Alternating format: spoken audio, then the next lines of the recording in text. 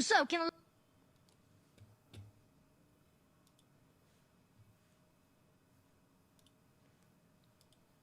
Okay. Chat. So what they're going to be doing is there's a there's a dev Q&A happening with Steven Sharif for Ashes of Creation. Okay, actually, this will be a YouTube video. Okay, so those of you guys who don't know, Ashes of Creation is coming out. The early access of it is coming out on The early access of Ashes of Creation is coming out on December 11th. It's going to be coming out December 11th. Steven Sharif, who is he's John Ashes, is doing an interview on the Ashes of Creation channel. So we're going to check it out. We're going to watch it. We're going to react to it. And they just started, so we'll see how it goes.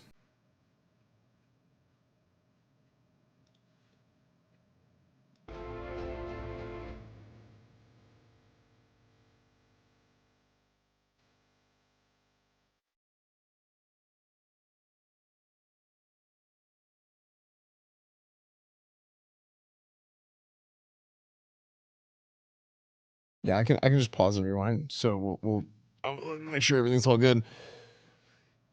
Okay. Those of you guys who don't know, Ashes of Creation has been development for a long time. It's an MMO that there's been a lot of excitement for, a lot of hope for, kind of like more of an old school MMO, and we're hoping that Ashes is going to come out and be pretty good. So that's kind of the. That was my mic.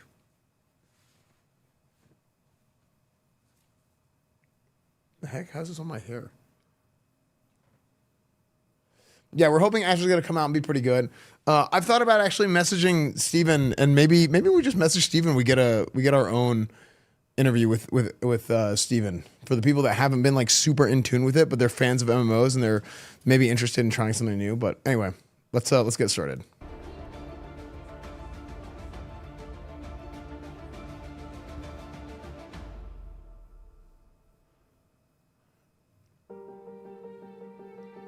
Macro, my brother was super pissed this whole stream. Wait, that's so funny. Wait, who is this? Oh, this guy was unbelievable. Okay.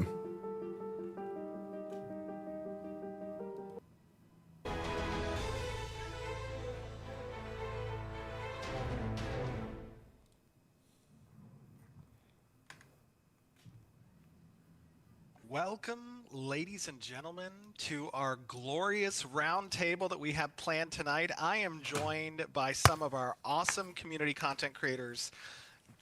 Nice Gaming, who many of you know. We've done Q&As before. Nice, how you doing, buddy? Welcome. Good, how are you? Glad to be here. I'm glad to have you. I know you've been chatting with your community, helping to kind of curate some of the questions, making sure that we're getting answers that people want to hear. I think we're going to have a fun night tonight. Thank you for joining us. I always enjoy Here, we'll speed it up a little bit so we can get caught up to live. We also have Vladis, the glorious Vladis. Vladis, how you doing, brother? Love the hat. Thank you, thank you. Make him most great. Pretty good person I used to know, or I do know, thank you. Used to know? Oh my God. Am I dead already? No. Great to see everybody. Thank you so much for having me. It's going to be. Remember my old Make Azeroth Great Again hats? Enjoy your content as well, Vladis. Of course, you have great conversations. Great. Then there's Lude. I like watching the anime. I'm a little bit of a weeb. Here, we can skip forward to get caught up, right? Going around different streams and checking in and see how things are going. And Blair is phenomenal. Love Blair. Blair is a great dude. Did an unbelievable job. Very excited to have as well. Well, gentlemen, thank you for joining us. Everyone in the audience, thank you for tuning in. I know that it is a late night tonight. Obviously, things at the studio are very hectic right now. We are 2 days out, chat. Literally in the final stretch towards our early access launch on Steam. That's on December 11th. Which is holy shit, 2 days. Oh, can I say that? Are we mature audience tonight? I mean, it is. Yeah, sure. Very mature. It's late. Most people are asleep that are underage, right? But it has been a mad dash for us. So I actually didn't know that this was scheduled for the evening until literally I was in my director's triage about an hour ago, and Margaret was like, "You know, you have that triage. Was he injured? Q&A tonight." I was like, "Oh my God, I'm gonna need to make a cup of coffee," because this morning started at 5 a.m. But as usual, I am as I've told you guys, I am very conversational. I know that you guys have questions.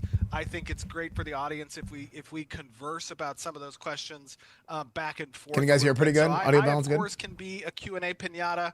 You can hit me and I can throw out answers, but I can also talk about the answers with you. And I think that that's something that the community prefers because they get a lot of insight. And I'm happy to have those conversations with you guys. So let's get into it. We might go beyond an hour.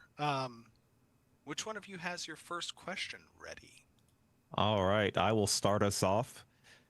MMOs, including Ashes of Creation, often have problems, especially in PvP, balancing ranged versus melee. How do you plan to better incentivize melee and melee auto attacks and improve time to kill so large-scale PvP isn't just interactions from a distance? That is an age-old dilemma.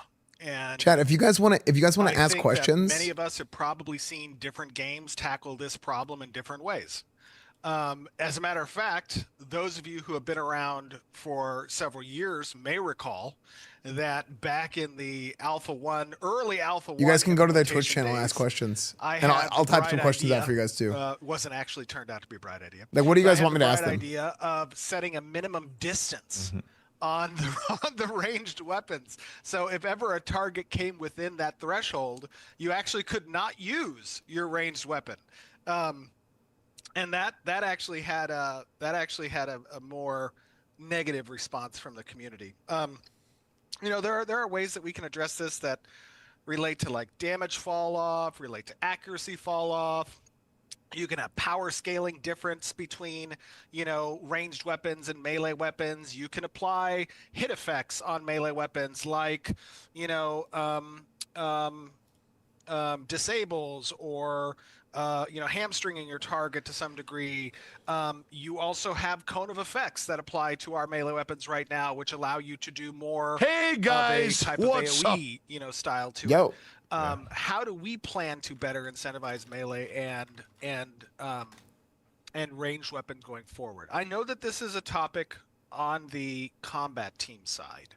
Okay. And there's some lively discussions between the combat designers on how they want to approach this. I don't necessarily have an answer that I can give you right now that's like, we're definitively going to take this path.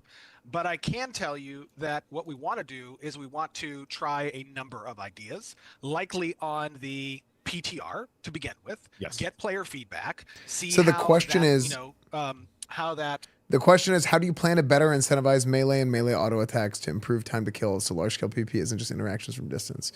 So it's like, so you're not just like sieging people and like plays with the other systems. big battles. And then we'll probably hone in on an approach there.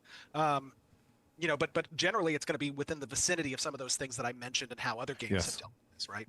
Yeah. And those things that you suggested as my God, examples, that's yeah, I'd love to try. Wait, any I of like- those on I PTR. like- That's really good. I like Fiddy Jen says, we have concepts of a plan. We do. We have concepts of many plans, actually. But, you know, we don't want to Yeah, this is a willy-nilly PvP into, game. into the release stream. We want to This is a game with a take lot of the PvP time in to it. get the player feedback on which of these types of approaches are preferred. All right. Two small suggestions on that while I've got the Yeah, man sure. here. Take wound off of longbow. I don't think the longbow needs a healing debuff, and that would make it exclusive to melee weapons, the healing debuff. Like a Mortal So I think Strike, they're that talking is a about place to start. wound. I don't think longbow needs any help anyway. It's already like sort of the meta weapon outside of that. And this one is going to be a little controversial, and that is, I would consider not adding the assist target feature into the game whatsoever. The feature where you, like, let's say Steven is targeting somebody, where everybody in the raid can just snap on that target, aim. Oh, bot, you'd have, 50 like, main guys, all hit assist? the same guy I like this instantly. guy. That feature, just don't make just don't make you know, it. I love watching this guy. chat because you have half the people that are like, yes, and then you got the other people that are like, ban this guy. Yeah.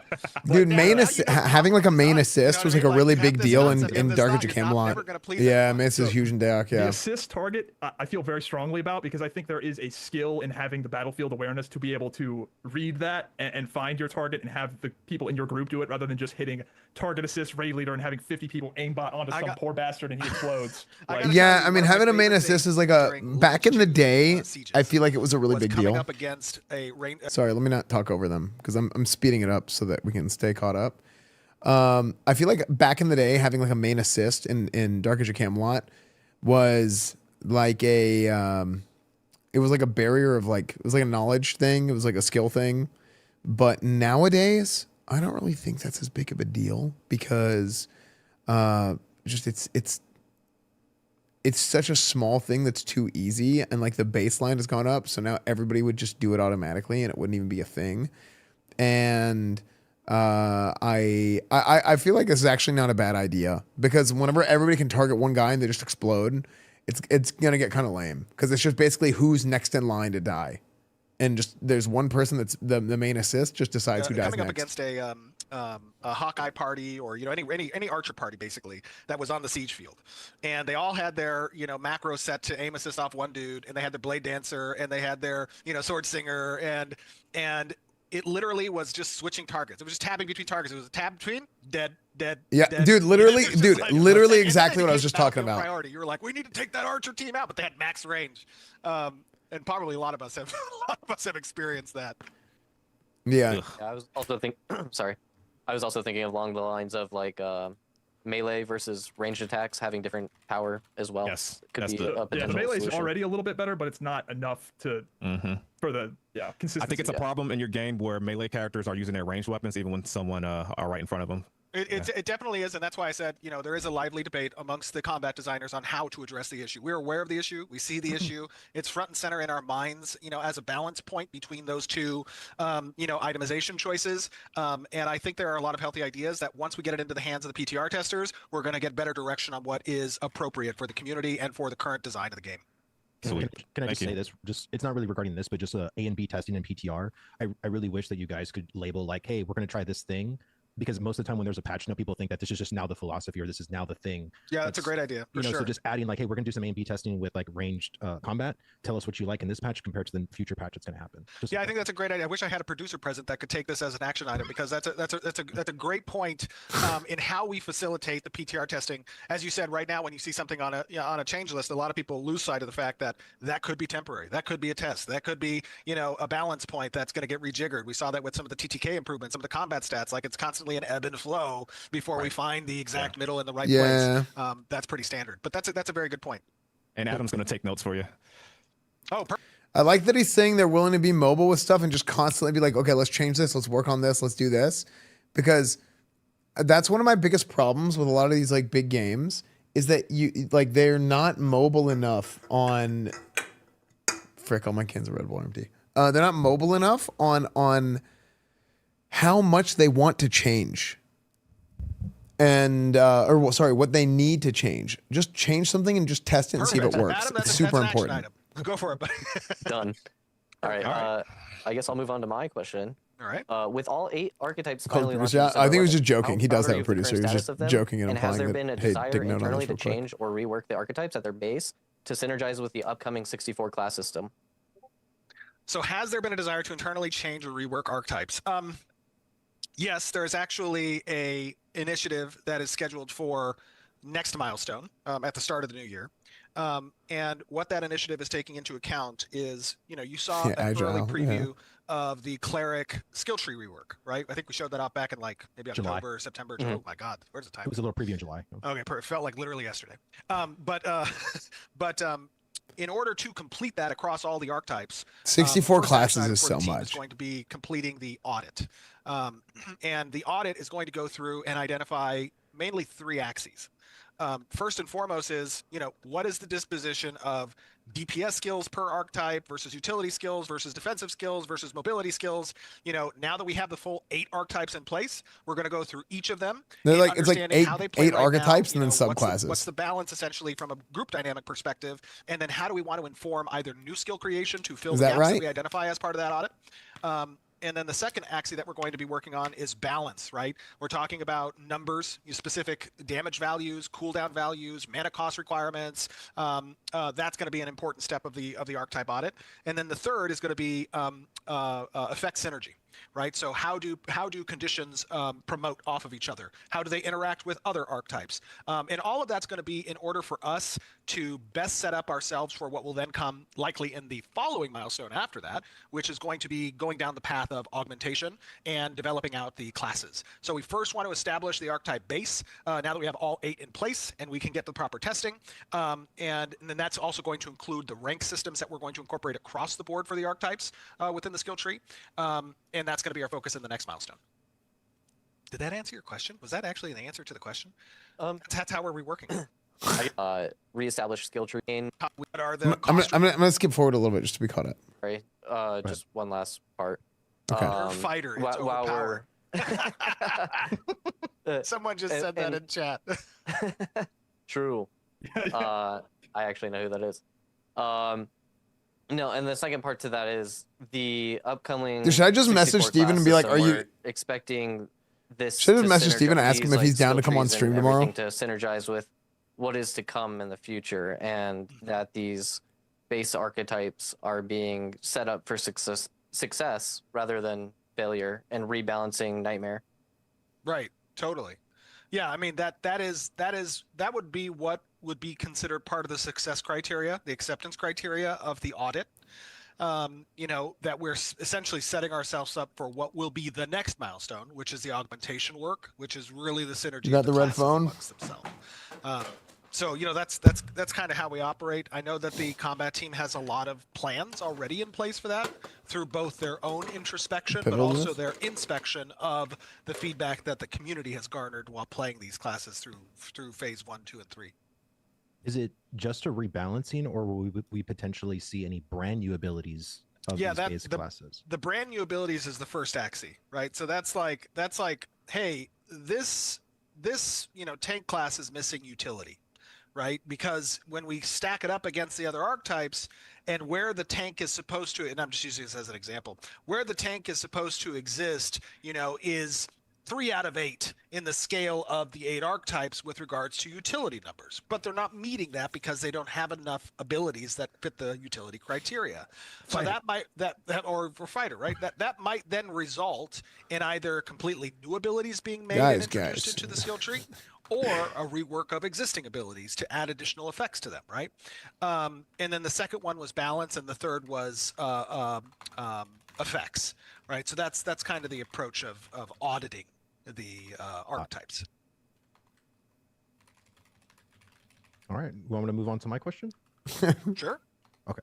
I guess I made this very quick and short, but just to give preface. So, Steven, you made a tweet, a pretty long one, and I think in the majority of that tweet, I would say the minority of that tweet, you mentioned pushing for beta next year. Yes. Yes. So there's been a lot of how are we going to achieve that? We know how huge this project is. Mm-hmm. So I'm gonna list off some. I was gonna put cap on. I forgot this slow mode. Kind of tell me, is this gonna meet launch, or is this system potentially delayed or even cut? Okay. Well, yeah. Let me just first address that for a second. So, sure. With regards to us moving into beta. Mm-hmm. Obviously, our goal is to get to beta in a sustainable, quality-driven way, right? Absolutely. And how's that? Our focus for beta is to establish the core systems of the project, but also making sure that we're answering our Kickstarter promises, because at the end of the day, this project was born from Kickstarter. And so at a minimum, those Kickstarter promises are going to be fulfilled.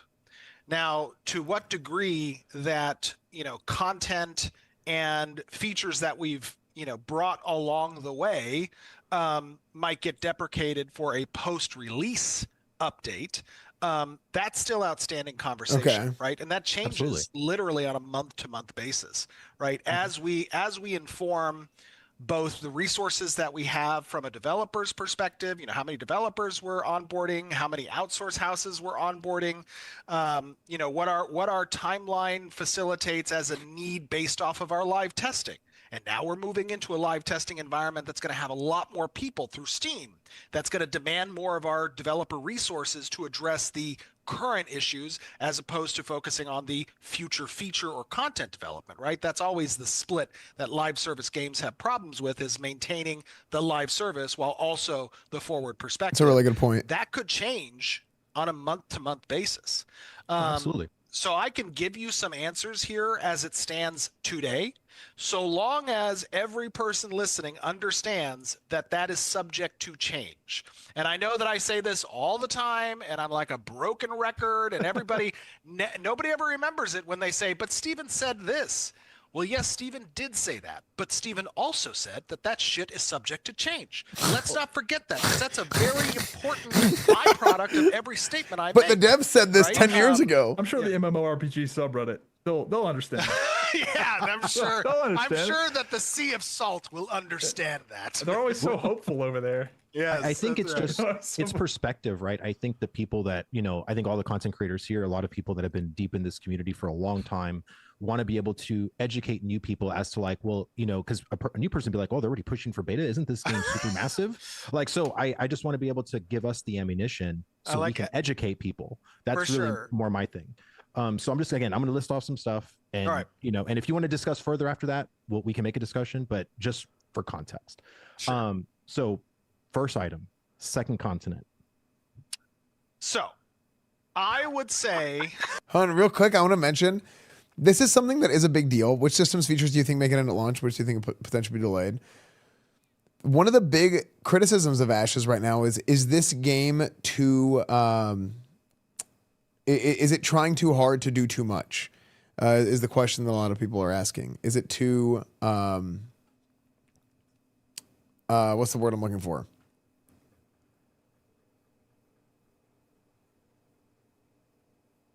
Ambitious. I don't know why I was drawing a blank. But a lot of people have been asking, is Ashes of Creation too ambitious? Because the scope of the game and what it talks about and what it says it wants to do, like it wants to be an old school MMO, it wants to have a PvP focus, and all these things are really good, right? Like, and in Steven's case, it's basically like the old school MMO gamer's dream. That is the idea behind this game. And it's like if you were to give a kid kind of a good analogy is like if you were to make a kid president of the United States of America, okay? And it's like, everything is like this. Everything is going to be good. Everything is going to work. That's kind of what like people think when it's like Steven making Ashes of Creation. A lot of people think of it that way. So that's kind of the big concern is this game going to be so ambitious and is the scope of this game so large that they're not actually going to be able to deliver? And that's kind of what they're referring to here is like, do you think some of the things that you guys had ideas for, are they going to make it in by launch? Are they going to get delayed or whatever? And yeah, that's kind of the way that people see it. Yo, what's up, Asmund? I will just be honest that where we are today, when I look at the game that we're delivering, when I look at the size of the first continent, when I look at the POIs that are ahead of us Star to Citizen. develop in making that True. first continent, sustainable and rich with content and having a lot of players there, the second continent does not meet my MVP requirements. It is a would like to have, and if we find the right outsource partners to expedite development of that, then the jury's still out on whether or not we will have the second continent. But Launch, right. For launch, correct? Yes, for launch. I wanted to play Where Winds If Meet and I were didn't get a cut chance to play something it. that would get us to a polished, finished state for all the core systems and have enough content to facilitate 10,000 concurrent players on a server, I do believe that the first continent is sufficient for that. And the second continent is a potential follow post the initial launch. And it makes sense for the second continent to be a good follow post-launch. Is the decision made on that front? No, it is not. Because again, how we move into the next year, how we leverage outsource partners could greatly expedite all the content requirements in order for us to have a second continent at launch versus after launch. Right. It makes sense. And, That's a good okay, answer. so next one, we talk about 64 classes. So are 64 classes with all augments in school still on the table for launch? That is correct. Yeah, 64 classes are an MVP requirement. Okay, level 50. Level 50 is an MVP requirement. Tolnar and Underrealm. Tolnar is actually Tolnar has made a lot of progress, and Tolnar I absolutely do consider to be in by launch. Yes. Underrealm. Now Underrealm, we have the assets for the Underrealm in order to build out those locations. We have a few locations that are built but not accessible right now. I do think it's Now, the original intent for the Underrealm was to be very expansive across the entirety of the continent. I do foresee there being a potential for us to dial that back to some degree, making sure that the Underrealm is present at overland choke points, having alternative options for transit through the world, because that's really the strength that the Underrealm provides from a gameplay perspective, if we're talking about min-viable gameplay loops and core content. So yes, the Underrealm will be present as an MVP requirement, but it will be potentially scaled back in its prevalence throughout the continent. That's good to hear. The settlement system fully completed, like with all 4 types, all buildings. Yes, as you know, we did recently announce, I think it was a few months ago, that we removed an entire level from the settlement for launch. Now we are leaving open the opportunity to reintroduce that level post-launch. So right now, originally they were intended to be 6 levels, and right now we are planning on 5 levels of settlement. But they will have 4 types, and they will continue to have different election types. Okay. And instance dungeons? Yes, we will have instance dungeons. The naval and the instancing tech will likely be worked on starting next milestone. So you may see some initial you may see some initial PTR testing of that in the first quarter of next year. The animal husbandry system and breeding system fully Animal husbandry. Animal husbandry system, yes, and breeding system is planned for by launch as well. This game's gonna have so much stuff, man. Launch or delayed. Freehold system is going to be fully completed by launch, and it is something that we are planning to prioritize in our next milestone as well, which is not just the Freehold system getting up to par with where we want it to be. I know we disabled Freeholds several months ago, and that was because while the system was functioning from a core implementation functional standpoint, meaning there were freeholds in the world, you could own a freehold, you could plant some shit on the freehold, you had a house on the freehold. What we need to do is further develop the deployable technology, our deployable tech, which is the ability to place furniture within the house in a way that is conducive to a good experience, customization, having like meaningful. Exactly. Yes, absolutely. We have the items produced for that as well. Like all the assets are done. So next milestone, we plan to work on finishing up freeholds. The systems team is going to be working on that. But in addition to that, we'll also be introducing new settlement layouts that incorporate static housing, which was always intended. Because it shares a lot of tech between freehold and static housing. And then once we have instancing online, which again we're going to be working on next month, it might even include some bare minimum instancing of the apartment system and/or the inn system. Yeah, what's up, thank We're you. going to have a heavy focus on housing starting next milestone. Monster coin system? Yes, monster coin system, as you saw in initial. Yeah, I mean, as you can see, there is an insane amount of systems in this game, which is kind of going back to what I said earlier. From a Is functional standpoint, now we just need to build progression. it's seemingly very, very ambitious. Combat pets. Combat pets could potentially Be cut? They're gone? cut. They're eliminated? Yes, they could be. We will see. We We're will not have going to argue with you about it. We will I have. mean, you I know. can. I am aware that combat pets are not, super popular, but it is something. We already have the system and technology in place for that because it shares with the Summoner, pet tech essentially. But it's something that we are discussing on the design side. And last one, constellations. Constellations will be in, yes. Zyback, it's yours, bro. I'm so satisfied right now. Okay. So corruption system. Just to preface this, And by the way, let me just, I'm sorry, real quick. Let me just reiterate because I see a few comments in a few comments in chat. When I say that these things are not MVP for launch necessarily, or they're being considered not MVP for launch, that doesn't mean they're being removed from the game. It means that what isn't necessary for launch will be in a patch post-launch. So if I'm referring to the second continent, if I'm referring to the expansion of the Underrealm, those are things that we would work to introduce post-launch. So just be aware of that. Okay. Yes. So corruption system. I just want to preface this question because I know we have a bunch of people Corruption, that aren't familiar with flashback. how it currently works, and there's a lot of people worried about things that they shouldn't be worried about. Like the main concern that people that don't know about this game, they think that it's just max level characters running around killing low level characters, and that's what happens. That doesn't happen. So please, people in the Twitch chat, for anybody freaking out, answer their questions. My question is, what are the plans to change the corruption system into something that people actually engage with in good faith? As of right now, people either never use it, they're victims of corruption baiting, or they engage with the system in bad faith by bypassing the consequences through various means. And it's kind of been like that for a year. Yeah, it has. And just to level set why it has been that way for the year, we obviously want to test corruption. It is a core mechanism of open world risk, right? The flagging system is a core risk introduction, right? At any given time, you see, a dude or a dudette walking next to you, you've got a pack on your back, and It's a good question because sometimes people like, is that a friend or a foe? In any other game without that, if it ends up being annoying, system, people don't want things that are annoying, but you need pros and cons. You might as well just be an NPC, right? Because you can't interact with me. What we want the flagging system to do is introduce risk. We want it to be able to make sure that even though it's unlikely for someone to murder you when you need leave your risk. house every day, someone could murder you. That sucks. Like, but it is a reality of life. It's an element of unpredictability, which makes you consider actions and strategies and plans that you may not normally consider. And as a result of that, the corruption system has a place. Now, with that being said, as you said, in a game that I played, again referencing Lineage 2, that had a similar system, although I considered it to have more drawbacks. I think people have to opt into PvP. Non-faction based open world is necessary. It's a necessary component for a PvX game. And it's coming out on Thursday. Why do at least early access? You really didn't. It was very rare.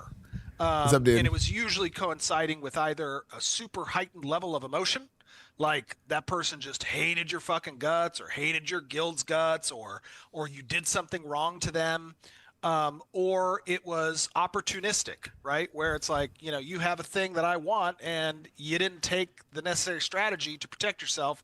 I'm going to take advantage of this situation. That's when it occurred, which was rare.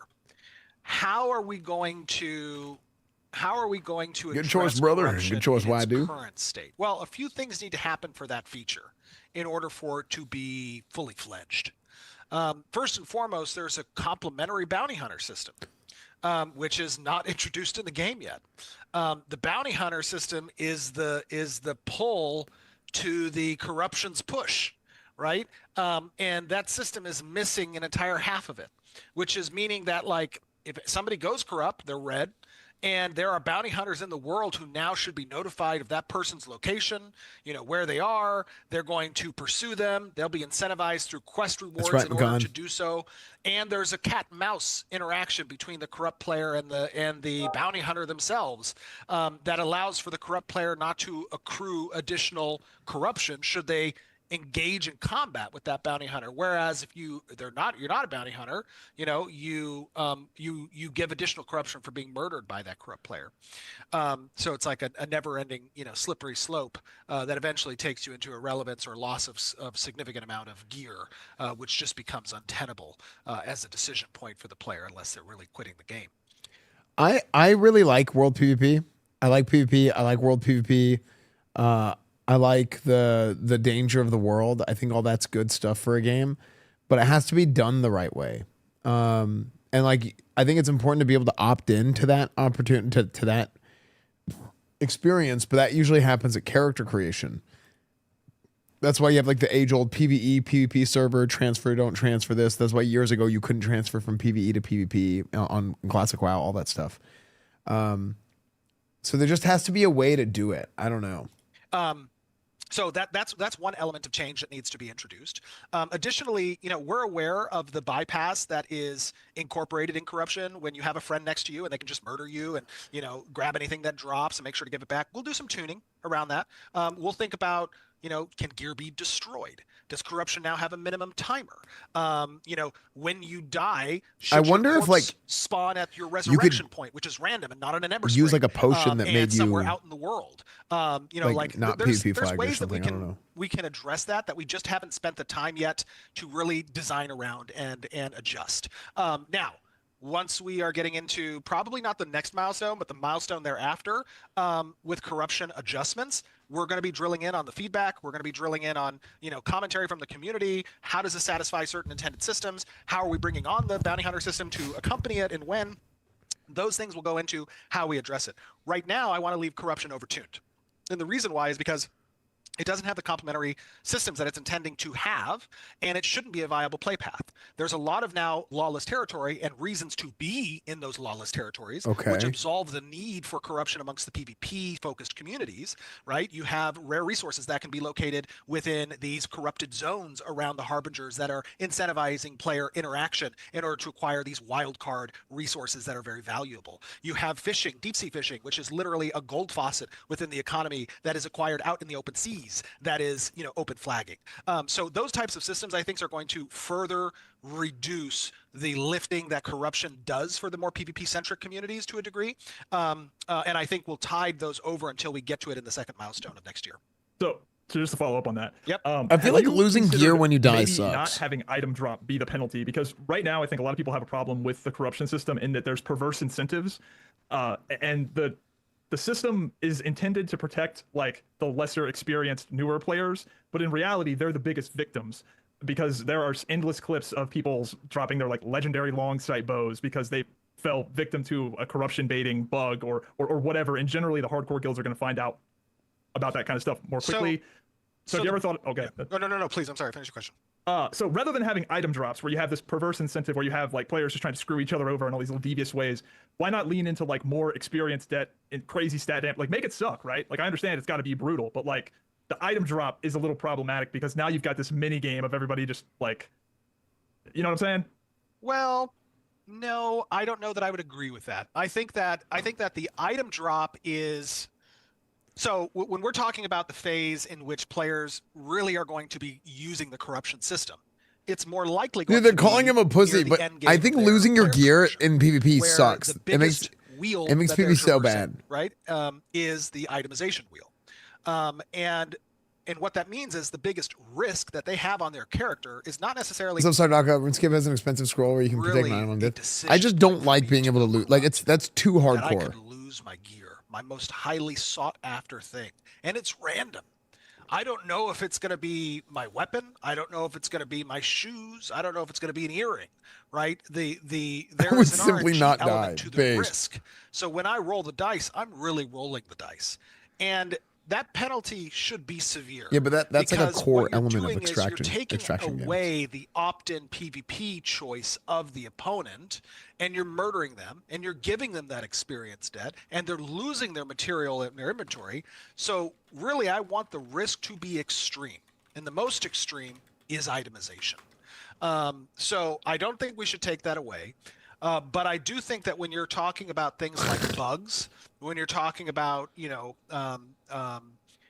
corruption baiting, those things need to be identified. They need to be identified clearly with repro steps.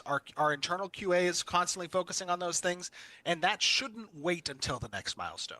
Those are high ticket bugs that we need to address on a severity 0 or severity 1 basis, which means that it gets moved up to the top of the sprint. And as we continue to have those issues, the PC team, the player character team, or player combat team, is always focused on trying to identify those corruption baiting issues or those corruption bugs, because it is the most detrimental to player progression, which are the bugs we care about the most. Okay. Just as a quick insert. I feel like if you can lose gear, dropping out of an event. I feel like if you can lose gear when you into- die in PvP, without, like, you have to any be able to time get out gear easily. system Easy before come, dropping easy the go. event, which I will think allow hard come, bots easy go to let is the bad. character burn, But if it's and then easy they'll come, drop easy when go, they then that's drop the different. event. So that is one of those bugs. So All right, hopefully that can get fixed. Adam? But Where's Adam? My action item. So Adam, that's an action item. I'm sure we have the bug logged, but we need to see its priority. Gear's too and annoying when to it's get getting ashes right now. fixed. right. yeah, And then I understand him Sorry, wanting and it then, to be overtuned. I guess I was understand just that. I thinking, actually think you had a touched good on it a point. bit, where some of the penalties with corruption doesn't really matter at level 50 or your max level or whatever. So potentially having corruption not have like stat dampening, but like actual XP loss could be a thing, or just having a justice system in general. Like Tibia had a justice system, like who's hostile, who's defensive, and that can create He's got just to a play more football in high civil school. interaction for anti-griefing, I think, in my opinion. It's such a Well, the funny justice question. system is intending to be occupied in the design space you're talking about there by the bounty hunter system. So that is intending to fulfill that role from a design space perspective. As it relates to those bugs that we're talking about, yeah, after this, if you guys have a list of what bugs are still outstanding, I'll follow up with the QA team and make sure that they're, and being included in our fast follow patch that's scheduled for the 18th. So, obviously, long term, right? Item loss. I think everybody can get on board long term, but not to beat the dead horse, but Oh, the you're okay. victims. There's a lot of dead horses. Yes. the victims of this are Kill not like all the horses. hardcore corruption gank or evil players. Like I've just seen so many video clips of just random noobs getting owned by this. So, But you're talking about bugs, right? yes, but it's one of those things where it's like I feel like you're almost temporarily making it really difficult on yourself because He said beating a dead horse, and I said go horse. Can swallow Keep that. talking 'Cause about I've seen like 5 people quit the game because like they accidentally one-shot somebody's 100%. mount in Winstead, and the guards instantly kill them. And they lose all their gear. And that's why it should be a Sub 0 Sub 1 bug, because Okay. it is literally that level of a friction point. But what I'm going to say is, I don't think we should be designing features around bugs. I think we should be designing features around their intended design, and the bugs that we see that hurt that loop need to be addressed quickly, especially for loops that are as progression dependent as this one with corruption. And then once we have the system in a place where it is not being infringed upon by those bugs that we're talking about, right? Then we can talk about iteration. Then we can talk about, okay, cool. How is this operating now that we don't have these bugs to deal with? Are people seeing the intended consequence of this system? If not, let's amend it. I don't have a golden calf in this design, just to be clear. And what I mean by that is, there's not something I'm looking to protect out of corruption, in its particular format. If we get those issues addressed and the design is insufficient as it relates to what we're observing on the development side and the feedback that we're receiving from our player population, our testing population, then we're going to iterate on the design. Like that is 100% going to be the case always. That's the whole purpose of our open development. We take these hits of, scam game, not ready, too early, whatever, all of that, all the shit and baggage that comes along with being in open development this long right now. Dude, this game's been out for like 10. It's been in development for like 10 years, iterate, dude. Change the designs, and we don't show up on day one of launch with a game that nobody asked for. So I'm never going to tell you that we're not going to change a system. See, this is what I like about Steven. He just says it. It's so funny. And then just one simple suggestion. When the PvP flag drops, when you go from purple to not, being PvP flagged, one of the big things that happens right now, especially now that you have the summoner in the game that's got a 25-second dot, consider having that when that purple drops, put a debuff on the player where if that person dies to that dot damage, it doesn't give corruption to the person. Because that's what happens a lot, is that somebody's flag will drop off and they'll have a bunch of dots on them, and then the person that had the dots on them gets corrupted because the guy just and it becomes this weird calculated thing where it's like, oh, I get low, and then my flag's getting ready to drop, and then they can, does that make sense? Yeah, you can just reset the flag. I would want to chat with the designers around how to approach that particular issue. Obviously there are things that we can do, such as deprecating the dot once the flagging goes away. Even if they just or there are things that but I don't know if that is the right choice, because first of all, I would say from a design standard perspective, I'm not sure that we will likely keep 25-second long dots. That's probably too long. I know that there's some synergy and interaction with the cleric's, cleanse, and that's why it's relevant. The longer the dots that you have, the more relevant that class type becomes in group design, and all those types of things are present. But a 25-second dot is maybe yeah. Well, even the smaller dots, like I'm sure somebody in the chat will have. Yeah, but if it's a smaller dot, then the decision just honest. point I don't know becomes on about the that. I'm just dot talking. user. If you're aware that using a dot can potentially kill a person and they are close to that deflagging mark, you're making a calculated risk. And is it okay for that player to make a bad choice? Should we allow players to make bad choices? I mean, that's a fundamental game design question, right? When we're talking about the extremes of itemization, specialization, can I make a glass cannon hero even though I'm going to get one shot every time I enter the battlefield? Yeah, I think that's important. I think that's important. Keep a base stat pass that always makes sure they're never one shot. Like generally, we're erring on the side of higher customization options, and you can make bad builds, and there is a skill disparity between not just your ability to actually play the class, but your ability to design the class through your itemization choices. So I would say that there is some game philosophy around the choice of whether or not dots should allow corruption, as a result, or otherwise. Okay. Yeah, that's it. That's all I had. believe Nice is up next. All right. Ashes of Creation is said to be a PvX game with risk versus reward and Should be able to conflict over flag out from scarce Hummer, Mr. Hummer's resources. flagging up. As of now, the game is currently just a test of out DPSing on a mob or getting that first damage tag on something. Would you consider making world bosses and perhaps some named mobs automatically flag someone as a combatant for PvP to encourage natural open world competition? Yeah, I think we would consider that. Ooh. We've talked about that for a little while, actually.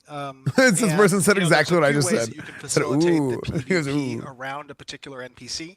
You can either make the arena, mini lawless area where even entering that space flags you, because what happens when you have this particular design that you've advocated for, where hitting the boss is what flags you, then you give an extreme advantage to the reacting team, meaning the team that's not yet flagged, but you are trying to take the boss on. They can fully set up around you without any potential for you to respond other than corruption, right? And they can prepare their alpha strike on you when the moment is worst, when you have the boss in its regen phase or, whatever.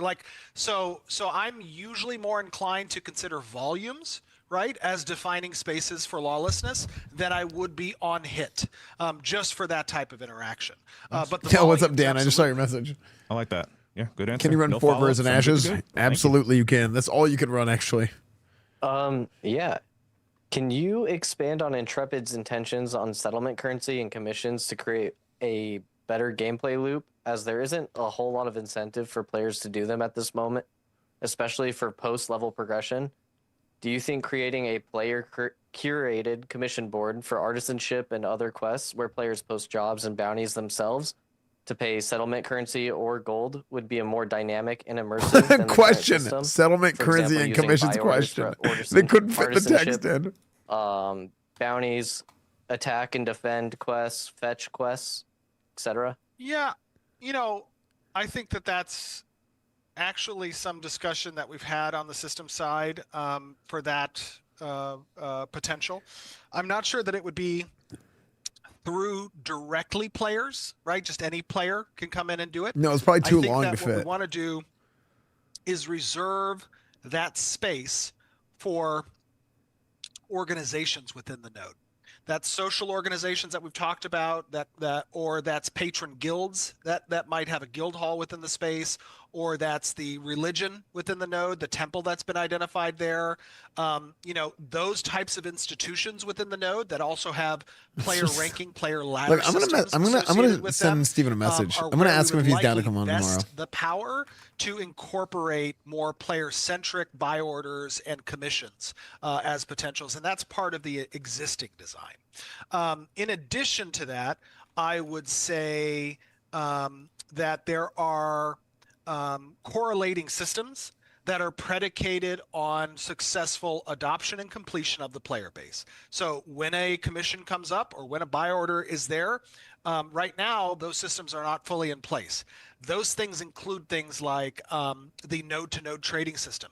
Acquiring certain resources, you may have to have 100 players complete X commission, right? Or finish this buy order in order to generate the necessary trade goods that nodes would use between each other to facilitate relationship building and alliance building or war efforts, right? There are ancillary systems that are not fully in place yet in the vision of how these types of settlement currencies and commissions or buy order quests are in place, but those are the vehicles for fueling those types of systems. And I believe that will place a greater emphasis on player adoption. Thank you. Thank you. So I guess I'll go next.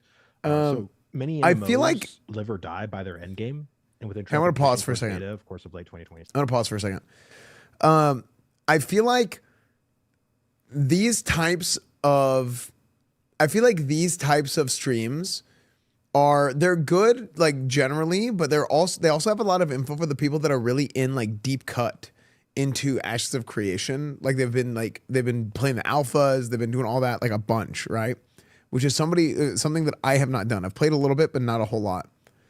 And I think there's a large audience of people that are MMO gamers who are maybe WoW players, classic players, whatever it is, you know, if you played, you know, Dark Age Camelot, whatever, other MMOs that are interested in finding out about new MMOs, but you don't have as hands-on of an understanding of certain things.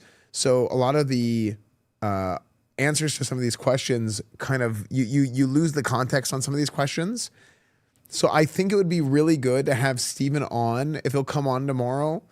And hey, I'm an MMO gamer who doesn't know that much about Ashes, right? Like, let's say less than I know. Let's talk about Ashes and, like, you know, what's really going on and what the plans are going forward. I think that would be really cool. So, yeah.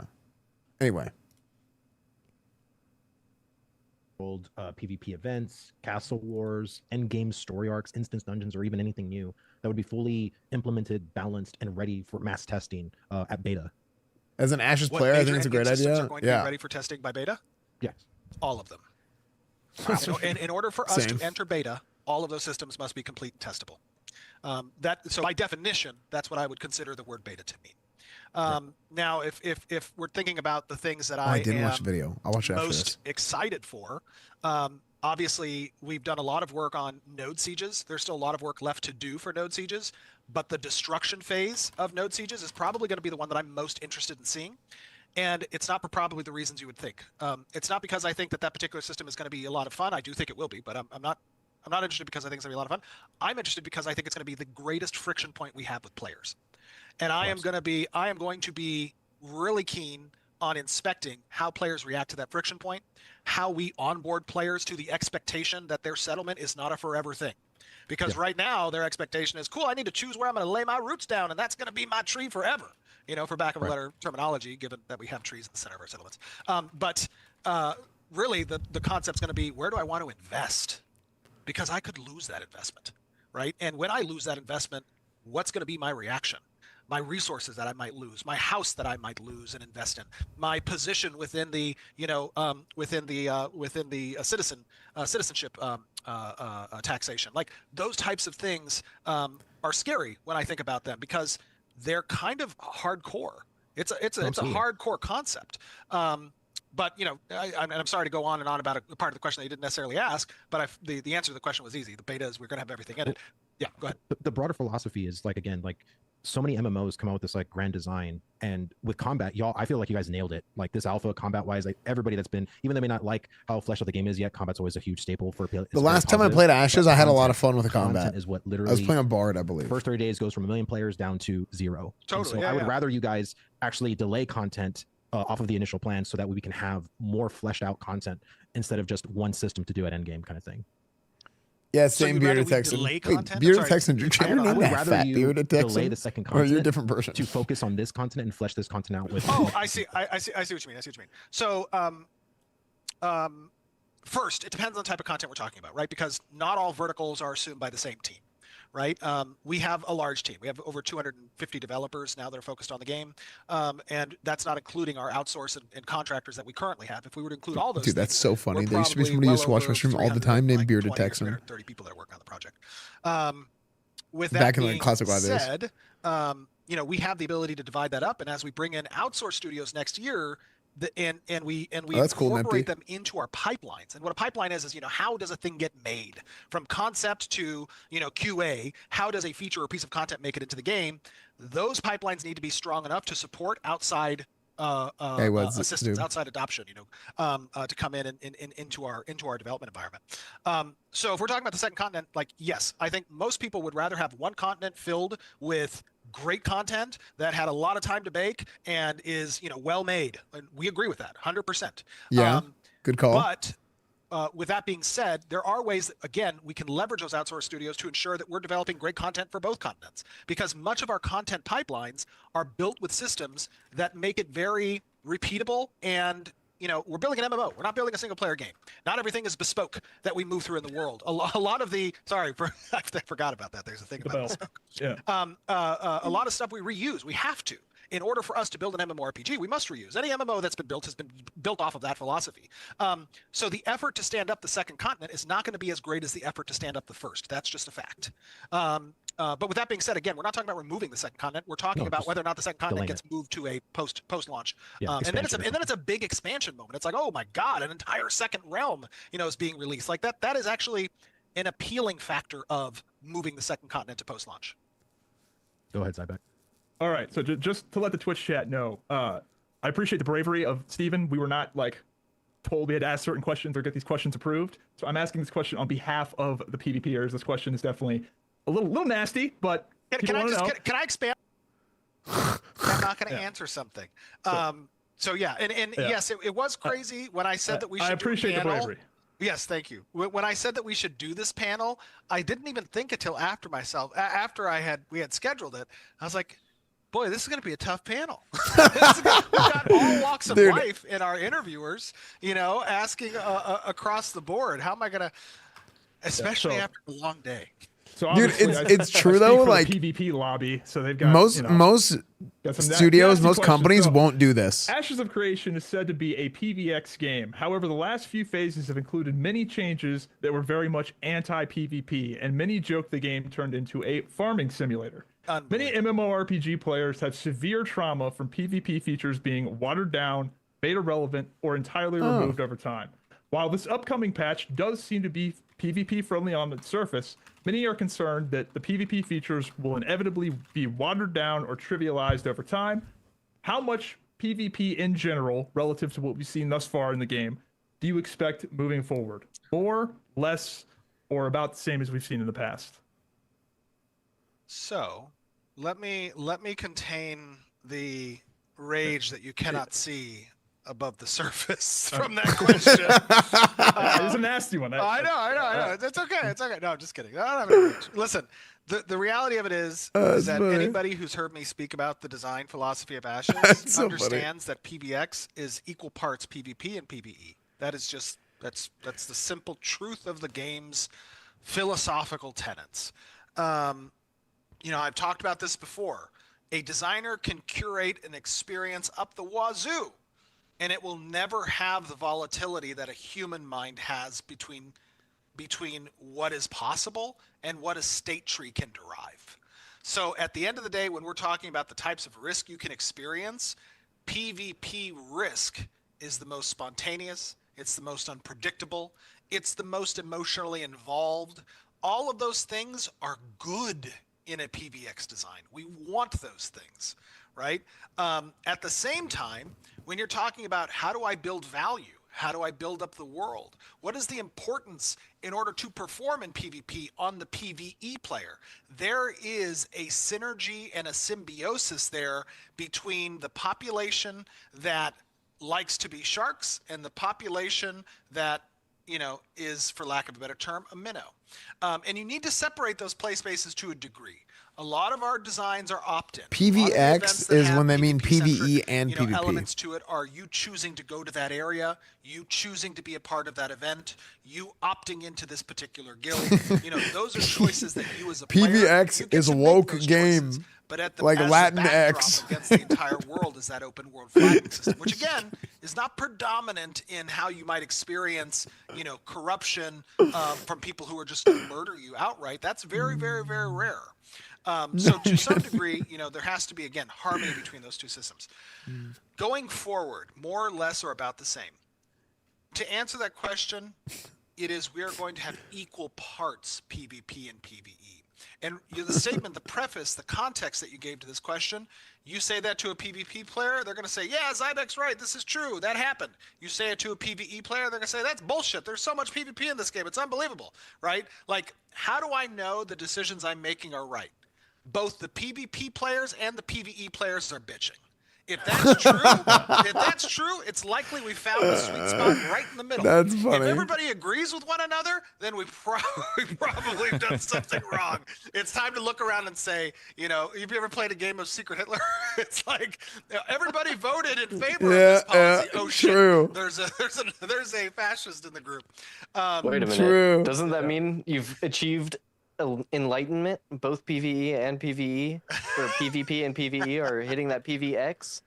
No, we want people to have something to complain about. That's how you know you've made a good deal. Yeah, I guess the Typical concern gamers. The concern that the PvPers have is that they've just sort of seen features that used to exist and the way things used to be just sort of like brick by brick get taken away in a lot of contexts, and they have PTSD from the other MMOs like New World, so. which is literally so. like they changed the game after the alpha. Look, you're like stating the premise for why Intrepid was founded. Okay. We're not making decisions off of market data and what acquires the most amount of users and how can we appeal to the greatest audience and how do we defeat, Final Fantasy 14 and build the next WoW and the Guild Wars 2. Like, that was not our mission statement. Our mission statement is we see a hole in the market for the MMORPG genre, a design hole. What is that design hole? It's a truly PvX game. A non-faction based, guild-driven, friend-driving, massively multiplayer, predicated on player action, and having agency over the world-building component, and PvP is around the corner, and PvE is the most relevant accomplishment that you can have to build the world and acquire the things you want. Those two dynamics are what is synergistic in a PvX design. And I'm not going to say that there's not a great PvX game out there. I played a lot of great PvX games. But there is an opportunity, I think, to bring the systems depth that we are trying to bring here with Ashes of Creation into the fold while also having that PvX design element and philosophy. That's what I think is missing. A broad spectrum. So here's the thing with this. The concern, albeit it does not matter, the concern is that, and this is what I was saying about, like, if you make the president, like you make a kid the president, right? The concern is that, like, did Steven make this game and it's like just too niche of a market because it's too idealistic? Here's the counter argument to that. Does it matter? If you're enjoying the game and if people are playing the game and they're enjoying it, it doesn't have to be the biggest MMO in the world. It just has to be good. And it has to be enjoyable for the people that do want to play that MMO. So I don't think it matters. And while it may be true, we'll see what happens. We'll see how it pans out. But it may be true that it's like Steven made a game that's too niche, quote, for it to be huge, but it's not really the point. That's not really what they were trying to do in the first place. And I think he did a really good job addressing that. All it needs is a steady player base. All it needs is a steady player base and people are enjoying the game. VX philosophy. And that's the space I think Ashes fills. Now, is it going to be the largest space? No, it's not. Oh, literally. It will not be the largest he even space. thinks the same thing. By the simple fact that we have PvP in the game, we will cut out a large portion of the MMORPG market share.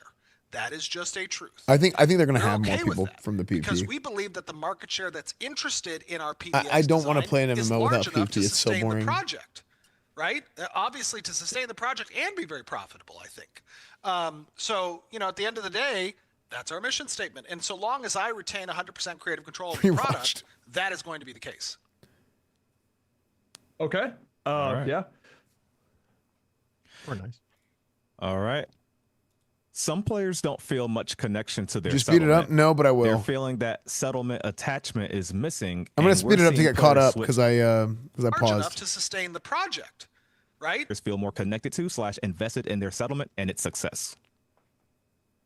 Okay, feel more connected and invested in their settlement and its success. That is a great question. It is. I think that there are a lot of systems. Yeah, Daok Mordred is a different Mordred, Andred, whatever. Very different. Things I just talked about with that's a different thing than like what I think of as and PvP. Buy orders, being handled by the social organizations, the religious organizations, and the patron guild components. Like those types of things induct players into their pseudo faction. You might call settlements. Settlements are a pseudo faction. We're a non-faction based game, but we have a lot of pseudo factions in it, right? Those organizations I talked about, settlements in and of themselves, guilds that you choose to be a part of. Those are all pseudo factions because you're not tied to them eternally. You can leave them at a given point and make a new decision. But when you're a part of them, you depend on the success of your peers within that location or within that organization. So I think doubling down on introducing those additional features to the settlement system will add to players feeling invested.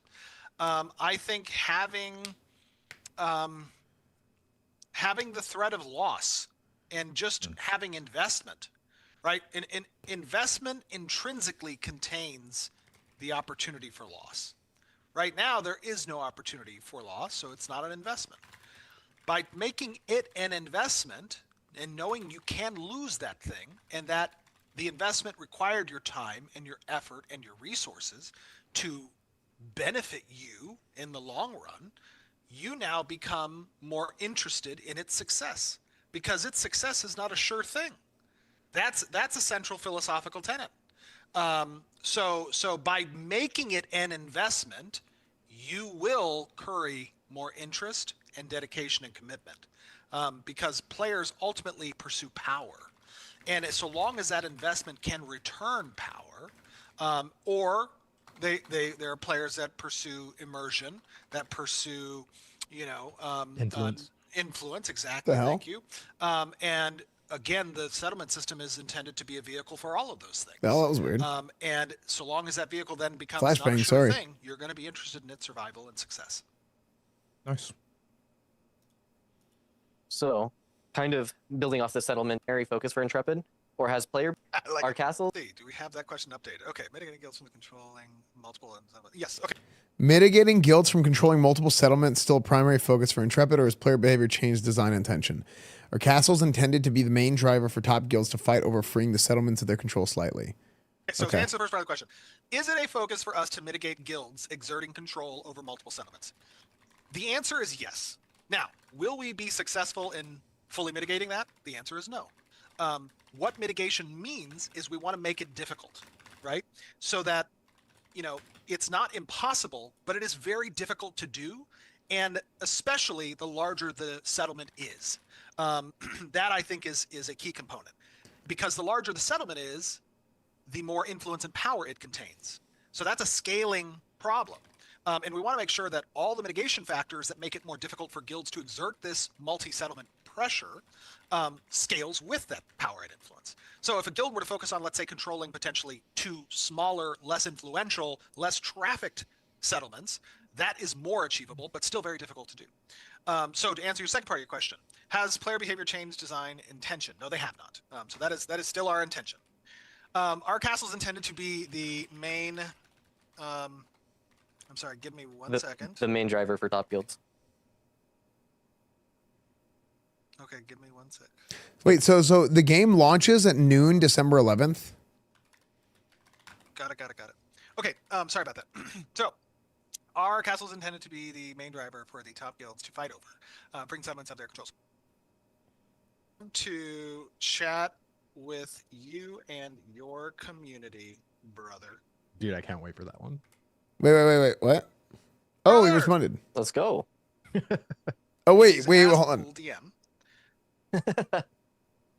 from Esfand. Esfand, brother! Let's go. He's asking if I want to do a Q&A tomorrow with his stream. Do it. I would love to chat with you and your community, brother. Okay. Doing it live. Thank you, Steven. That's going to be awesome. Yeah. Okay, sorry. So, to answer that question, castles will absolutely be Let's go. Interrupt. I didn't mean to interrupt the whole show. I didn't think he was going to respond now. Influential and powerful trophy that a guild can acquire. And so, how do you precipitate human behavior? It's through reward. In that sense, reward will be the top objective. Will that address or free their control over settlements? I don't think so. I think that is a separate vertical of power and influence. They will house and contain 2 different reward structures. And as a result, guilds will pursue both. However, I gotta figure out what again, time. the settlement will have fail-safes. Probably around as the it same relates time. to mitigating that control overall. Why am I getting blown up in Discord right now? Oh, frick. That was probably me. I apologize, everybody. Okay, Esfand says, cool, let's do it. Very excited to chat with the Nice. community tomorrow. Okay, next question. Did that answer your question? Yeah. That was pretty good. So I have one, Steven, because I mean, as a PvE player myself, primarily from World of Warcraft, So funny. I didn't I've mean actually it. really enjoyed the PvX dynamic. Just saying. But caravans are a huge topic right now, and caravans brought some really epic PvP moments and a lot of group fun in phases 1 and 2. But with the crate systems release and the sacred mule transport on the horizon, players are skipping them as they're being too risky, low reward. What tweaks like speed buffs, better loot splits, any anti-greasing tools that are planned potentially for early access or even further beyond for caravans? Oh my Make them great again, god. Steven. Make caravans great. Okay, so this is another byproduct of having outstanding feature support done here. Now, I'm so embarrassed, dude. I agree with you. Caravans inhabit an entirely separate play space. Oh, These that's are so funny. roaming That was open world hilarious. battlegrounds, essentially, that should have a high investment, high reward profile. And right now, that is being usurped by the introduction of the crate system and the introduction of mules. Always, again, an intended design to have those things. But what often happens in development, because we want to test a feature as soon as possible in order to potentially iterate it as quickly as necessary, or experience whatever downfalls and issues that it might have that would inform later systems that accompany it, we introduce the caravan without all of its necessary components and feature sets, and we introduce the crate system and mule system without all of its corresponding features. So now what we've done is we've identified a current state delinquency, so to speak, in the game design. So I was having a conversation with Chris Justo, who is our I'm losing it, dude. designer. I come back completely. And, I was like locked talking in, and now I'm about, just like laughing in my head expediting because some of how plans funny that for was. supporting caravans. Yeah, that in the was so design funny. space. And I was just gonna ask him to expect come on a not call. by this month, but by next milestone, that you will see some revisioning of the caravan system. But in addition, you'll see some additional feature support to ensure that caravans once again take their space within the roaming, open world, high risk, high reward battleground space. Yeah, I think y'all did some great improvements with the UI, with like the tagging of the going purple. Like it kind of is a shame that people aren't running them. So I'm great answer to your question. Agreed. and I'm just going to set this expectation with any viewer right now that the ebb and flow you just described with caravans were great, and then they were not great. Will they be great again? The answer is yes, they will. And that ebb and flow may exist for other systems and features as well. Right? Like that is just a reality of being in active development. Is Being an that alpha. exactly and I know the age old meme of it's just an alpha, bro. But within each meme, Again to apologize. and then there is truth in the sense that being an alpha means that not all of these systems are in place, right? And because we're so systems thanks, heavy Doubles. and systems interdependent, that means that shit can feel a little lackluster. Now, you may not like the fact that we're still in alpha. You may think that we should be done with the game by now. And to you, sir, I tip my hat. And if you can create a game of this complexity in a faster amount of time with a similar degree of quality, I will play that game. But what I will tell you is that we're taking our time to ensure that we execute accurately. I'd rather have my food cooked well than cooked fast. Just saying. Yes. All right.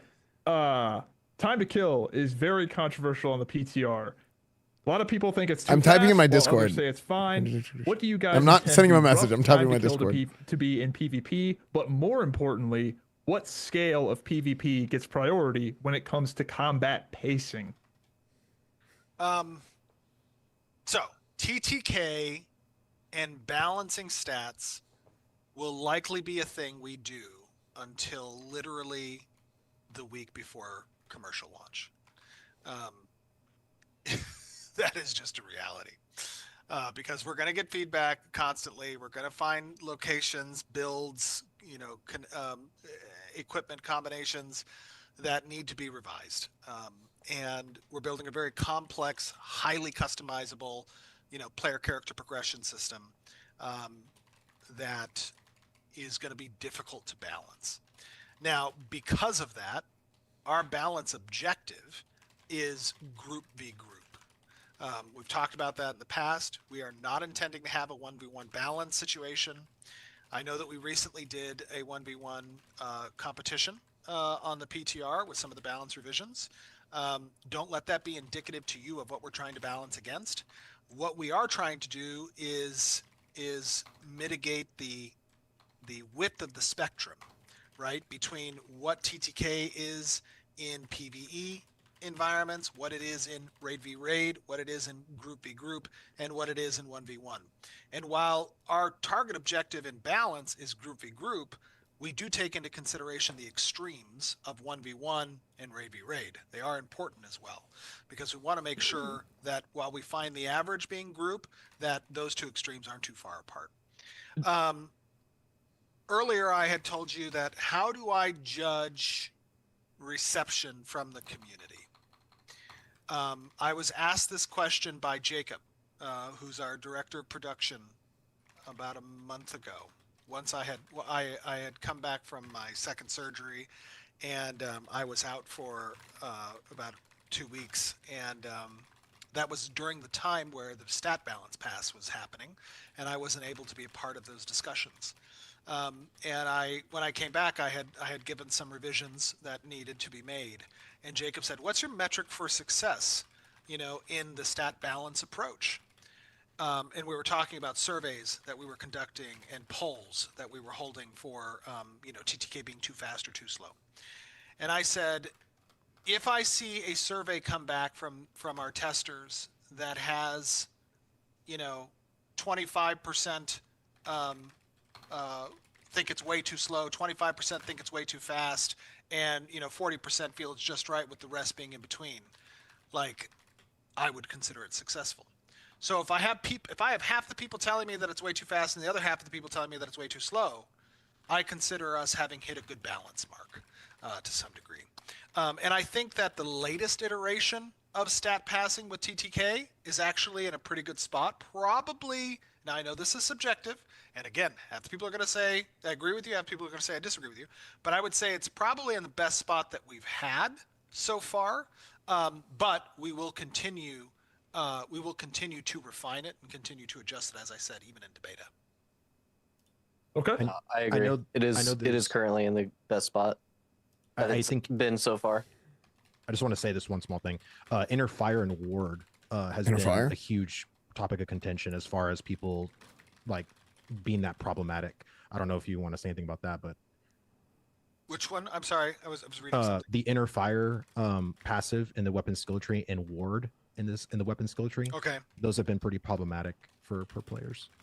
Meaning that they're too powerful? Yes. Yeah. I know that of the skill trees, the weapon skill trees are the ones most needing revision, iteration, and auditing. 100%. Yeah. Those were done in a very quick, more, initially they were done super copy pasta, right? Copy pasta. But we spent a little bit of time getting them up better to a degree. But really, they're going to be most needing that audit, and I would expect to see a significant revision of those skill trees. It's not going to be immediate. It's not likely going to be in the next milestone as well. We'll see how that ends up in a prioritization pass. I would expect it probably in next year's second. What does publish do? Nice. All right. When do we get more weapons? I see from Savage Logic in chat. You will be happy to know that in addition to the one-handed spear, my next desired weapon is staffs. Yes. Nice. Let's go. Yeah, so All right. will likely see me rolling around on the 11th with a GM staff. So let that be a little bit of a preview. But yeah. Nice. All right. You stated that this wouldn't be a Zerg game, or rather that there will be things to prevent it from being such, lack of fast travel and guild tree powers being used as examples. However, many players feel this isn't enough. The guild tree to incentivize smaller numbers in exchange for some bonuses is lackluster in comparison to just having more members. France, And people can most link them in other guilds Discords and just go posts. to the sub-guild I didn't route know like that. Syndicate 1, Syndicate 2, Wait, Syndicate what? Yellow, etc., in an effort to double dip. Why do I have that? What are plans to help further empower smaller guilds or groups to combat large mega Zerg guilds potentially dominating open world content too much, such as the upcoming Harbinger system? Well, I think The that Crusade. one thing that hasn't been one big thing that hasn't been introduced as part of our event Thanks, Margaret. design is properly segregated objectives. And what I mean by that is, you know, you may have certain objectives that are easily zergable, right? Like Discord downing thing's a not working? boss Really? in an open environment, or controlling a control point. You know, those things are obviously lend themselves to being zergable. But what some types of objectives that might be even instance based, only allowing a group to perform, and then that objective can confer a very powerful buff to one side in an event potentially, based on the outcome of that head-to-head. I think True, my God. arguably favors smaller, tight-knit groups that are more accustomed to working in synchronicity with one another. And that can also play into the types of objectives that may not just be damage output, because if you have a Zerg that's completing content in the open world, they're also likely going to be the most wealthy and have the best equipment. But more skill predicated objective types that are within those types of instances. I think ultimately, if I were to define the design goal in creating those types of objective based gameplays, that would be what I would communicate to my design team, incorporating those elements for smaller based groups. In addition, you know, the way that we've centralized the power reward from guild structures, right, being within the skill design acquisition, potentially within, you know, castles and or guild halls, and how you sectionalize the roster of a guild to have certain benefits conferred only to those rosters, right? Like one example that I've given is, you know, you may have the primary guild core group that can only facilitate 40 people, and then you may have a squadron or a knight, you know, block that has the next 10 people you can invite, and so on and so forth. And there may be deprecated reward profiles for those groups. So as you broaden the size of your guild, choosing to invest your points in the progression within guild expansion, not only are you foregoing the skills that you would normally have acquired down the path of non-expansion, which is another balancing point to Zergs, because the smaller guilds will have an opportunity to invest their skill points. This is a hard one. Within passive benefits and buffs that confer to the primary block. But you're getting a diminished return on how many people within the guild can actually benefit from those when you segregate them into separate groups. So I think, you know, the combination of that event design with the design of the organization progression lends itself to mitigating but not fully removing the Zerg element. If the objective is to fully remove the Zerg element, that is not a possibility. We should all be clear about that. When you have a multiplayer game that is open world, I don't want them streamers on my damn server, and has open world content in it, they took all our you can do nodes. is mitigate and make a steeper incline. And that's our objective. That is, and that's going to level the playing field to a degree, but ultimately in a multiplayer massively game, numbers will matter to some degree. Numbers are really people. Soylent Green is people. No, I'm just kidding. Oh my God. No, the numbers is really people. And if you have more people that are working towards a common goal and a common effort, there has to be some consideration to that, because it is a multiplayer open world environment. And there are consequences. Now, what do we do with that knowledge as a design team? We don't just sit back and say, yes, you know, let the pigs rule the farm, you know, so to speak. What we do is we create incentive structures to sow division. because the larger the organization, even through an alliance of guilds, when you can create scarcity in your reward profiles and objectives that cannot be shared by everyone, then greed takes over, because greed is an inherent human quality. And we should leverage inherent human qualities like greed in order to facilitate potential change in power structures. How many of us have played in MMOs where the strongest organization had dissension from within, where it erupted, the guild imploded? The thing is, Steven has a really good exactly. That is he understands like the concepts of like that as old school designers, we MMOs don't really need to well. force, we need to incentivize. We need to create, because he's not those wrong. Friction points where he's like, this is players can do good. what players It's a are bad thing, but it's naturally good that going bad to things do exist. anyways. That's the whole point of designing a game like this. Have you guys ever considered like actual like mechanics like that are like, imagine like a mage lightning skill where the more targets it bounces to, the more damage it does? Like actual harder mechanics, like maybe if there's a group of 40 people, they're on the map visible, like things like that? Or do you not want to do that kind of stuff? Do you not want to have where we're showing player possession on the yeah, like imagine you have a group of 40. Like if you have a group that big, you're just visible on the map. Like people can just hit M and see where you're at, and then you have style. like skills that are inherently anti-Zerg. I don't think the problem is fielding 40 people. I think even the small guilds just as an example. I know, but I'm just going to use that. Like a design like that will actually, in my opinion, benefit the Zergs. Right? I don't think it would benefit the smaller skilled, the smaller groups or organizations. But to answer your question, within that vein of thinking, yes, we have thought about designs that help bridge the divide between the player numbers and the skill level, because ultimately that's the question here: is skill level better than numbers? Is numbers better than skill?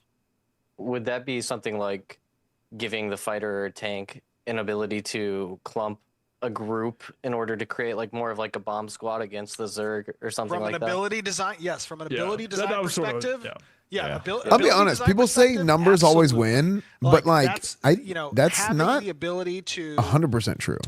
It is usually true, but it's not 100%. Groups of people or targets within AOE distances, AOE build types as a like. If you think about a raid composition and how you can spec your class right now, like raid composition now becomes a strategy as a result of the Zerg dilemma. Like how you spec your build when you have access to those types of AoE abilities becomes a strategic decision in a tactical environment. And we do want to create that type of dilemma. Cool. All right. Dude, like a big AoE mez in Dark Age of Camelot. My question is around vertical and horizontal progression in general. Picking guys off one by one. So just to frame it, there's not a whole lot of meaningful character progression. Like me as my player, I don't really feel like I'm progressing my character. I literally was thinking about that, Kerrigan. A lot of it is locked behind certificates or like level brackets. Like every 10 levels, I get my big power boost. Every time I hit my level 10, my level 20, I get that big increase in gear. Now I'm really strong in this particular level bracket. Does Intrepid plan on addressing this as an issue, or does it not really see it as an issue? Are there like plans on like archetypes having individual scalings? How do you intend to fix? Well, there'd be methods combat this. Well, I think there's a few outstanding features and content loops that are missing from the character progression model that's currently in game. Right now, the economy is as you state, is the primary method of power acquisition. But we are missing things like more fully fleshed out guild trees with power passives. We are missing more passive options within the current skill trees for the archetypes. We're missing an entire class selection of augmentation to further reinforce non-itemized, character progression. We're missing the, social organizations. We're missing the all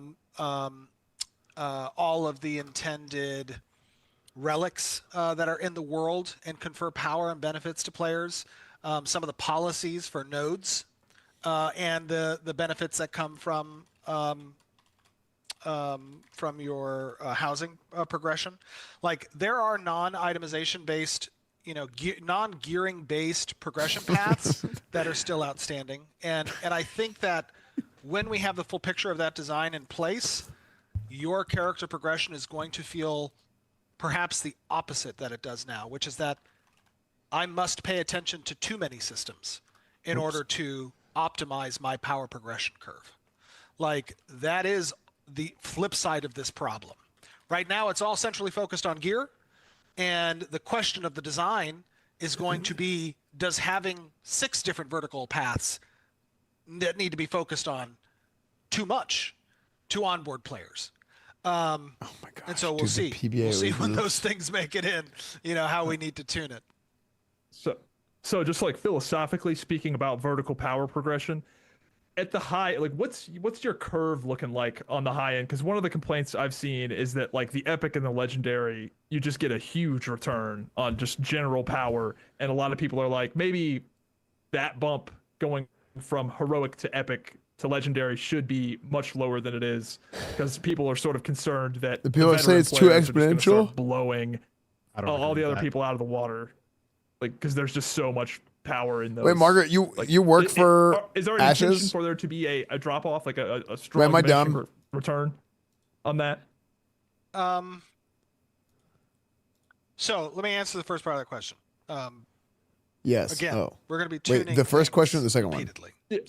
one? And whether Director or of not Communications. the level of disparity between Yes, I am those various rarities is what we're going to stick with is predicated wait, Margaret, on, I'm going to message you.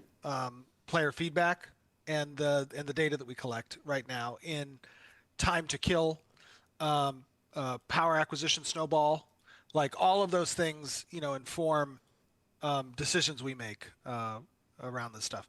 So to answer your question on the pursuit. Wait, hold on. Esfand is messaging Margaret.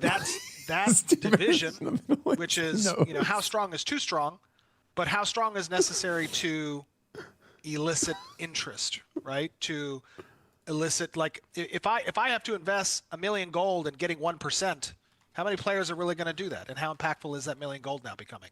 That's a significant diminishing return. If that $1 million gold, gives me a 10% edge, that wheel becomes far more enticing. You know what I mean? It's tough. So that's a balance that, we can really only inform by data collected from the feedback of the players and the testing, of our current numbers. And all I can tell you is that we're going to massage it until it hits a happy medium of investment by the players. For my question, I just want to preface, because this kind of really leads into my question. There was a huge problem in phase 2 with basically epics and legendaries, Steven, being common. They were very common. Now, static rarity was a huge predicate to them being super common across the board, right? Now that that's fully removed, a meth head. During PTR testing, I've wrote Reddit threads. I've talked to a couple of devs already about this. It's still an issue, in my opinion. Every PTR, even with a crew tool, a common novice tool, I can literally find an epic and legendary within 15 minutes, 20 minutes, and everybody in my guild can also do that. So if I can do that, everybody in my guild can do that. Epic and legendaries are going to remain the common gearing. So it's like legendaries aren't actually legendary. So what is currently intended is what he's saying. Legendary gatherables can drop when using just a basic novice tool, or do you feel that higher rarity materials should require upgrading your tools to better rarities to harvest? So actual progression. Because if you can get legendaries with a common tool, why would I ever need to upgrade it? Yeah, I mean, what happens? So, what you're describing is adding additional throttle to the higher rarity introduction into the system, right? I want epics and legendaries to be that, like epic and actual legendaries, for them to be really. I hate it when rarities aren't actually rarities. This is something that happened in WoW. Scarcity value, where like epics were, if it wasn't an epic, then nobody cares. That happens by the time you get into Burning Crusade. You're advocating for gatekeeping on the acquisition of tools, which is okay. That's a valid design path. Like even the first expansion that happened. Outright, I would say we aren't necessarily opposed to it. We've discussed that internally as well. But there are other ways to achieve the end goal of higher scarcity. You could reduce the overall spawn rate or proc rate of these higher rarities. Yeah, and that's what I want. You could predicate it off of skill tree progression. You could predicate it off of tool quality. You know, however way you introduce the throttle, the end goal is to reduce scarcity of those things. Right. Scarcity as a value is a variable that will be tuned. Oh, absolutely. Right? It is something that we need to find the happy medium for. Your supposition is that right now there's too many legendaries. Oh, well, that's everybody was decked out in them, and even in phase 3. But I'm talking about in PTR right now with the revamp that we've done. Well, yes. Like we're still finding legendaries pretty commonly, or epics, and again, I'm not opposed for a common tool achieving or even getting an epic or legend, but that should be like a 1 out of a million. Like it should be, you know, very rare that could possibly happen, right? Like, and that's why upgrading your tools, or again, predicating rarity power or something, because I know stats in Artisan is still being adjusted to. Sure. Like that's all in flux, right? I totally get it. But I guess for me, as someone who truly fell in love with gathering, processing, crafting, and ashes, I want my efforts to matter, and I feel like prior they were invalidated by static rarity, but now I feel like there's just no point in me upgrading. And also, like, the stats just need a huge rework. Like speed is terrible, spoils is great. I feel like there's some stats that are really good, some stats that just, you know, we need some work. But I think what I'm crying out is just for progression and for like when I see someone actually in a legendary piece, or they have a legendary, that's like, oh wow, like holy crap, you must have worked really hard for that. Yeah, and again, like that value is something. Chat, we're figuring out the time for tomorrow, for Q&A tomorrow. Half the people disagreeing with you, we probably hit a happy medium. And what I would just say is that when we're targeting how we balance these systems, you know, the player feedback is obviously the validation point. Do it at 10 a.m. And this is going to continue to or be 7 a.m. It is just such a highly tuned. We can do 7 p.m. No, like 3.5 hours ago. Change the order because my question fits into his question. Item destruction. How's that What's the sound? plan with item destruction? Speaking of legendary items, if these items go away and they have you know, a lifespan, maybe that would help too. And we haven't really heard anything about them being. So I did have a conversation again to reiterate the design path here. That deconstruction is intended to be a necessary component of crafting, meaning that unique materials can only be derived from deconstruction of items, right? So if I want to build a sword, and you know, let's just say it's the dragon sword or something, I will need molds that I derive from deconstructing other sword types. Now that's intended to be an itemization sink, obviously. And there could be a variable informed by your profession expertise, your tools, the station that you're deconstructing at, and the node invests in, giving you higher quantities or higher rarities of those deconstructed materials to then inform the crafting component of it. Like all of that is again going to be interconnected. My question was more on, like, let's say Vladis makes me a legendary sword. When will that break? Like, when will I need to get another one? There's not really any item destruction. It's just how it is, dude. I know you talked about that's just the life, dude. In the past, where it's like you just have gotta to let have it the rip. stuff getting destroyed, or else it's not going to have demand. Is that still intended to be a thing? Well, the stuff being destroyed is through deconstruction. Now, those same deconstruction.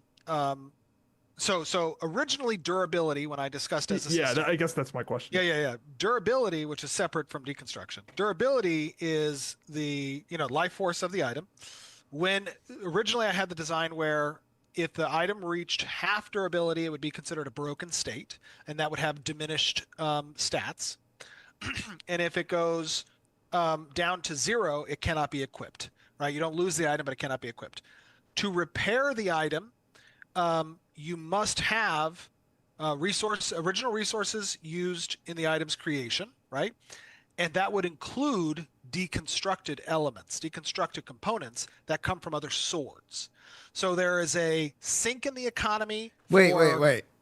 Items that may be dropped, from mobs, might be low quality, whatever, to get those deconstructed materials, which are then used both in the creation of new items that might be higher quality or more unique through mats received through drops and I think WoW's durability is fine. Dark Age of Camelot's durability was rough. Like you would have to get the new item because they're crafted as well. That is the original design. You would have to the item would eventually hard break. Items to eventually totally run out of juice and just be spent. Because like right now, one of the concerns is like, well, I get all my best right now gear. it's just gold. Right now you're just we're paying money for deconstruction. Well, I just meant like let's say I get my final super awesome best in slot item. The concern is that what do I do now? Like there's I'm no trying more to demand. remember. So eventually, was that a problem that in item will Dayak? die.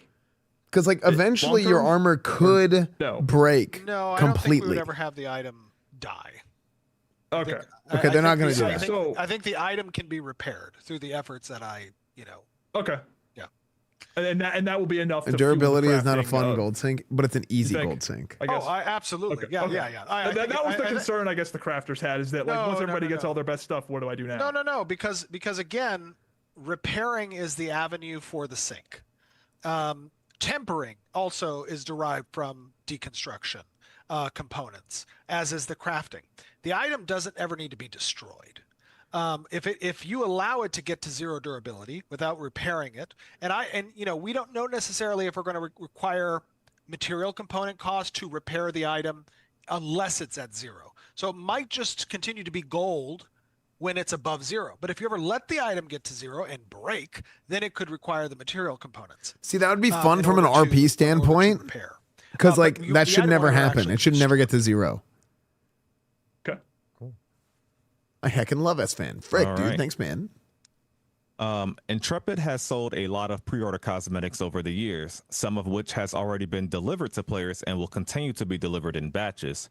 With the cosmetics cash shopping coming, how would you address players concerned about Intrepid selling new character cosmetics before delivering on the previous one sold and not delivering on the pre-order shop currency yet? Look, at the end of the day, we are trying to bring Ashes to life. And doing so on the back Different shipping times. of just pre-orders and one-man shoulders is a difficult task. We are a company, and as much as I want to see this game come to fruition, and as much as I've invested in it, we should be taking advantage of those of us in the community who are willing to support this project for its vision, for the progress that we've made, an avenue to do so. That is good. It is healthy for the game. We want that to happen.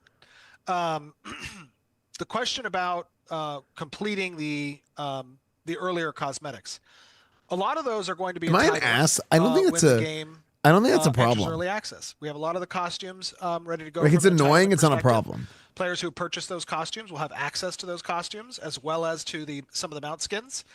So many of those things are done, and we will be prioritizing their creation in lieu of new cosmetics that will be available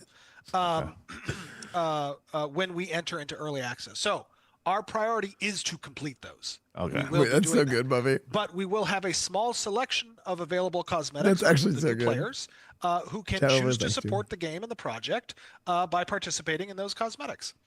I believe that the best possible MMO RPG environment that is both sustainable for the company, has a balance for user acquisition, right, without a super big upfront box price cost, and is sustainable and respects the integrity of the player, is no box price with a subscription that's $15 a month and a microtransaction market that is cosmetic only.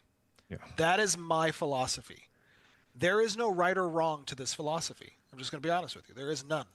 Somebody could say that that's bullshit, and I don't think there should be a sub, and it should just be a box price with no microtransactions, and their opinion is just as valid as mine, and that's okay. Again, we're talking about market share. So how many in the market are okay with cosmetics and just a... This is kind of a hard subscription price conversation to for have in an open a healthy forum. enough population to support the Yeah. game. And I believe that that's the best environment for us to stay true to the integrity So of it's the kinda player's like- accomplishment, not be Willing to have the not be combo is jaded kinda down cool. the path of, Because most people are just going to be like, pay to Pitchfork. win or pay to convenience items, and sustain regular updates to the live service.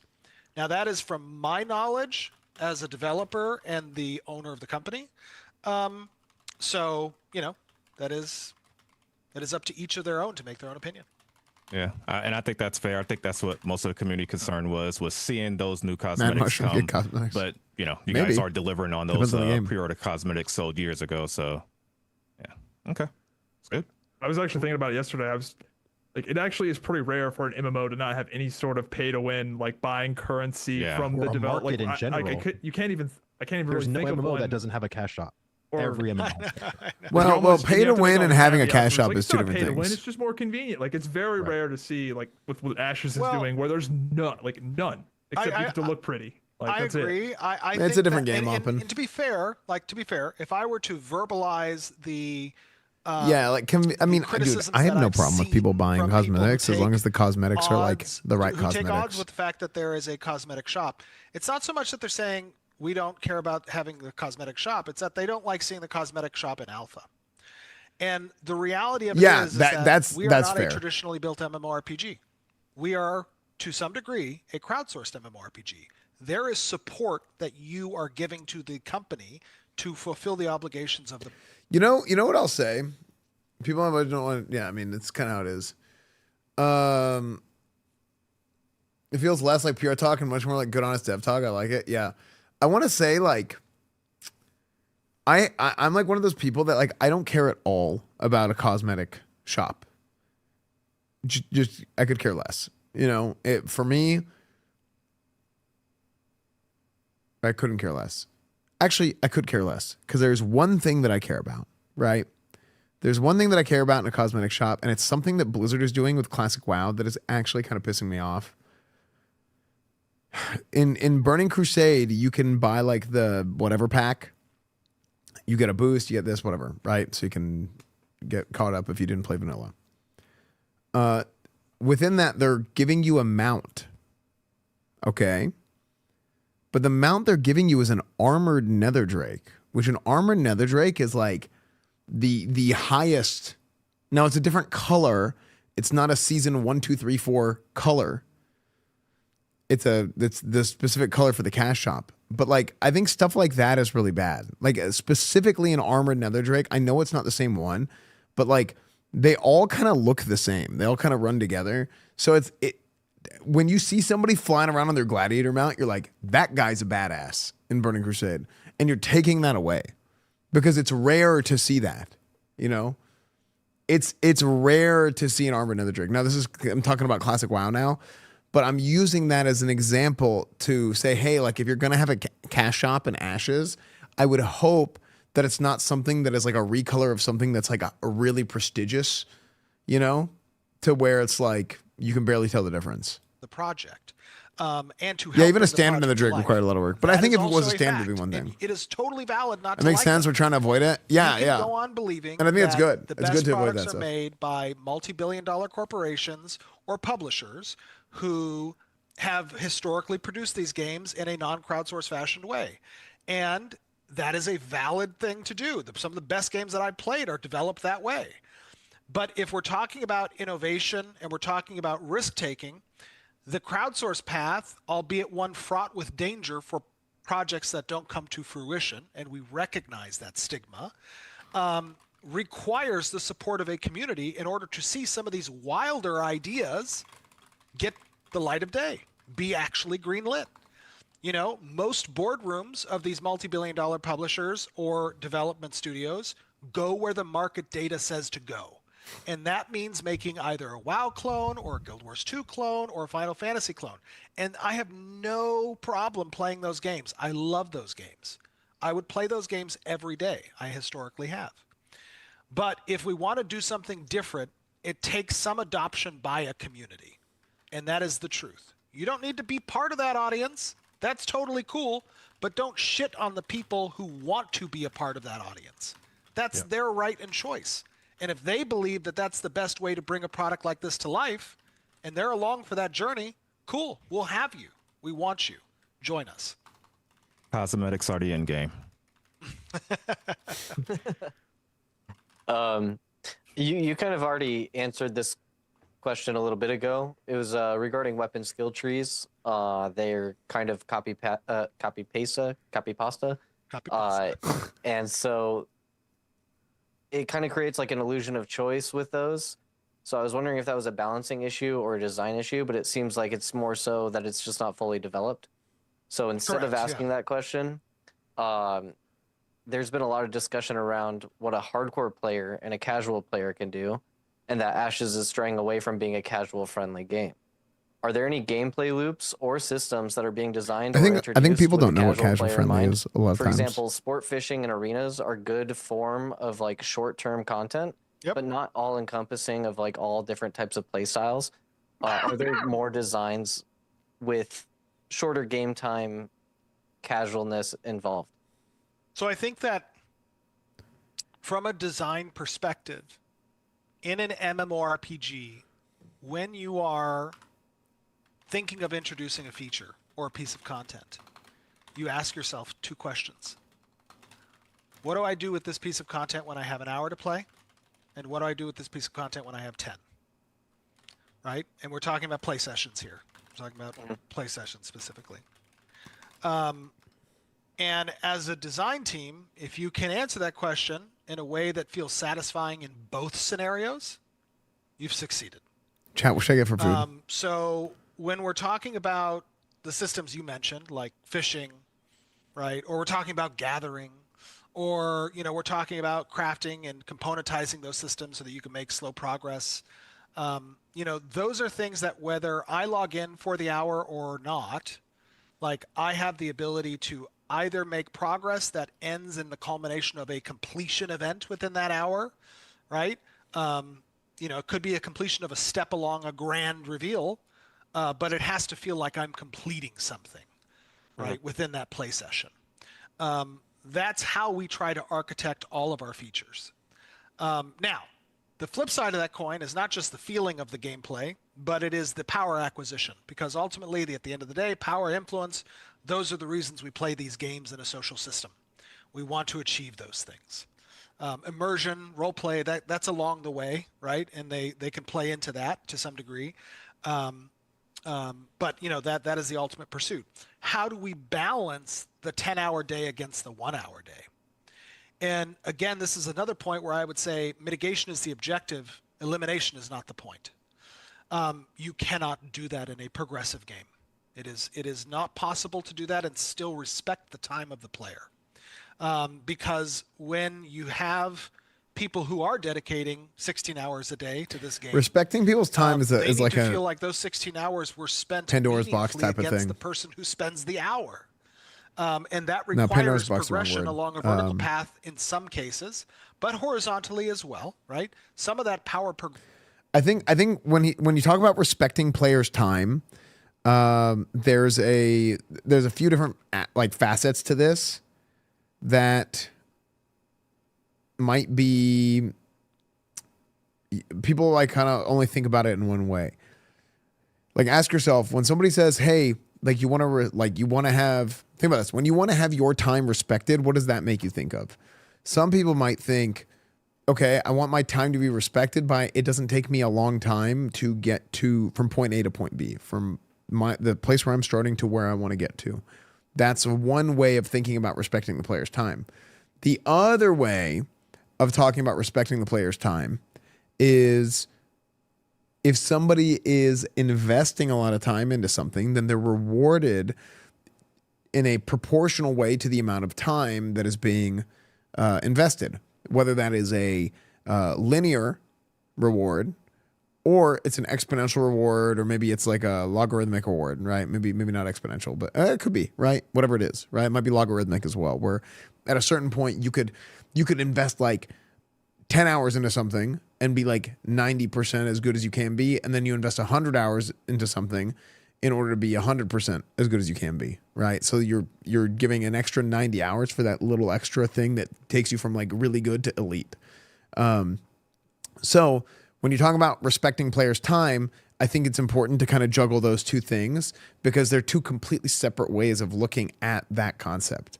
And I think that's important whenever it comes to like a game design, the element of game design.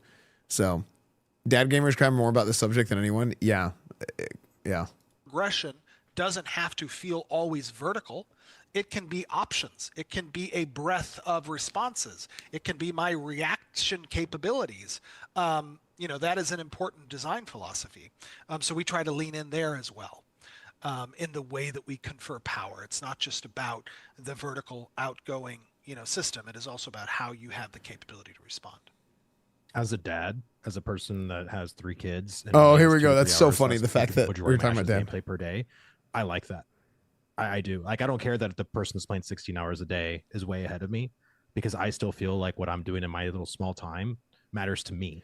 Yeah, so this is it may not important. matter to you, but it definitely mattered to me in my gameplay. That's the important thing. It's the two things, the I two also elements that you need to hit I think on. that like arenas, battlegrounds, they kind of like facilitate a And different duels. type of progression, which is like Rules, yeah. ego progression, ranking up without giving any meaningful power to the player, but giving them infinite loops of gameplay. Absolutely. So with my question actually goes into more PvP discussion. So we've had lawless PvP zones in the world, which is, I think, fantastic for relievers for now.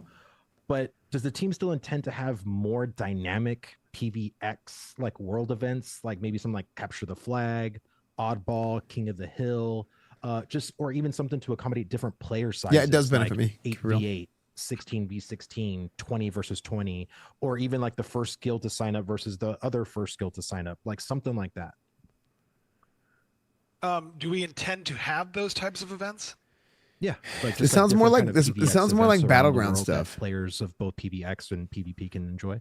Yeah, and I think that the latest story arc is a good example of that. Tab targeting. I think tab targeting is still king. That is a lawless-based environment that has competing resource acquisition, and that has an event predicated on, kill completion and or boss I completion. think tab targeting will which always then be king, by the way, opens for an MMOs. enclosed space Everybody's trying to fraught with PvX trying to danger, reinvent the wheel. where Tab the targeting will objective is always be to king. Acquire PvE, For an MMO. goods at the risk of a PvP. Every game that tries to not do tab targeting and ends up blowing it. That it always that type sucks. that type of design should be intrinsic while also incorporating those objective, more Zerg v small group objective design as part of the event local. Yeah, I just feel like, killing each other. I'm not saying for all games. I'm talking specifically about MMOs. Boring, right? So it's like having different objectives that challenge the players differently and engaging, and also considering like world boss design or just like other things in general that could really interfere or create certain restrictions that are like, oh crap, like I think that's just what makes the world feel fun and alive. Yeah, I mean, let's think about the current Harbinger design, right? It's not just about killing. Oh, by the way, Harbingers are even Minesweeper. Yes, it's not just about killing each other in that design, right? Boss dynamics are important. The boss abilities create unique instances of battlefield tactic requirements when engaging enemy opponents. Dude, so I played New World tactically at the beginning and just trying to like lunge attack and just sliding off and like not connecting was just, it made me want to freaking blow my brains out. That was horrible. That players have to channel against, right? So it's a kind of a control point apparently they reworked that becomes relevant. Is that true? Along with Did they rework it after that? And choke points within the level design. That creates for more dynamic, raid v raid elements. There's also hidden spawned objectives that exist both within the pocket dungeon proper and around the Harbinger that smaller groups and or individual solos. Of course, it was a skill issue. I'm playing MMOs. When we're talking about what do you mean skill design, issue? crate acquisition, crate development, and closing specific geysers within the incursion areas. Those are different trade-based kind of movement-oriented objectives. Hold on. Like there are. To clarify what I was talking about the combat, I'm talking about like desync in PvP. Whenever I'm talking about like action combat versus like tab targeting, I also like tab targeting more in PvE as well. But specifically in an MMO where there's PvP and stuff, not having tab targeting is so AIDS. Yeah. It's specifically based objectives. Specifically ultimately, PvP though is player versus versus player. PvP thing. So combat should be intrinsic in that all of those designs, but there are different objective points. Right, and that's why I like the whole like capture the flag, because you're still killing people, but there's an objective to complete also, Correct, right? So yes. it's Yeah. like I love that kind of stuff. Yep. And capture the flag is really introduced with certain relic spawns. A relic you Yes. could consider a Dude, flag. Daok relic raids. Its base of origin that you're returning it to is obviously a settlement. And in that regard, there are intents to make sure, and there might already be, relics within the Harbinger event 5 that are FPS. sought after, and then create a dynamic capture the flag type of event. Sweet. All right, I got a fun one. Okay, and So- we got, and I think we're now approaching the 2-hour yeah, mark. this one, yeah, So this one is this one's We can We can do 2 more questions. We'll do this one and 1 more. That's pretty easy. That's so funny. Many gamers really enjoyed. Like, all right, proximity guys, chat in about New that World time. And most recently, Arc Raiders. I know you've mentioned this in the past with taverns, but honestly, I think proximity chat in this game all around, with how social it is and the player friction, would lead to a lot of really cool Oh my moments. gosh, proximity I chat. do not think that there should be proximity chat Oh, everywhere. I would love it. However, I do think that certain spaces should have proximity chat. I think that those spaces are taverns, as we've talked about in the past within settlements. Proximity chat would I be think that so they could even funny. be taverns within freeholds, as we've talked about from a business perspective. I think that would be cool in those spaces. Even adding some attenuated volume to the proximity, that you could hear outside of the tavern. So you walk past and you just, hear people inside potentially a little bit, although they wouldn't be able to hear you. So I think that could be cool. And then obviously, a party and or raid-based chat, I think is important. But no, not a full world proximity. The last thing I want to do is litter my What if it was immersion. opt-in? I mean, Opt-in that only. would give you a real good reason to want to murder the group next to you in a dungeon. That's player friction. I Player get that. friction. Man. I get that. But I think that would just be. I think that what would happen is you would have a lot of people opt out, and then the benefit of the effect, becomes I don't know. I don't know. I think No, that'd be he's not rough. wrong about this. It's like WoW just has thinking of group all the chat, Arc voice chat Raiders in game, and clips. nobody does it. That just make Yeah. either really fun gameplay or really toxic gameplay, and I think it's probably up to the player to opt in or opt out, but I think it's a cool mechanic. But it does make you feel I did something. see somebody in chat say perhaps in the open seas. Better yet, But I perhaps do on a think boat. voice if chat, If proximity you're voice standing for on the roleplay. deck of a boat, you I have would love for there to be proximity chat. proximity chat for That could be roleplay. interesting. That could be interesting. I don't know. Sea shanties. You just have like propaganda boats sailing around the world, people screaming at each other. That would be All interesting right. to test. We Costs ain't a lot gonna to hold you up all yeah, night. I think the I'm gonna overhead change the is probably order on the last insane one, because but, now you have to have like voice we kinda servers, touched and on that's this just so one much more data earlier, being but I kind of want to transferred. get like your full thoughts on it to a certain extent. Like how many? Settlement destruction, which causes Like think about how many times when you're playing GTA RP, like there's always like audio voice problems. Like No Pixel is an MMO, right? GTA Roleplay, that's an MMO. A lot of people don't consider it an MMO, but it is in a lot of ways, right? So whenever you have like too many people in one area and like the voice chat breaks, like that's, I mean, it's a modded server and it's kind of scuffed. Rockstar just bought 5M and they're working with No Pixel to make it like really good. So maybe it's not going to happen in the future, but it's kind of scuffed, right? And there's a lot of data being transferred there. And like one of the most common problems that you'll see in roleplay or on GTA is voice chat problems. So yeah, there's like an insane amount of overhead by adding proximity chat. However, I do think it's really fun and it's cool. If like I think there's a lot of fun to be had with it, especially like in the roleplay aspect. a player to lose belongings, and the settlement they worked so hard to build up is not yet in game. I can't hear But my it's a mistress in the potential gold risk jacket. of a different of a settlement siege. There are many players, including new ones. I think a lot of still people would turn it unaware off, of this too. mechanic. My question is, how do you foresee the player base responding to settlement destruction, and would you be willing to compromise on its design / risk involved? How do I see players responding to it? Negatively. I was going to say, I don't see a lot of them Negatively. saying, "Yay, We lost. we lost." Yeah, I don't think it's the loss that really we want to focus on.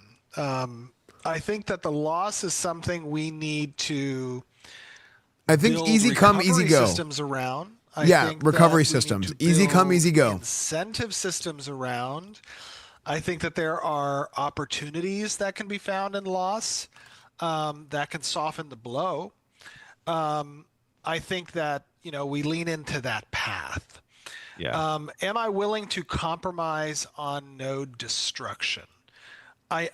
You know, Well, not I the don't- destruction, but rather Oh. the design / how much risk is involved, like losing all the materials that you had in the bank. It's funny. at I that- said great that stream node like it's the / end of the settlement. stream, but I'm not live. I I'm think like that 5 there minutes are ways, behind. again, to mitigate that. There might be policies that the node could adopt. So in exchange, you know, anytime you want to give a power, you need to take a cost. And so what you're describing is, you know, how can I mitigate my losses? Well, you can, but it'll cost you. It may cost you one of your policy slots. It may cost you one of your build slots. Relic You might slots. have to, it might cost you a relic slot. Like, and then in that case, what you've done is you've created a countryside of options for player types. Players who may be more adverse to risk, right? Just like an investment portfolio. Yeah. I may only invest in CDs. I might invest in hedge funds. You know what I mean? Like, there's a gambit to run there. That can be true of the node market. If I see a node that is more adverse to risk and might invest in those types of choices, then I'm going to go there if I'm a more risk adverse player. So I think that's how we build systems like this. And let's see, willing to compromise on the design risk involved. I think that's already built into the system. Again, I think that's built into the system.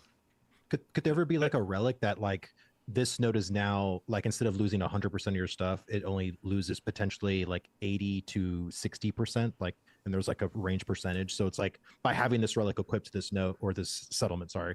I don't think it would be that powerful, but in the same Okay. line of effect, what you're describing, right? So barring the numbers you used, is there a relic that would mitigate loss? Yes, I think there should be. Because it consumes a power source. It consumes a cost, right? You can only have so many relics active at a particular time. And again, like there might even be node relationship benefits, trade agreements, resources spent. You know, those types of things are avenues. Those are levers we pull, right? The whole point of having these beefy system designs is that they are opportunities to create depth. The way you create depth is you take values, numerical values, and right now we're talking about lost values, you know, resources lost, gold lost in the investment of my home, time lost in the investment, you know, in recuperating my citizenship. Like all those things are really just math points. And we want to play with that math. Well, how do we play with the math and make interesting choices for players to exchange their choices for? Well, we have these verticals. They're policies, they're, you know, trade goods, they're all those things, right? So we use those. I think Nice made it, or I'm sorry, go ahead. Oh, I was just saying, well, like, while I got you here, I had a crazy idea about this. What if the attacker could choose to be more or less vicious? Like, imagine somebody comes and takes over your node, but they're like, hey, you get to keep it all, but we're just taking control of it. Like, what? Well, I just really want to actually get about that that. crafting station up, but I We- don't we want to have- destroy your node. We have designs in place for that. Okay. Which sweet. is Yeah, that's a good which is idea, siege actually. Scrolls. So certain siege scrolls have certain To be like, game hey, mode we're coming in, we're rules, taking your shit, but we're not and destroying siege it. scrolls will have different costs associated with them. So if a siege scroll, let's say, wanted to target just a building to destroy, that may be a siege scroll that we offer, and it might have a very limited cost associated with it, right? So like that is an element where what are you really doing with this design? Well, you're presenting a lower risk profile Popeyes. against a lower opportunity, right? And that's okay. That's in balance. That's good. Oh, okay. Okay, so this is the problem with watching a VOD on Twitch. Good to know. Or watching not live on Twitch. It ends the stream before it ends. So like that is an element where what are you really doing with this It's, design? Well, you're Somebody clip presenting that and link that to me. I'll send a it to lower John risk Twitch. profile against a lower opportunity, right? And that's okay. That's in balance. That's good. But ultimately, it's still creating the same event. It's still creating the same I player know how it activity, feels, my bad. right? It's still an investment for those people to participate and want to defend. That's cool because you get more mileage out of the system. I think that also provides like the point earlier when we talked about like feeling like people just settlement hop, like with siege destruction. Like you won't do that because if you're Chat, why? Who cares about the box? Whatever. If you're a broke boy, just say so. Okay.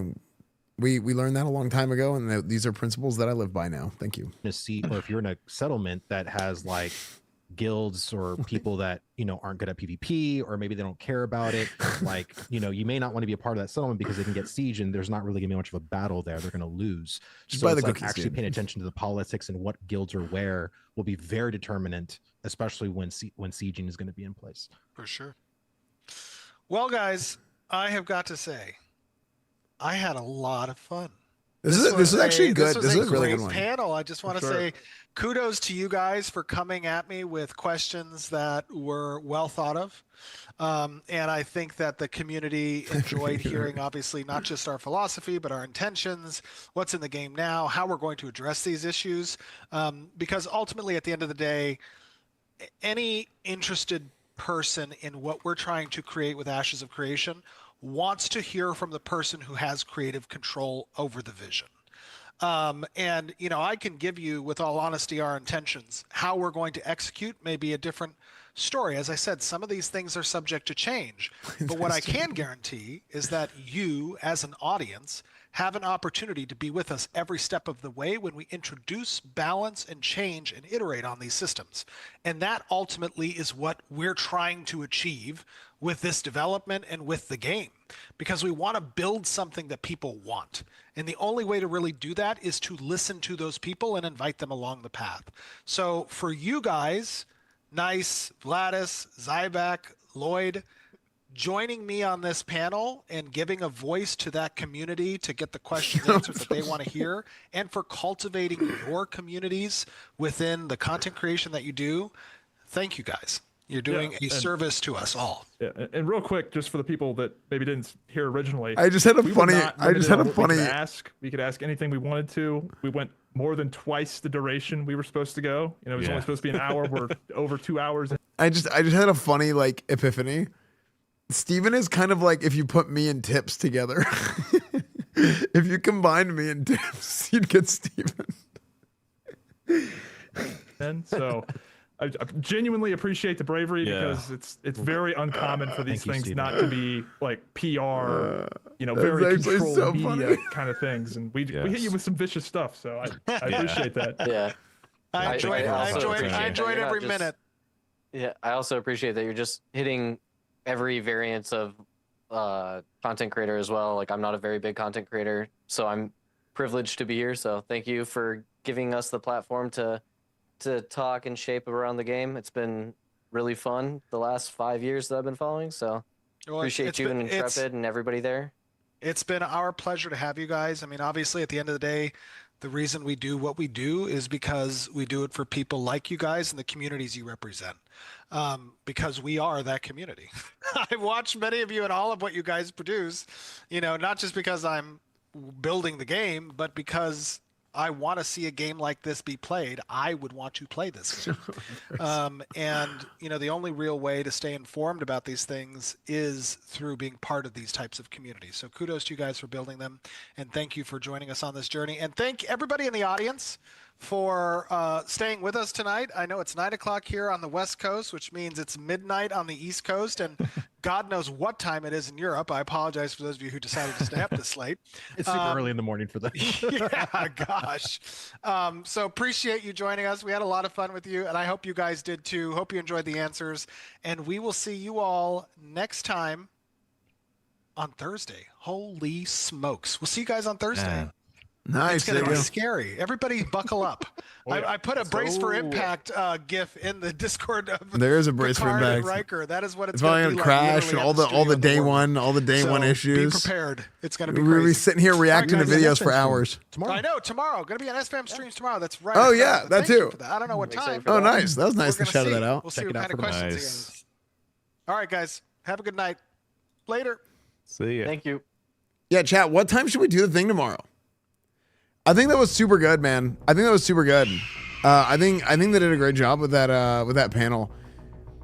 But yeah, one of the things that's nice about Ashes and Steven as creative director and stuff, they're very just kind of like, they just talk about the stuff. Oh, dude, this looks sick. They just talk about the stuff. I think 7 is good. Like doing a little bit, do it EU friendly. You're just saying it was good because you slid into his DMs. That is true, actually. That is the main reason why I'm saying it's good. Not because of the content of the show. But my point still stands. No, I think it was great. I think they did a super good job. I think the guys asked really good questions. Like even for me as somebody who I'm not super in tune with the nitty gritty of Ashes and its development so far. I played the alpha a little bit and I kind of gave my opinion and I was like, no, I'll give this another try whenever it goes into early access and whenever it gets a little bit heavier, right? So yeah. I really hope the best for this game, and you know it was good. Yeah. No, I mean I think right now we're kind of like in an MMO phase where there's a lot of talk about MMOs. You know, people are excited. If you're a classic WoW player, you're excited about Burning Crusade. Burning Crusade pre-patch is coming in a few weeks. Unfortunately, Burning Crusade pre-patch is happening at the same time as Hytale release. So Hytale was a game that was started by the people that made the Minecraft server Hypixel, which was like basically like NoPixel for Minecraft. Like it was like a huge Minecraft private server. And Riot bought Hytale, and then they were like, this thing is not what we're wanting to do anymore, and they ended up dropping the game. And then the original people who wanted to make Hytale bought it back, or like one of the original guys bought it back and finished the development of the game, and now that's finally coming out on January 13th. So you have Ashes early access in a couple days. More importantly, you have the interview. Just kidding. Interview interruption. No, we're gonna have Steven come on stream tomorrow, right? But you have Ashes early access in a couple days. Then you have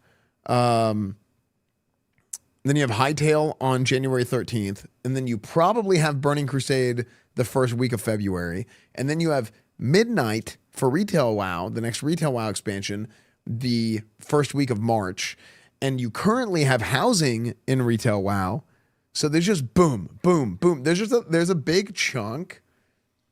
There's a big chunk of like MMO related content that's happening over the course of the next couple months, which is going to be pretty cool. Which I think is fun. I think it's exciting. So yeah. Why do you people in chat believe the scammers' words over the scammers repeated and consistent? I mean, what's like people just want to play a fun game, man. Nobody cares about anything other than they just want to play a game that's fun. That's the honest to God truth, right? People just want to play a fun game, and I think you're fighting an uphill battle. Like it's like wah, but people just want to play a game that's fun. So yeah, bottom line. So it is fun. It's exciting. I'm going to stay inside, stay warm, and game my life away. There you go, dude. That's why I'm playing Night Swarm. True, Night Swarm just came out. Yes, Night Swarm. If you're into roguelikes or roguelites, roguelike. I always get, I get tongue-tied and confused. Oh yeah, let's watch that YouTube video too. So, I can probably post my react to this too. Or actually, this might even, let's do outro for this. Oh, that was weird. Did you see that? Anyway, I'll watch that Ashes video too. So yeah, I thought this was really good. I thought Steven did a great job. Kind of, he's always done a good job of just like communicating with the community, and people just really enjoy these kinds of like round table type of discussions, or even like the dev showcase type of stuff that they do. So I think it's cool that they brought on a bunch of streamers who've been playing a lot and they're like super into it. So as me, as somebody who I'm just like a classic MMO gamer, right? I'm an old school MMO guy, and I love MMOs and I want to play a game that's like that, hopefully. So for me, being kind of on the like 1 foot in, 1 foot out with this game, where like I'm interested, but I'm not super. I don't have all the details. This is pretty interesting to me. Even for someone like that, it was pretty interesting to me, and I enjoyed it. So I'm excited to have Steven on tomorrow. So Steven on stream, I guess it'll be December 10th. It'll be the night before launch. I think we'll probably do it at 7. I think 7 is the best time, Central Time. But yeah, so I hope you guys enjoyed the video. Go check these guys out. And I can't wait to try Ashes on Thursday. So YouTube, Instagram, Discord, Reddit, Twitch, Twitter, everything is EsfandTV. Follow my Twitter, follow my Instagram, join the Discord, watch my Twitch, watch my YouTube, watch my Kick, even though for some reason it's broken. I can't stream right now. Everything is EsfandTV. Cool. Great stream. Stream's not over. Stream's not over. I just do that for the editors to have a outro to the YouTube videos. Cool. Yeah, lurk down. Literally nobody cares. Yeah.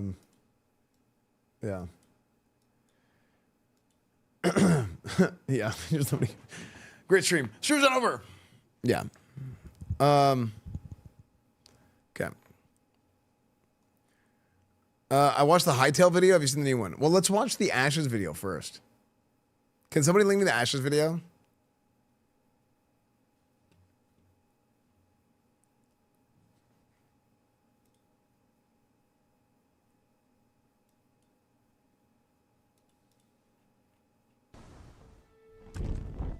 Okay. Oh, okay. So it looks like they just put this video out. Ashes of Creation Early Access Guide. So this tells you, I guess, everything you need to know about early access.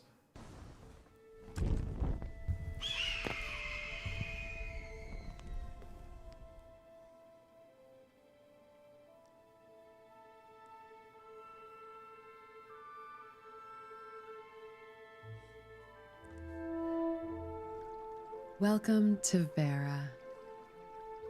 This phase of early access marks an important step in shaping the world ahead. Ashes of Creation is an MMO still in development. It is an opportunity to join us on the journey towards launch and help us refine, improve, and evolve Ashes of Creation into the game it's meant to become.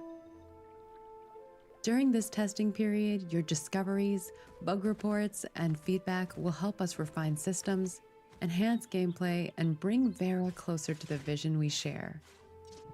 Your journey begins long before your first battle, and this is your starting adventure guide. The journey begins. The first battle is actually installing the game. Your story begins with identity. Choose from diverse races and customize every detail. Face, features, adornments, and form.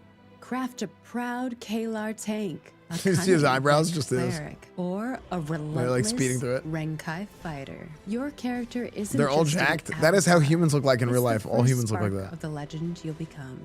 Once forged, your character enters through one of several divine gates in the starting regions across Vera. Each offers unique quests, landscapes, early challenges, and opportunities to learn your playstyle. Where you begin will shape your first steps, but not your destiny. Ashes of Creation offers 8 primary archetypes: fighter, tank, ranger, rogue, mage, summoner, cleric, and the bard. Your Man, so primary do I go archetype cleric forms or your foundation, fighter? defining how you fight, Cleric or explore, fighter? and grow. In Vera, resources matter. Trees. I'll be honest with you. I played one of the alphas, and I want to play a paladin. But the play style of the bard in the alpha that I played was much more like much more akin to what I would want like a paladin to play like. You know? Ores, plants, and wildlife form a living ecosystem. Gather materials, craft powerful gear, refine goods, then move them using crates, mules, or the caravan system. Make no mistake, Vera is beautiful, but ruthless. You'll face brutal PvE enemies, unexpected PvP encounters in the open world, and towering world bosses. And hidden throughout the land lie pocket dungeons, secret challenges offering powerful rewards. Perhaps the greatest innovation of Ashes of... Can you go back to hear the class again? Sure. Tank, range quests. Where you begin will types. Fighter, tank, ranger, rogue, mage, Fighter, tank, summoner, ranger, rogue, mage, cleric, and the bard. summoner, cleric, bard. Your primary Wait, archetype frick, that's 7. forms your foundation, defining how you fight, explore, and grow. In Vera, resources matter. Trees, ores, plants, and wildlife form a living ecosystem. Gather materials, craft powerful gear, refine goods, then move them using crates, mules, or the caravan system. Make no mistake, Vera is beautiful, but ruthless. You'll face brutal PvE enemies, unexpected PvP encounters in the open world, and towering world bosses. It's got one shot while dude, this guy is sitting here. This guy is at work and he's got the game open on his other monitor. Okay, he's in a call. He's got the game open on another monitor, just trying to level up his freaking lumbering or whatever. This freaking wood cutting, whatever is going on here. He's just trying to farm wood.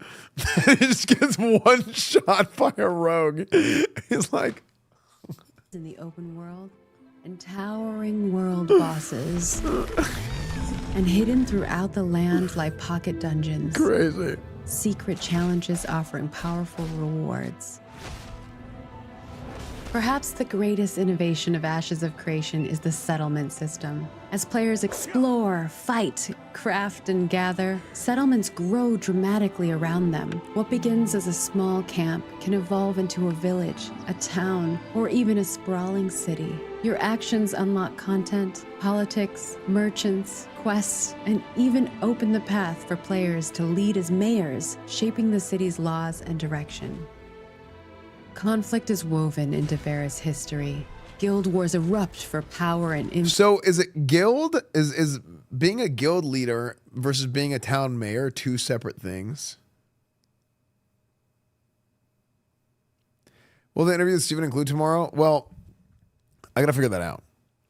Yes. Okay. My intent behind talking to Steven on stream is gonna be, hey, there's a large number of like old school MMO gamers like myself who are interested in hearing more about Ashes and trying it out, playing it, whatever. And we're not so like, we haven't played through the alphas. I mean, I played a little bit, right? I didn't play a ton, but like I'm a like super noob, right? I don't know all the systems. I don't know every little thing that's going on. I'm not into it like that currently. And I think there is a large number of people. In fact, I would say the majority of the potential audience of people playing this game also fit into that category. So it's a little bit more like high level type of just kind of like, hey, what's going on? You know, what is the plans for this? Like, what is, you know, what, like kind of like your game design philosophy on this and that, whatever, like what can we expect to happen tomorrow? That kind of stuff. Now, to be fair, even as somebody like that, like I just watched the other Q&A and I thought it was really good. And it was interesting to me the whole time because like they talked about some of that stuff too and all that.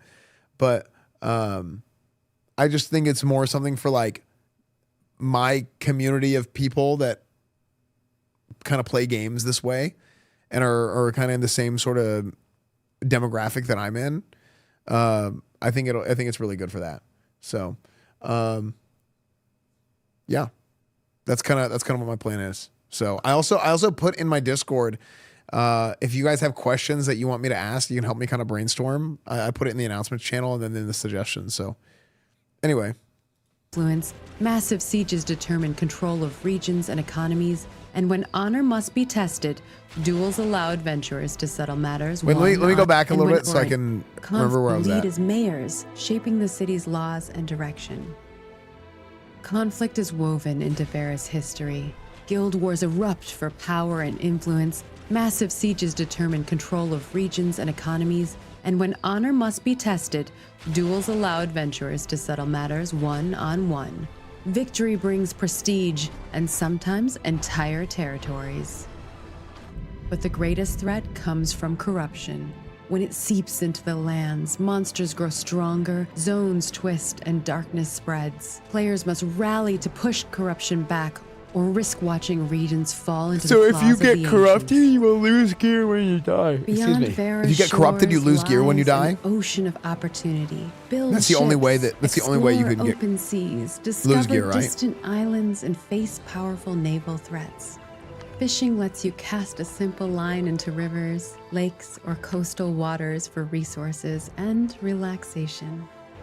But for those seeking a true challenge, sport fishing is its own adventure. Freshwater and saltwater species demand skills, rods, lures, and progression paths. Some legendary catches require the right equipment and even the right vessel. From a modest rowboat probing shallow waters to a corsair braving the open sea, unique fish await hunters bold enough to chase them. Master the craft and reel in stories worth retelling. Your journey in early access is only the beginning. Every decision, every battle, Fishing, every let's go. discovery shapes the fate of Vera. And your feedback, your bug reports, and the insights you share with us to help us refine, improve, and evolve this living world, together, we're Okay. building something extraordinary. Welcome to Early Access. AI voice. Welcome Yeah. to Ashes of Creation. Hey, Margaret, is this an AI voice?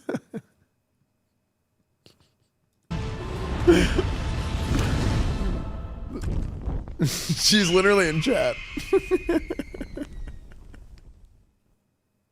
It's her voice. And somebody in chat's like, is this voice AI? I was like, no, dude, it's Margaret. That's so funny. Oh. To Yeah, Ashes dude. of Creation.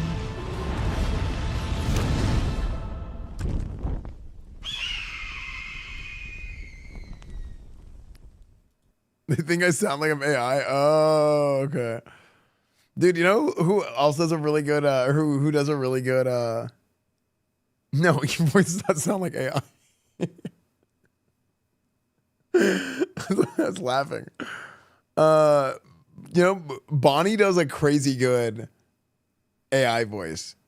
Yeah, Bonnie does a crazy good AI voice. Yeah. Yeah. Yeah, her robot voice is so funny. Yeah. Yeah. Dude, I think Ash is gonna be. I think it's gonna be a lot of fun to check it out. Yeah, I think it's gonna be a lot of fun to check it out. I'm excited. The thing is like you never know if something's gonna be good or not, right? You never know if something's gonna be good or not. You never know if something's gonna be fun or not. But you know what? You will know. You will know if you're going to have fun learning more about something. And a lot of times, whenever you're playing a new game, I think that's the best mindset to approach it with is don't go and try and find out if the game is fun, right? Go and find out about the game. Have fun finding out about the game as opposed to finding out if the game is fun. I think that's the best way to approach it because inevitably you're going to be disappointed if you're trying to do it the other way. Why do I think this? Because I feel like that's pretty much how myself and a lot of other people approach gaming these days. And it's like, oh, everybody talks about how good this game is, but I think it sucks. And it's just like this negative feedback loop that you develop in your own head, you know? And sometimes if a game is good or what, or, you know, maybe it's not for you, maybe it is for you. Maybe a game is not good and you just really like it. That's actually a thing too. Sometimes some games are not good, but you just really like them, right? So yeah, that's it too. So I love dog shit games personally. Yeah, I mean, if you watch this stream, that's probably how you are. So most of the games I play are like that. But yeah, no, I think Ashes is going to be exciting to see how it pans out on Thursday, and Yeah, I mean, they've freaking put a lot into it for a lot of years, so it's gonna be fun to see, dude. Can you link me the Hytale video? I'll watch the Hytale video.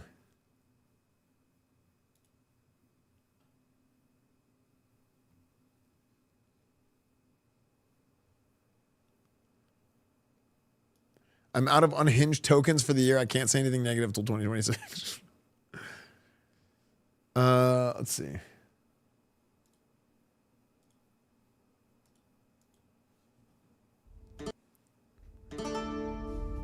Oh no, this is the old one.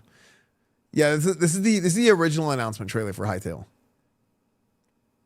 But look at this, 61 million views 6 years ago is insane.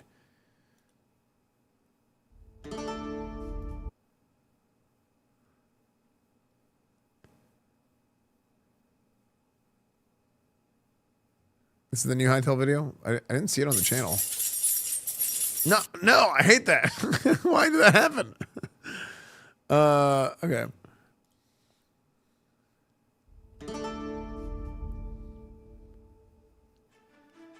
PV video from last phase. T Muggsy these Polo. Oh yeah, dude. I've known T Muggsy for years, dude.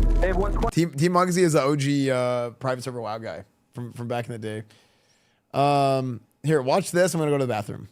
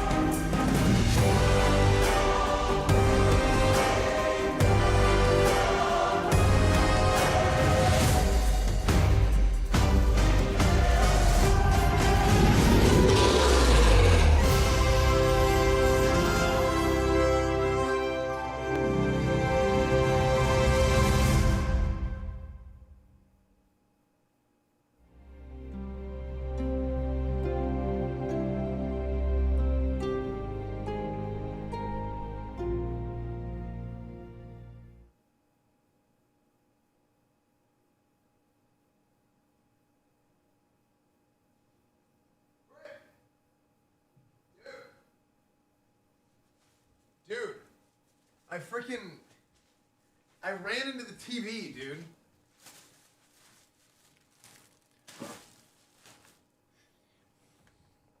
I hate these thumbnail and title combos, by the way. I think these are the cringiest, this is the cringiest shit in the world I've ever seen.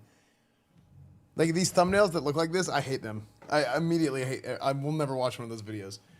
Dude, I ran into my freaking TV. Look at this. I freaking did like crush damage to my leg. Immediately bruised.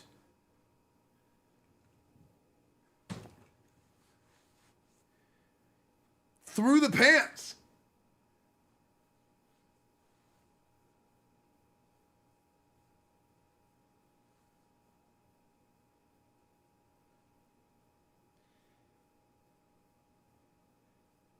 Like, how does it do that much damage to the pants, dude? And this is like not like.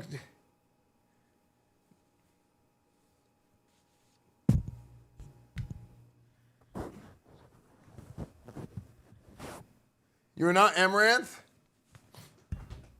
That's what you think. Ugh.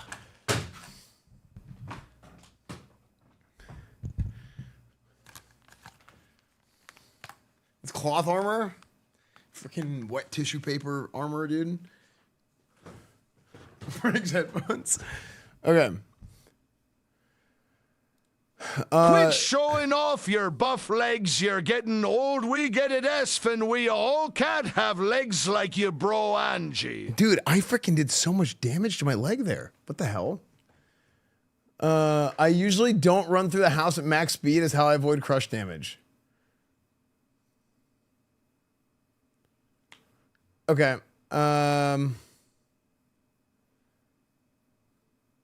So this is Team Muggsy PvP video. Yeah, dude, I know Team Muggsy from old private server days. What's the numbers?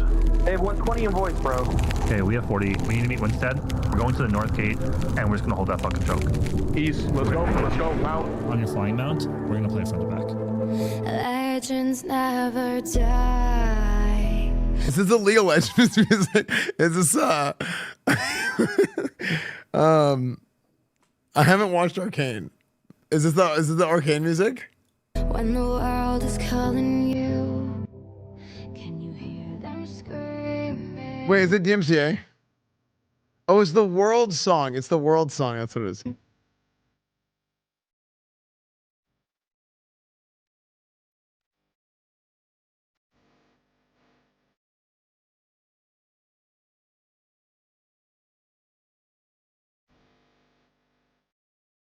Wait, this is sick.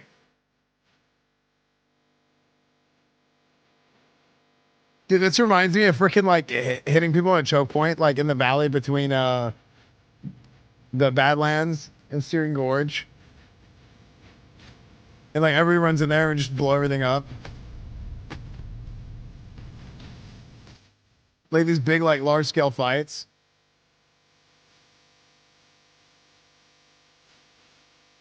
The turns are pushing them. Turns are down the front line.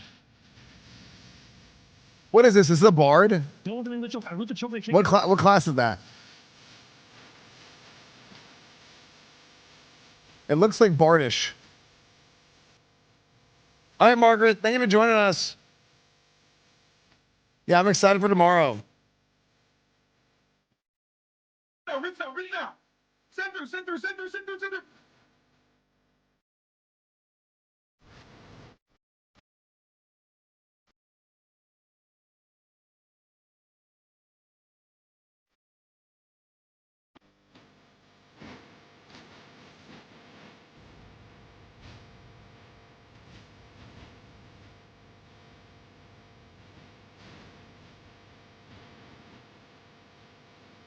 Yeah, these it looks smooth. Like one of the big things about big battles, like it should look smooth.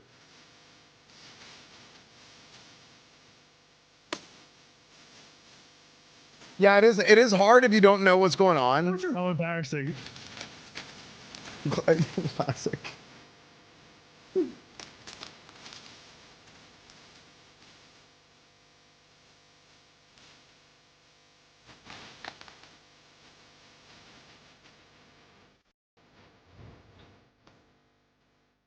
Turn the quality up. I think it's stream footage. I think it's the Yeah, it's just because it's stream footage. I think. Wait, cars. Wait. Go faster.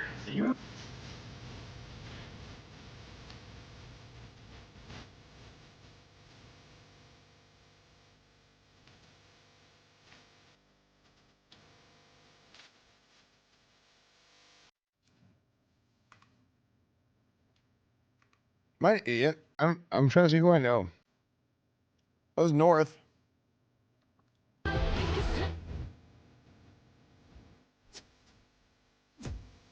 Is that the same North from Classic? I'm like, it's trying to be all names.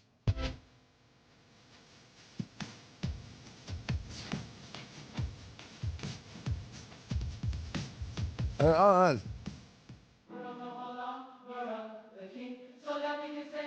Yeah, I've known like Northern Team Muggsy for years.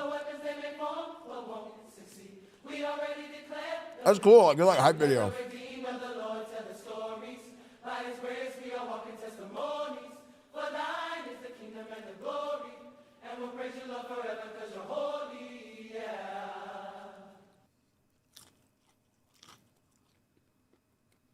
Is Polar the dudes who exploit a shit ton in phase 1? Listen, it's a clever use of game mechanics, all right? Relax, dude, relax. It's the dev's job to fix it, okay? Relax.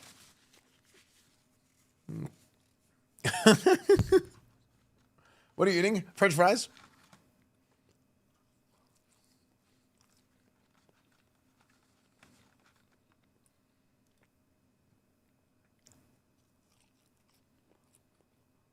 Yeah, that's gonna be fun, dude. That's gonna be fun. Good video. Why not American fries? Outsourcing. Dude, I think Ash is gonna be great. I think it's gonna be great to try it out, and it's gonna be fun.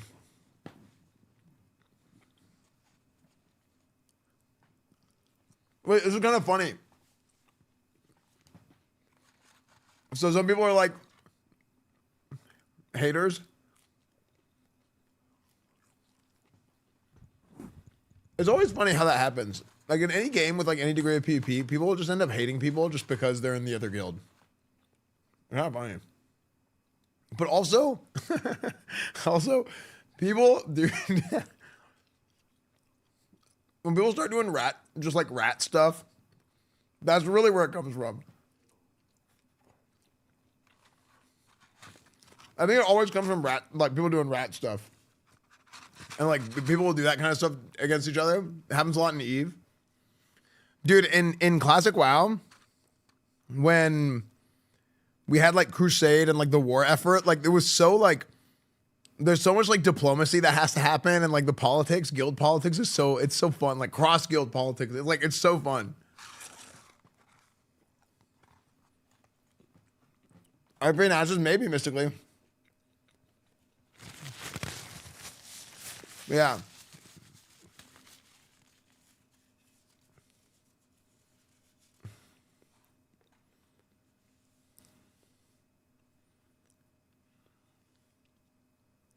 Yeah, no, that's funny.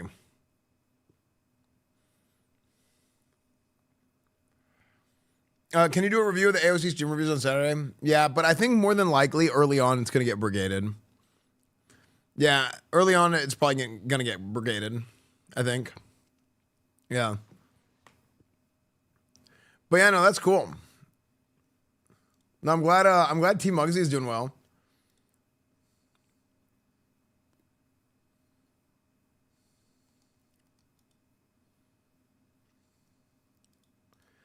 Yeah, man, maybe we are gonna spin Crusade back up on Thursday. I need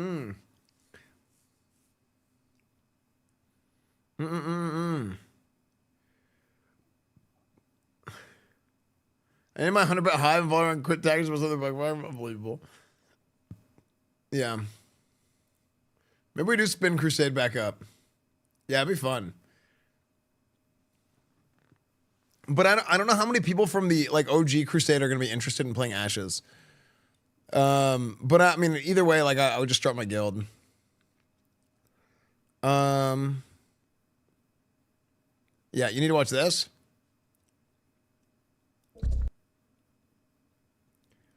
I don't really want to watch a long one because I think it's just too hard to get in like, you know what I mean? There's like just too much going on. Whenever I don't know what's going on, I feel like I'm kind of like this the whole time. So, but it does look cool. Yeah.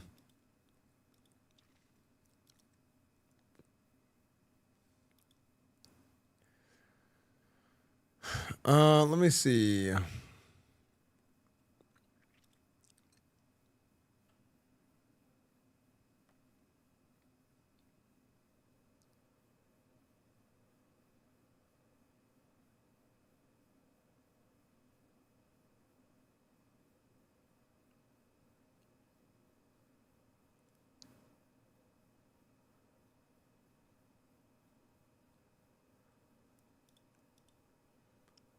Oh.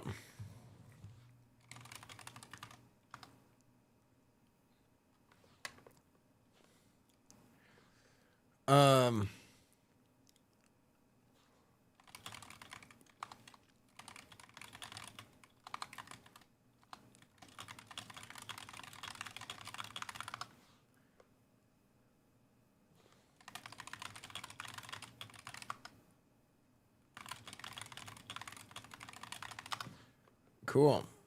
All right.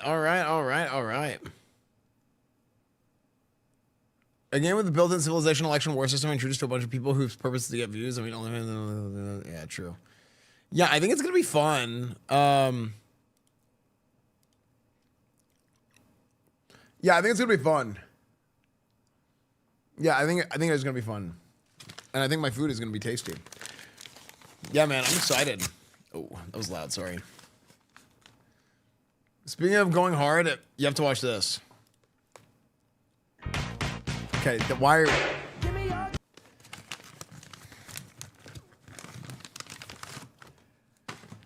Okay. Unbelievable. Unbelievable. Dude, you guys see this NFL video? I was on the NFL,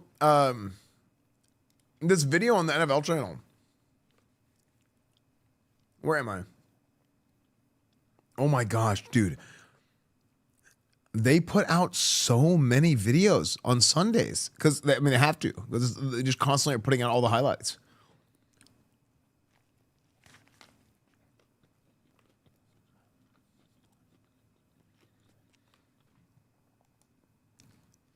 $3.2 million views 5 days ago. How did that I'm so where's that coming from?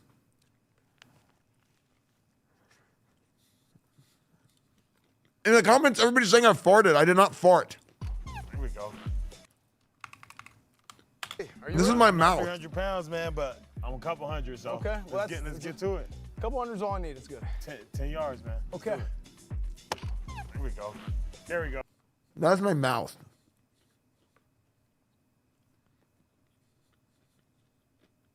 No, I didn't fart out my mouth. I'm squeezing my mouth. I'm squeezing the air out of my cheeks.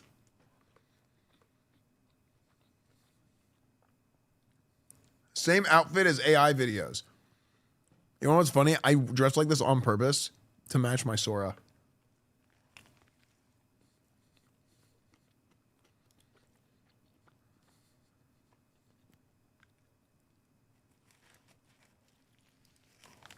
Bring it up on here.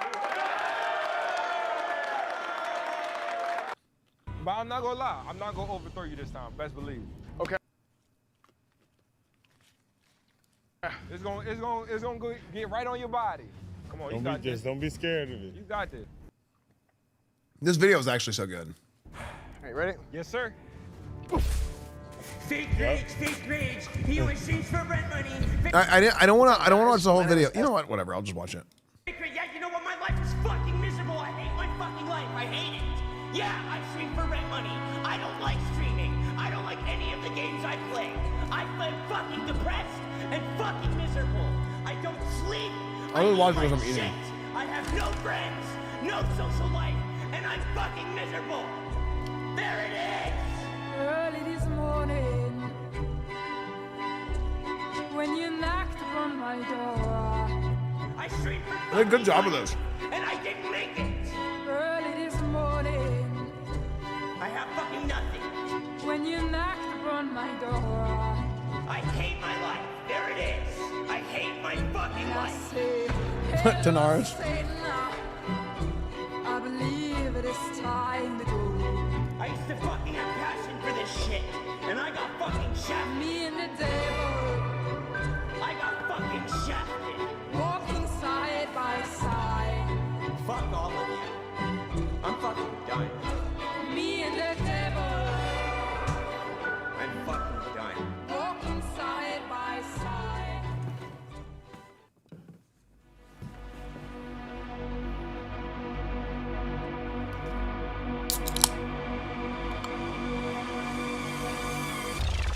It's like gold dust. You hear me coming through speakers. You see me. Frick.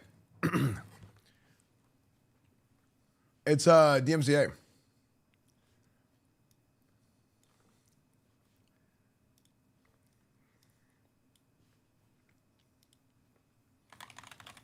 Hold on.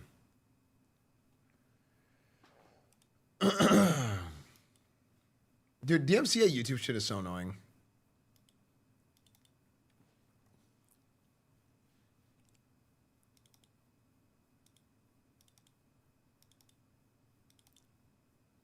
What version of Gold Dust is this?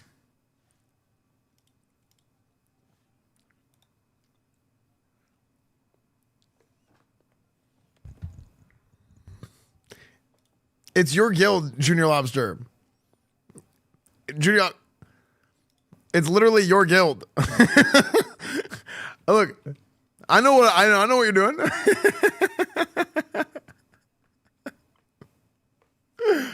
I'm freaking psychic, okay?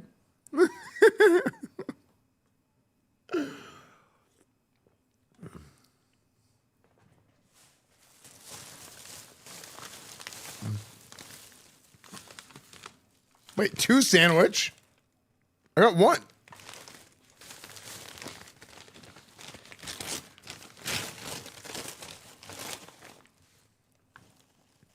It's a completely different game than WoW. Just like RuneScape is completely different than Classic.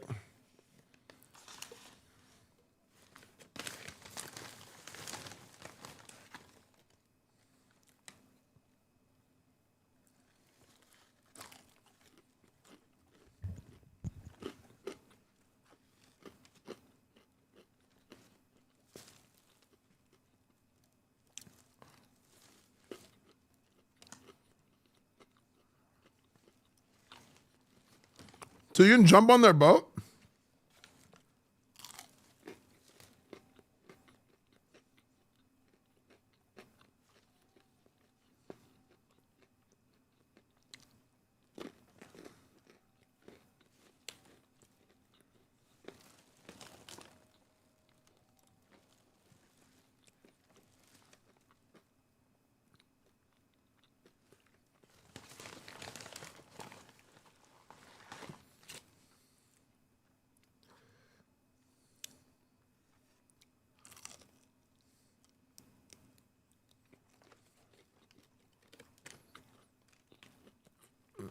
I just put the fork down, Graffiti Kitty. And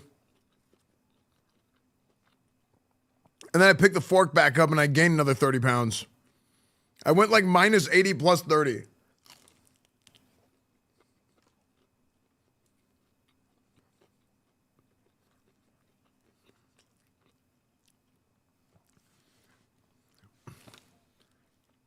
Nah, it's cool.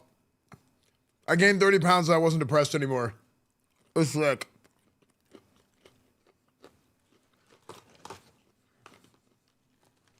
No, it's not yet cool.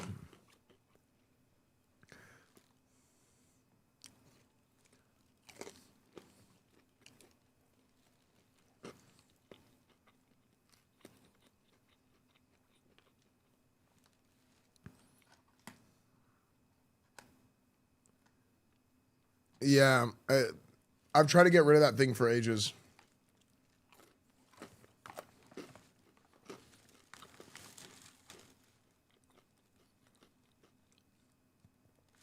It feels like a lot of the big battles are very similar to a lot of the big battles in like the old like classic days. But that's kind of how it is in like large scale MMO PvP.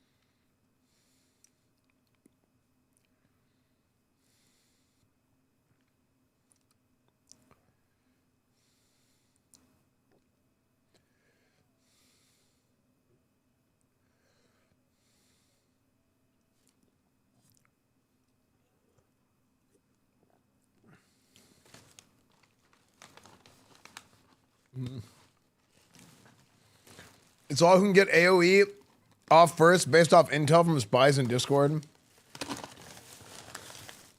That's kind of what kills a lot of the content. What kills a lot of content for big MMOs like this is people are so hungry for the win, which makes sense. It's not like roleplay, right?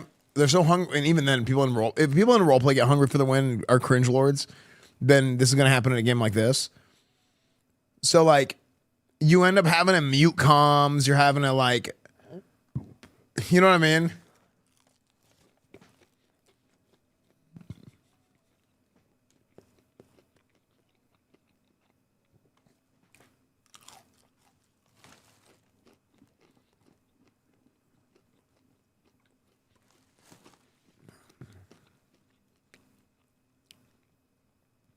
Like, even like a gentleman's agreement of no stream sniping will never work because you're always going to have one person in your guild that's not streaming, listening, and they're going to be like, hey guys, by the way. And they'll act like they're not stream sniping, but they are. And then everybody in the guild will back them up because they're like, we're not stream sniping, what the hell? But like, maybe somebody actually is stream sniping and giving them intel, but they don't know. So it kind of cucks a lot of the content, unfortunately.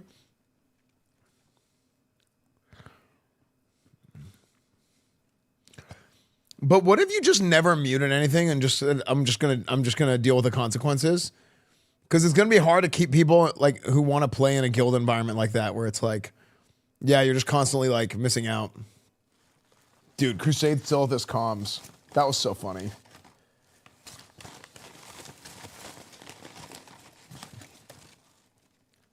That guy like cried when I kicked him out of the guild.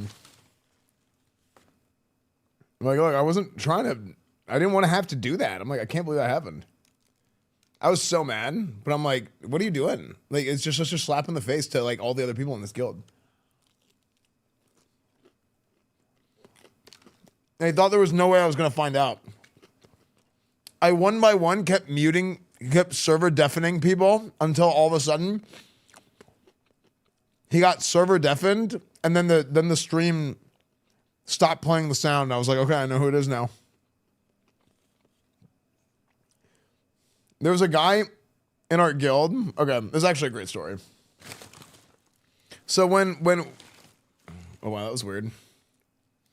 So whenever we were this is something that happened in Classic WoW. So we're leading the guild. Crusade is the name of my guild. Whenever I talk about Crusade, that's the name of my guild in Classic WoW.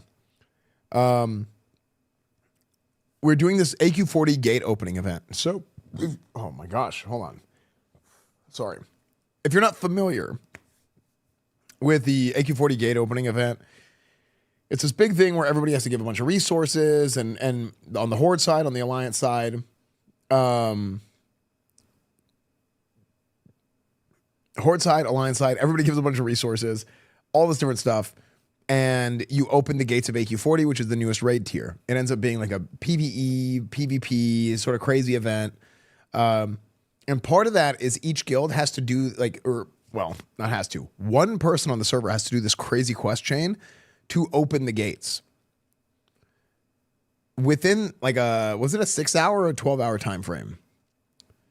I think it's 12 hours. You have to have everybody else who has done this quest chain, you need to have everybody else go and complete this quest chain if they want to get a Scarab Lord mount, the Black Karaji battle tank. So it's a very tense environment, and there's a lot of politics and diplomacy that has to happen, cross faction. It's very interesting, actually. I didn't stream during it, and in some ways I regret it because I didn't stream this because it was a huge disadvantage. I was also getting Grand Marshal that week. It was insane. I wasn't sleeping, and I was just this for a week straight. So it was very, very tense, very intense time. So during this period of time, we had a very strict no streaming rule, whatever. I kind of regret it in some ways because I'm like, this would have been amazing. Just to document all this stuff, and it would have put us at a severe disadvantage. But I'm kind of like, man, maybe we just say F it and just take the L and you're just at a severe disadvantage and people are stream sniping you and being cringe or whatever. But what's going to happen is eventually people are just going to be like, stop. People are going to think that other people are just being cringe lords. And you know what I mean? So it's like, whatever, right? And you just try and make the best content you can. All that being said, there was somebody in the guild, it was a warlock, who was upset about something and decided that they will make a Twitch account called Crusade Silithus Comms.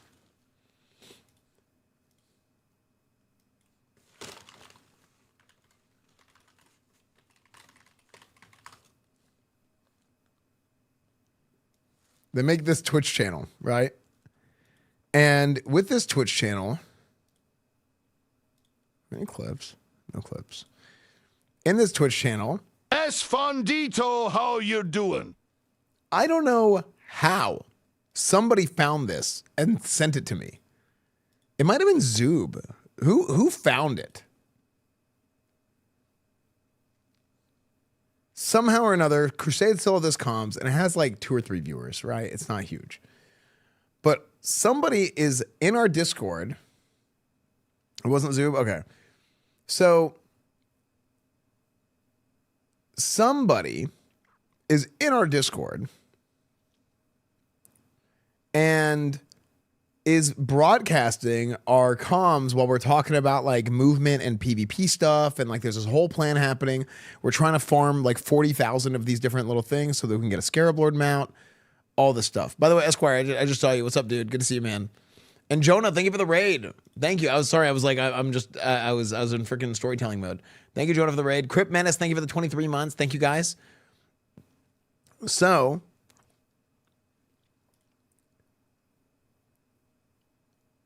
I noticed this thing and I'm like, I'm not going to say anything out loud because somebody's going to cover it. Like, don't let them know that I know. So I'm sitting there and people are talking in Discord and I'm like, okay. People keep talking, whatever. And then I go through and I'm manually right clicking the names and I'm server deafening people and I'm going down the entire channel one by one and I'm listening until the sound gets muted. And then I server deafen. And then I think I yelled at everybody. I was like, guys, everybody be quiet for a second. And I think I didn't hear myself on the stream. And I was like, okay, I know it's this son of a bitch. So then I server deafen him. I'm like, I don't even remember his name. I remember anything. I remember like everything. And I don't remember this guy's name. And I'm like, why the hell are you streaming our comms on Crusade Silithus comms when you don't have, like, I just straight up asked him in front of everybody. And he was like, yeah. I was so mad. I was mad not because he wasn't really streaming any comms that were important. Okay. It wasn't a big deal that he was streaming the conversation that was streaming. What was a big deal is the lack of respect for everybody else in the guild who's doing this thing, and he's intentionally doing this, like trying to stream our comms to like give away a tactical advantage for our guild. And that pissed me off. That pissed me off so like, oh yeah, it was Furoshima. Yeah. But it made me so mad because it was so disrespectful to every other person in the guild and raid, whatever, who's there. Because it's like everybody is working their ass off and you're just spitting in everybody's face. And what was he mad about? I think he was mad because he didn't have a piece of gear, or like he didn't get like the tier 2 pants or something. No, it wasn't Atish because it wasn't Nax yet.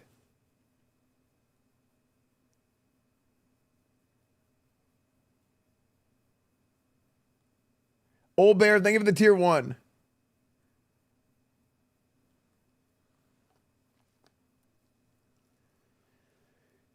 But it was already decided by then? Kind of, but like...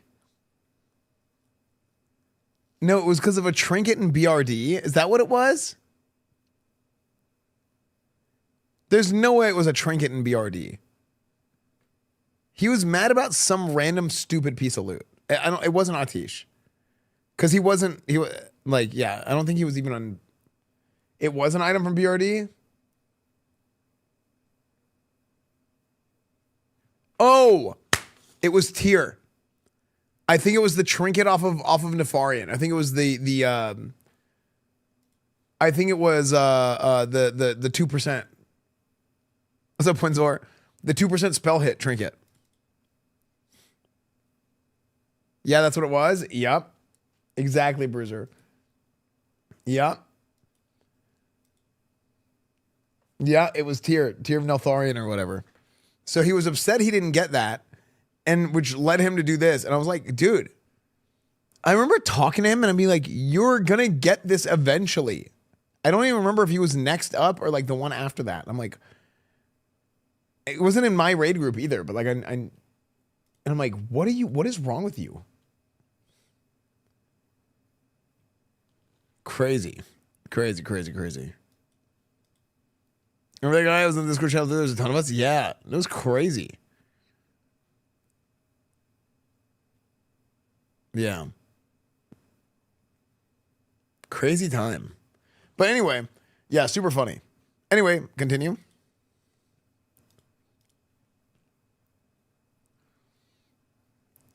My point is that like trying to hide, like it's one off on that whole story because it's like trying to hide your comms kind of cucks a lot of content.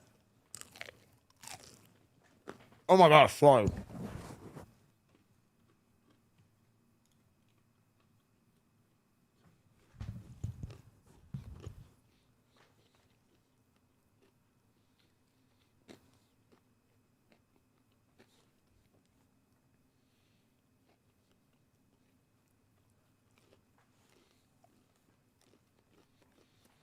You could have a huge delay, but that's just cancer.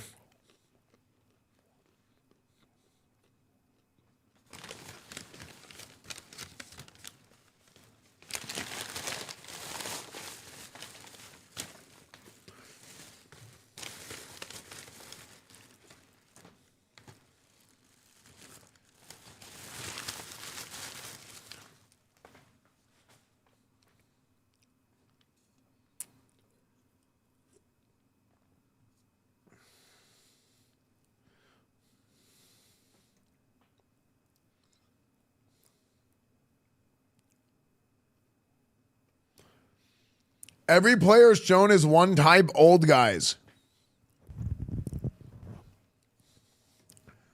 What are you saying about MMO players, dude? We're like 25-ish.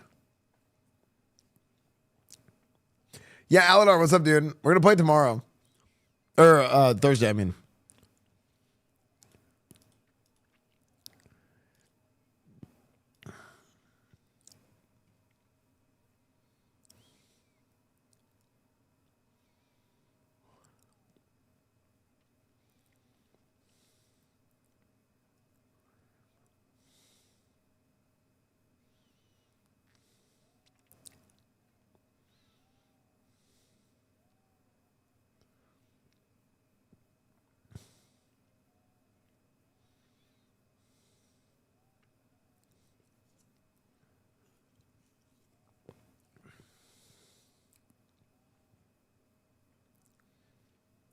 Do you think Asmon's going to play? I don't know.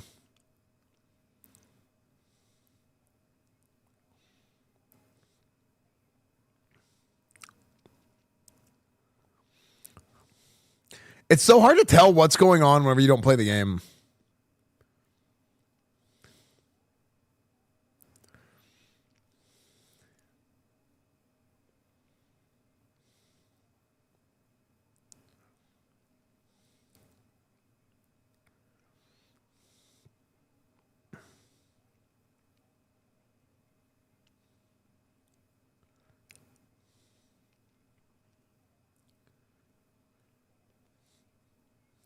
We should have Asmon's to play. I mean, the thing is like, I mean, there's like a number of like guys who are like OG MMO guys, right? Who are even before me, which is funny because like I still, you know, I always thought of myself as a new guy until like this year.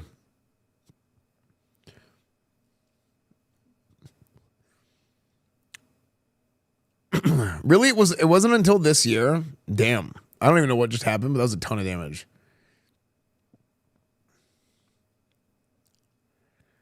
But like I kind of consider myself one of the new guys still until like this last year. I kind of realized I was like, oh, I kind of been around a minute, haven't I? Or haven't I? Trust me, to the 50-year-olds, they're still new guys. Yeah, true.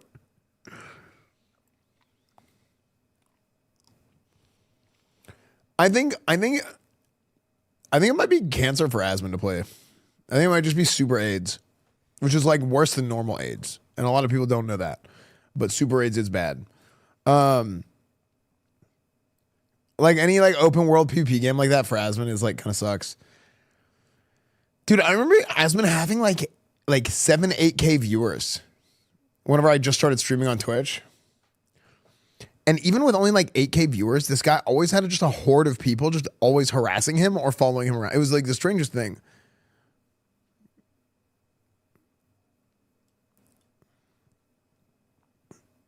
I've been playing MMOs since 99 with EverQuest, and you guys make me feel like the new.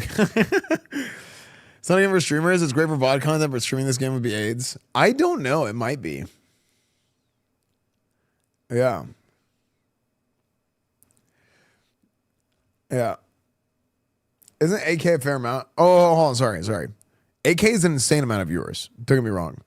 What I'm saying is, no matter how many viewers Asmund had, he always had a mass of people. So it wasn't even when he was like 20,000 viewers, 30,000 viewers. He still had a mass of people whenever he had much less. Like for me, like I've streamed MMOs with 10, 15,000 viewers. And I never had like that mass follow me, you know, or like try and like constantly be like stream sniping and harassing me and stuff. Now I don't really like care as long as people aren't like stopping the gameplay. That's what's AIDS.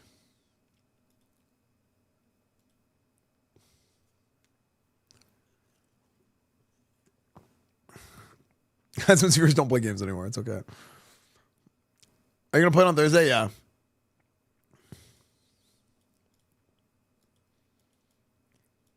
Yeah.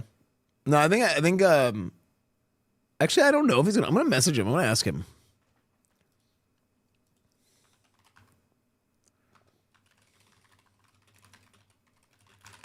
Yeah. I'm gonna do a class S, man. Dude, I kind of want to play a bard.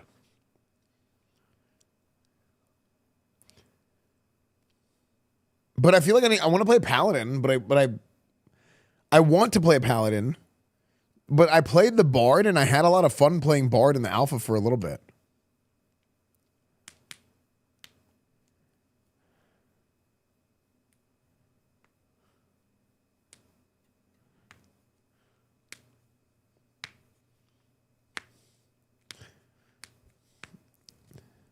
What time is the interview?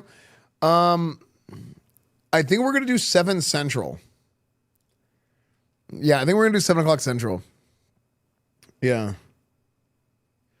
Do you think unofficial Pally is going to be tank cleric or cleric tank? Well, what about cleric fighter? Fighter cleric? What about cleric bard?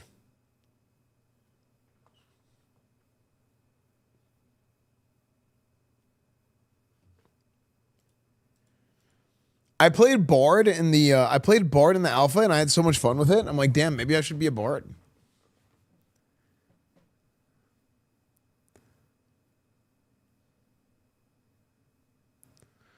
So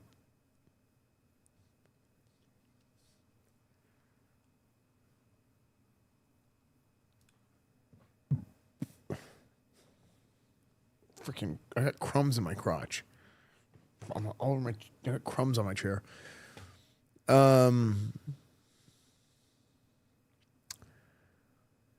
Archetype themes, melody, dance, song, story, flourish. Dude, do you guys remember I was running around with a hammer and I was making the hammer huge in ashes? Does anybody have a clip of that? When I was playing the alpha?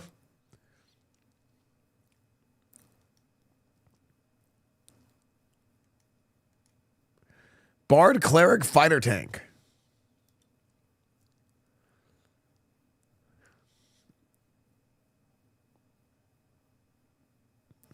Cleric, Cleric fighter is Templar. Scryer.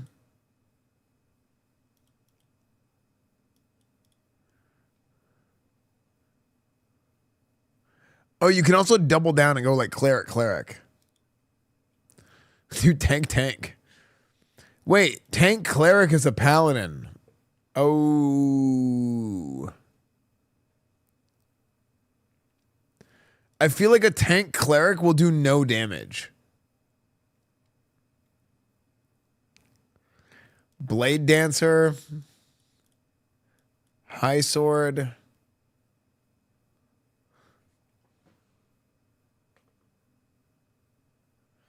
I feel like a ret paladin is a Templar, more of a Templar type. Or even like a high sword.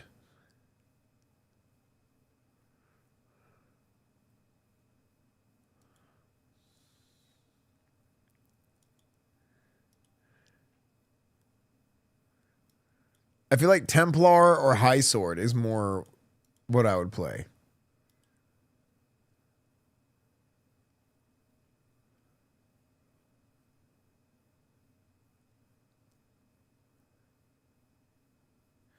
I think Templar is probably like Shockedin type, like spell power, and a high sword is probably more ret paladin.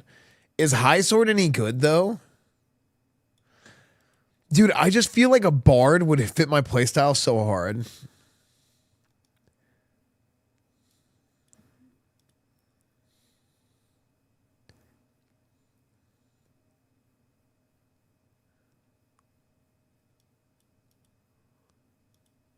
Dude, I think a bard, I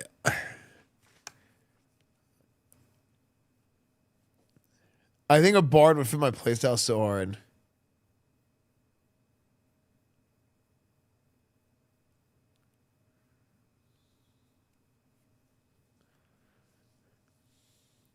Are you and someone going to play together? I don't know.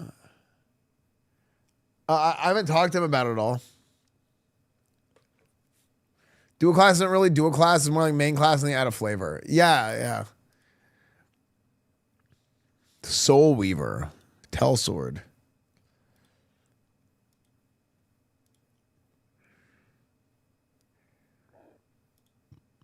Then again, maybe a paladin, like a tank cleric paladin. Can you be like a disruptive melee in like a large scale PvP fight?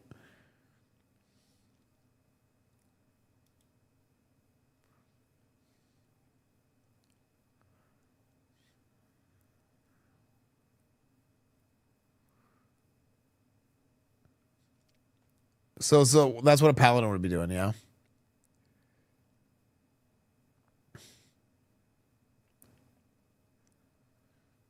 So if I go tank cleric.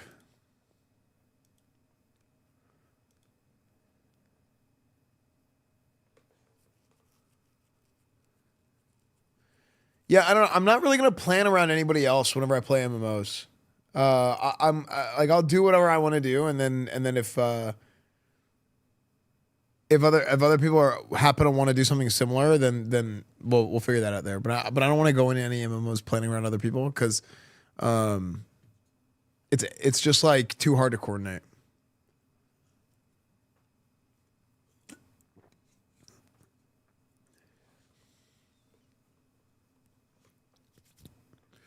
Yeah, if people want to like join, if people want to do what we're doing, then great. But I think going into it with that plan, I think it's harder. Frick, it's noon. It's midnight. I just drank a Red Bull.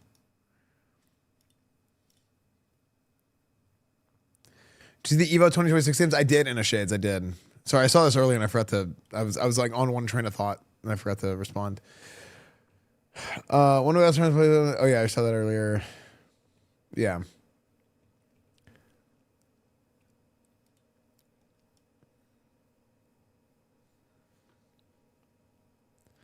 Is cleric more a priest or a D&D cleric? I think it's more D&D cleric.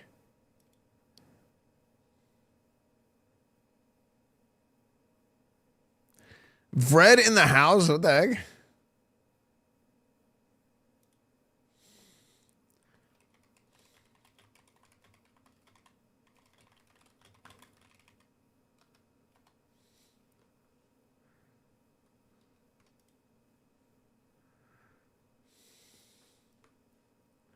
That's crazy.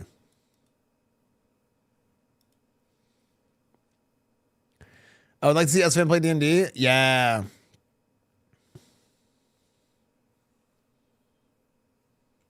Yeah, dude, I think it's gonna be fun, man. I think Ashes is gonna be, and this is what I said before. Wait, look at what happens whenever I change scenes. Is that? Do you guys see what I see?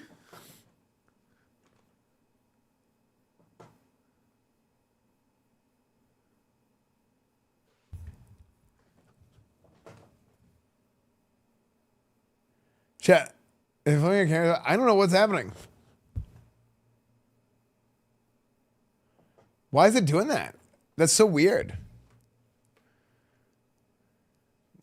Is that crazy or what? Why is it doing that?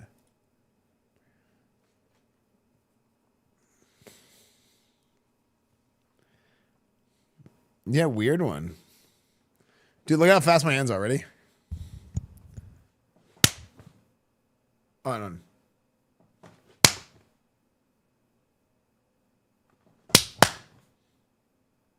Okay, that was crazy.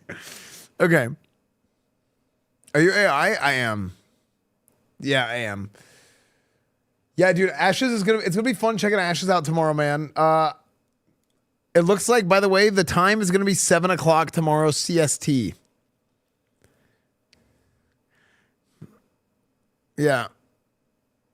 Ashes is not going to be fun. Even its own player base expects to get review bombed with negative reviews. No, I mean, I expect to get review bombed too because it's an MMO. It's a new MMO. But I think it's going to be fun. This is what I was saying. This is very important, okay? There's a problem with like gaming culture where people play a game to find out if it's fun, okay? They're playing a game and they're trying to learn if it's fun. But I think if you play a game and you make it fun to learn more about the game is really what you should be doing, and then you make your assessment off of that. Just have fun learning about the game, not learn if it's fun. Which is kind of this freaking voodoo freaking whatever, hand me the peace pipe shit, it sounds like. But it's true, right? Like, too many people are focusing on the negatives and the positives, when in reality what they should be focused on is what it is, not if it's good or bad. And then after you understand what it is, then you can see if it's good or bad or if it's fun. Long story short, just play the damn game and see if it's fun or not. Right? Just play the damn game. Right? So yeah, I think we all have done that in the past. I know I've done that, and it's just like, I'm like, dude, I'm so over it at this point. Like I just play a game and decide.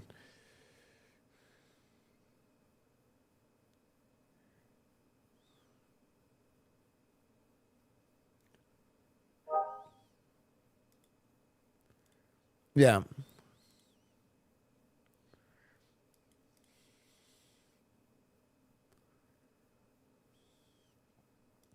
Last I heard, the game was subscription rather than gacha or pay to win. That alone will give it a huge runway. Yeah, I mean, they're gonna have some microtransactions and stuff too, but yeah.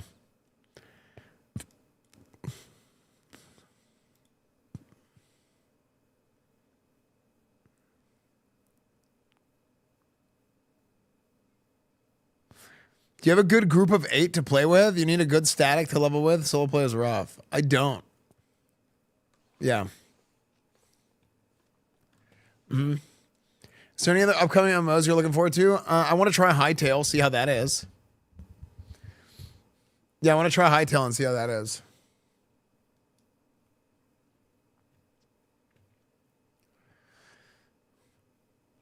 Yeah, I'll probably just start my guild and we'll go from there. Is probably the plan. But man, Bard, this is the hard part, is Bard. Like, I really think Bard is my playstyle. Like, my class fantasy is Paladin, but my playstyle really is Bard, I think. Kind of the support role, and you're running around, you're like, you're buffing people. Like, that's how I play. This is how I play Paladin. It's like, I'm doing like all the support stuff. but then with big burst damage. You know, that's why I like Paladin and Vanilla Burning Crusade.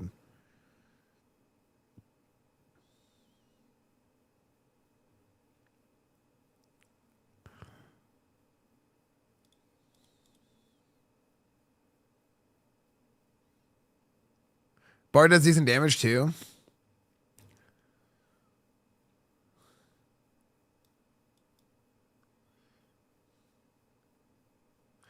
Dude, I really like the freaking high sword idea too. Going fighter cleric. Dude, the Scarlet High Lord.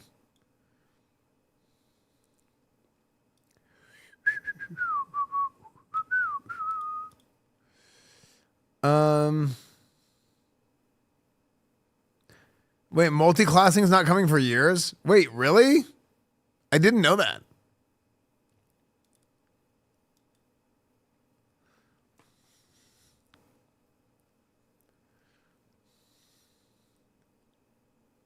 No, not yet. Yeah, cool.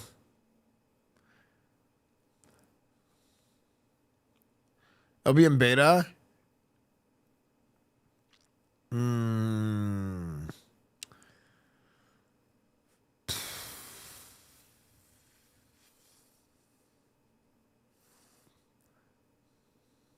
They're asking $100 only at Ox's Alpha and monthly after sub release. I wonder how many people are going to play.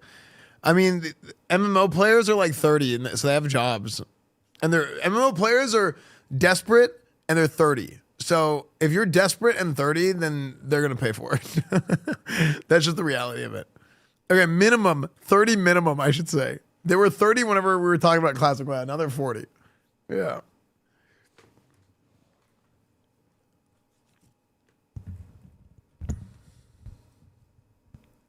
It's just the reality, dude.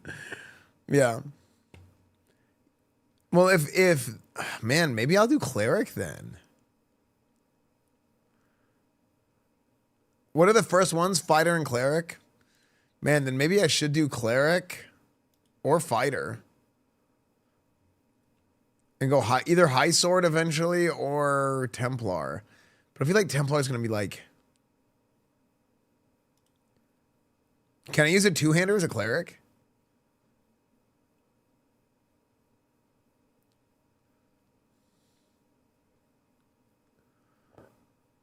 Fighter is on the weak side at the moment.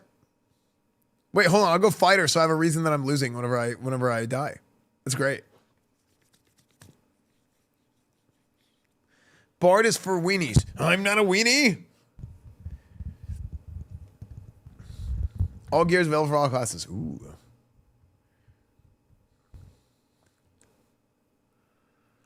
Yeah, maybe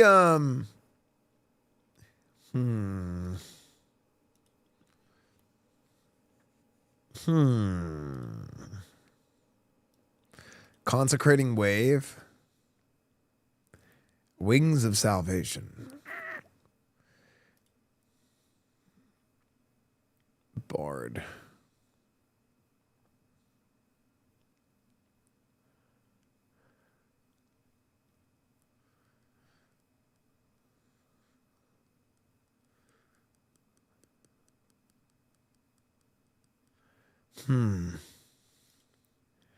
Flourish was the roll, right? Oh yeah, no, the flourish is a power slide. Shielding dance, you give everybody a shield. Dark lullaby, 48% magical damage to target each enemy second, skills and power. Damage will not wake and incapacitate a target. The final hit blast stun. Transfer life to or from party members depending on who has lower percentage. This ability will not reduce either player below 20% health. The character that loses life in this exchange gains solace, increasing their healing received by up to 35% base. Okay.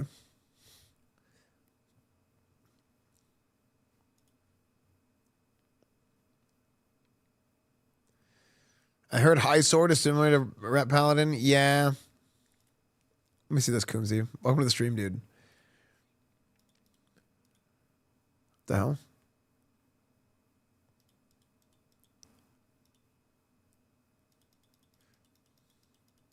How long does it take to get level 25?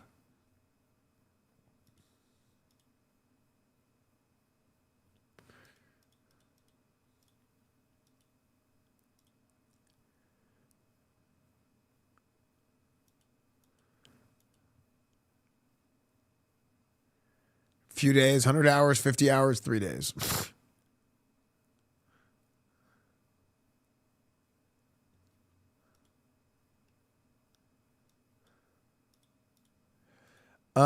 We've got 40 hours of grinding with the casuals.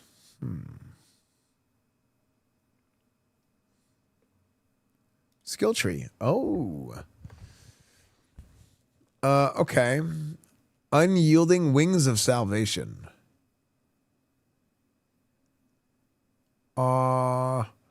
I don't remember I don't remember seeing the skill tree whenever I played last. Do you start here?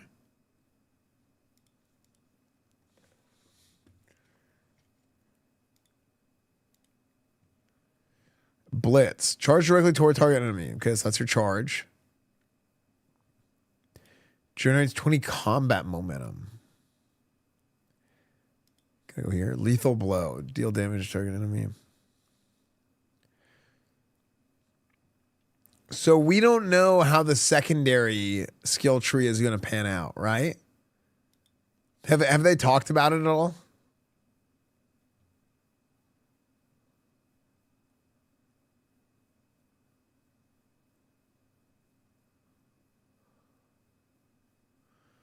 We won't know until next Austin.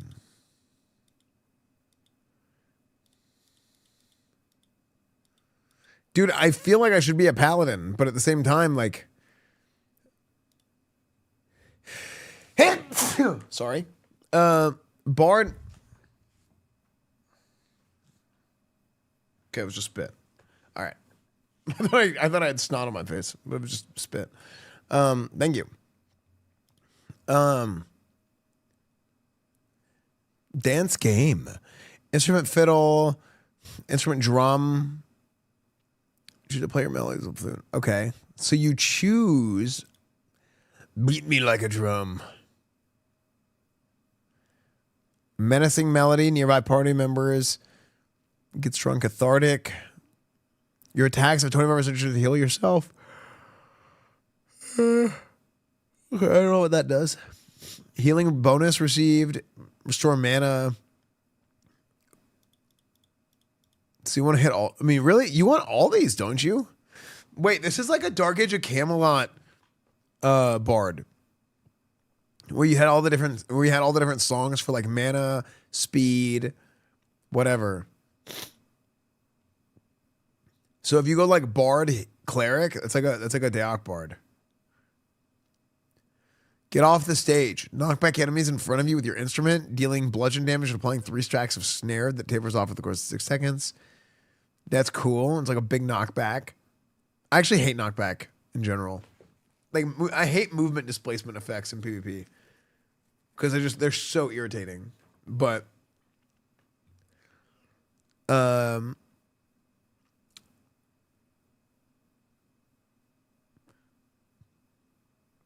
knockback. So you only get 25 points, right?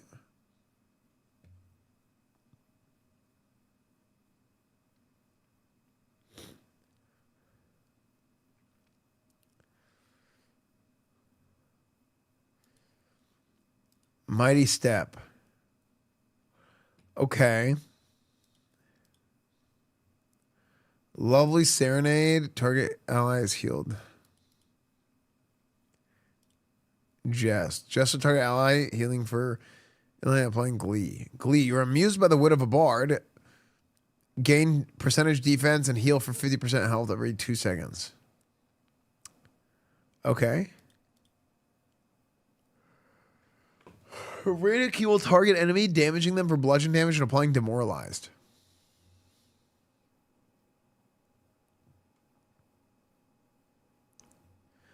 Dude, I really like the idea of playing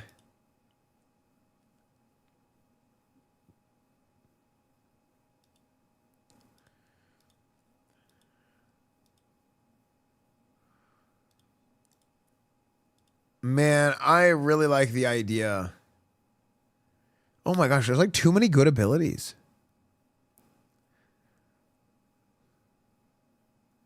Marionette. Stunned, forced to dance against your will. Last 10 seconds or until damage. Oh my gosh, what? Mesmerizing dance.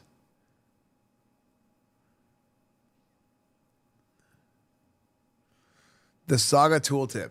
Complete your tale with a grand finale. The specific saga you have access to is determined by the combination of your current themes. The Apocalypse is angry, angry, angry.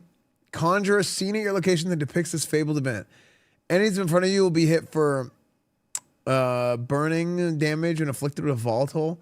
A lingering zone of flames will be left behind. That deals linger and applies linger. Last 8 seconds. When the Harbingers landed, Vera shook and tore. Return to Vera after a short cast. Launch 3 bursts of healing to 8 allies. It's happy, happy, happy. Up to 8 allies favoring injured party members. Healing for big healing. First hit applies glee if the targets have pep. Otherwise, it applies pep.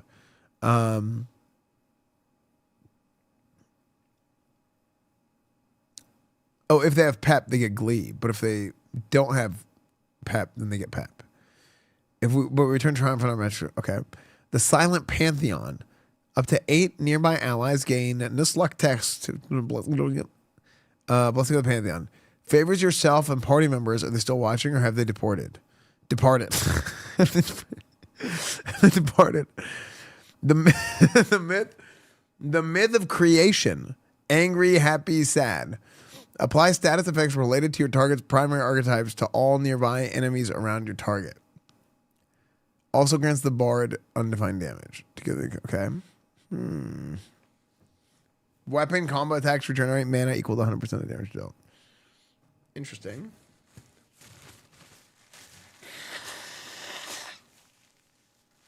Yeah, I feel like you're just the big mana battery.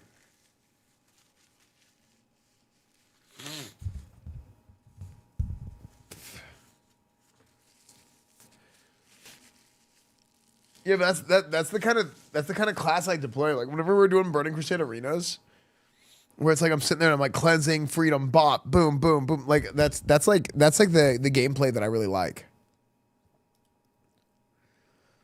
Like I feel like a bard is what'd you eat? Popeyes. Your mana battery and CC cleanse for mass stuns. Cleric struggles with mana cost without a bard with serious pulls.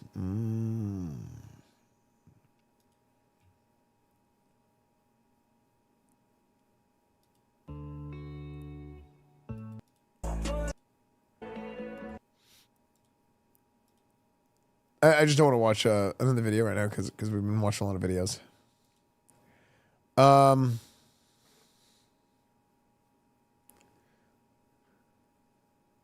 Nimbles are massive for PvP.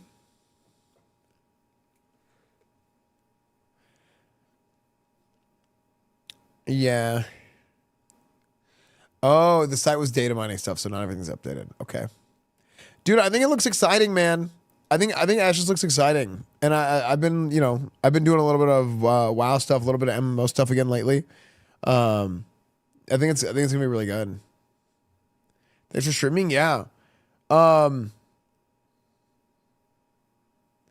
This is crazy, by the way. Folks, December 20th, Misfits makes its way to the City of Gold, right? Have you guys seen this at all? I don't even know if any of you guys follow this. Chase Demore is a viewer. and I know Wade from the Creator Clash from years ago. But this guy's he's an Esfand viewer. Like, this is an Esfand viewer. Right here in Dubai for Misfits Mania Fight Before Christmas. Listen, I'm coming for those Bugattis. I got a... Yeah. He's fighting Andrew Tate.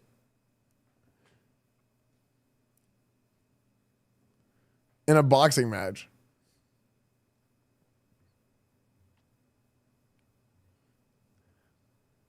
Is that not insane?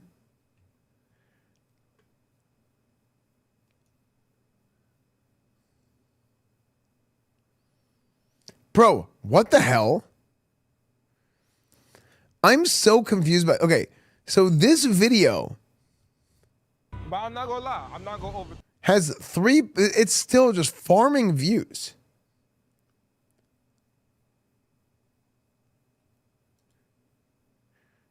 It has more views than John Madden, A Football Life.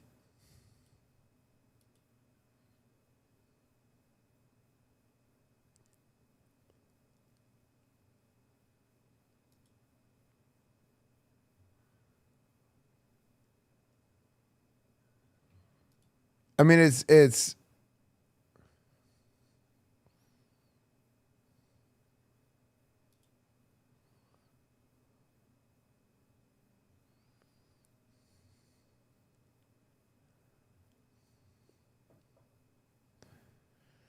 you can't bot on YouTube though. That's the thing. Like notoriously YouTube, you can't bot on YouTube.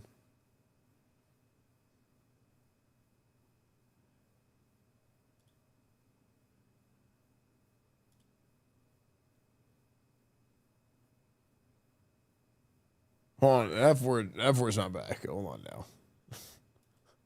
Hold on, that's.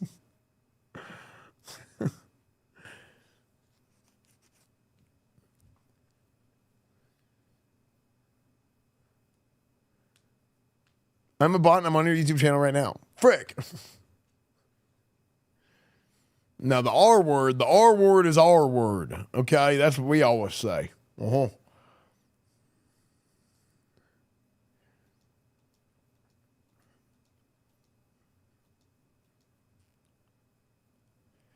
Okay. Yeah, chat, tomorrow. The new F word. Okay, it's not. Okay, anyway. Dude, I didn't play any games today. Man. Do we do a little bit of Night Swarm to end it off?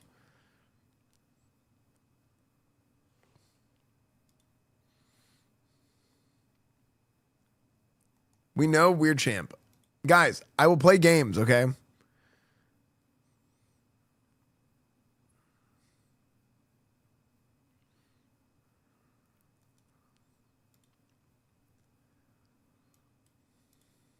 Oh yeah, the new patch for Night Swarm was today. Yeah, okay, so there's a new patch for Night Swarm.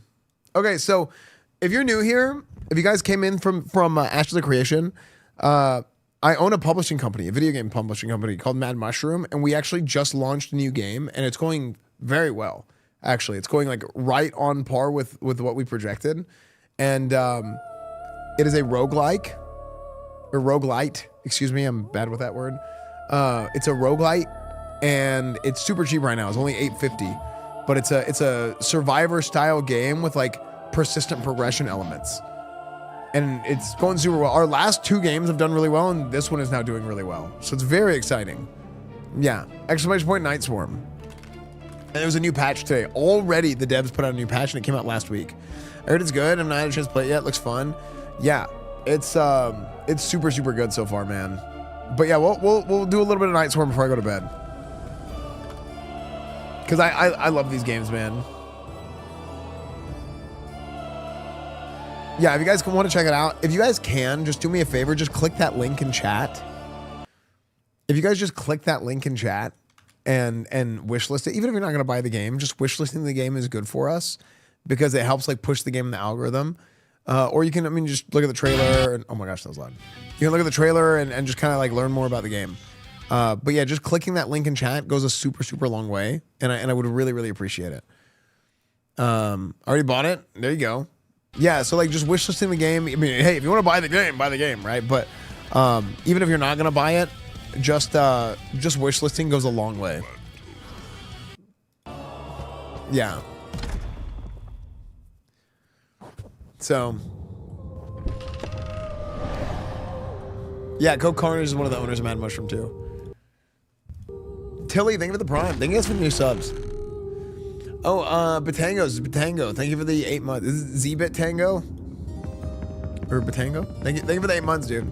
Or thank you for the raid, sorry.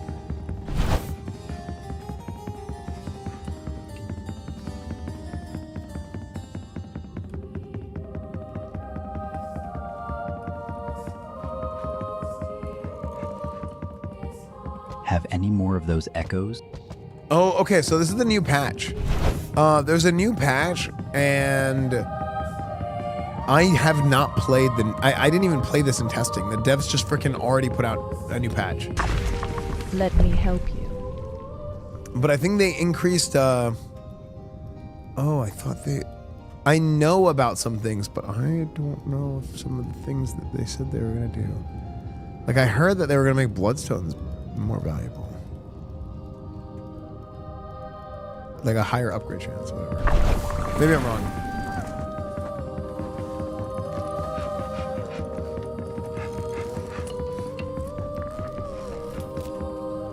What can I do for you? I bought and wrote a review. The music alone is worth the money. Shout out to composer. There you go. After that guy last night. That was so funny. Yeah, leaving positive reviews are big time too.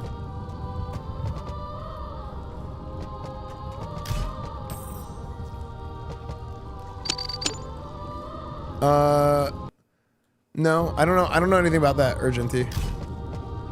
I will say this though, it was kind of nice. Like every year, like, you know, it's like whenever they do that, it's like kind of annoying. Cause it's like the people,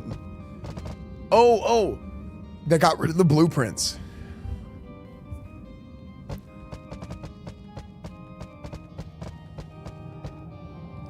Attack damage, critical hit damage plus 73%. Ooh, CDR. Attack damage CDR. Oh my gosh. Yeah, the one that I have is better than both of those. Fight like a vampire.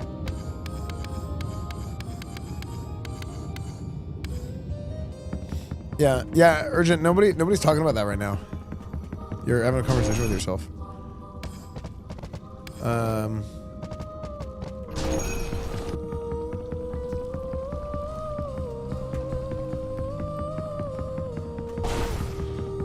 Some say science is witchcraft. Okay, so Need anything? let's see. Oh yeah, by the way, Godzilla, how about this? So I actually called Tips after the stream and we were talking about some stuff, and a lot of the feedback that you gave in chat last night, it like that's like stuff that they already addressed. Isn't that crazy?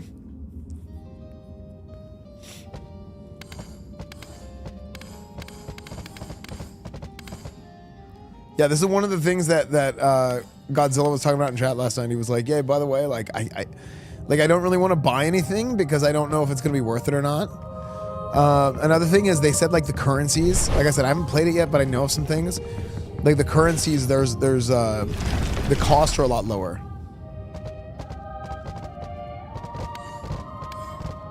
Oh, interesting. So I got locked out of this path. I wonder if I had already done one of them, if it had locked me out. So they changed how this works. So I have to do the Dune path before I go back here instead of going here. Because I was going here instead, I was getting owned, I noticed. Here, let's do,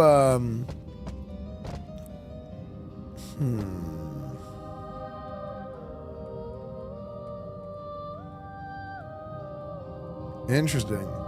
Do we do Woodland again or do we do Dune this time? Let's do Dune because we want a cloak. Where you get a cane in this path, and I want to get a cloak because we don't have a cloak yet. Because I think the gear upgrades are big time. Crown Spire. Ooh. Let's get a companion. We want companions.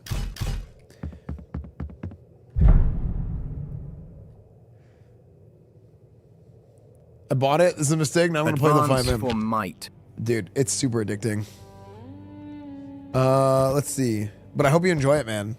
Yeah, if you guys have any feedback or anything for these games whenever that we publish, like give it to me. I literally like we're talking to devs, we're talking to the studios all the time, and that's like that is the biggest advantage of having like streamers who are so actively involved in like the publishing process and like working with the devs and stuff. Like directly helping with feedback and whatnot. It's pretty cool. Okay, Nosferatu Swarm. This is a new ability that I unlocked last night. I haven't used it yet. The music is so good though. Endless Hunger, you found a rune. Okay.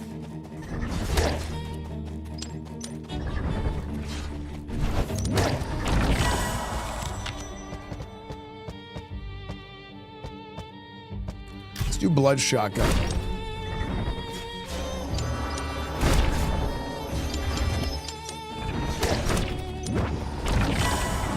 Oh, nice. There's a magnet. Thank God.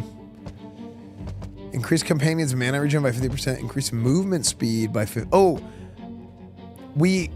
everything is going to be better at the beginning. Like the lower end of the scaling is going to be better now. And it made the growth rates a little bit more linear than exponential. A little bit less exponential, I should say.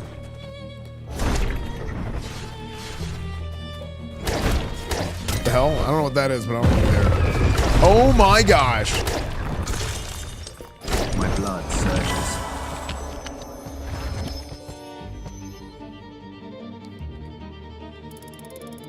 Let's do a refresh.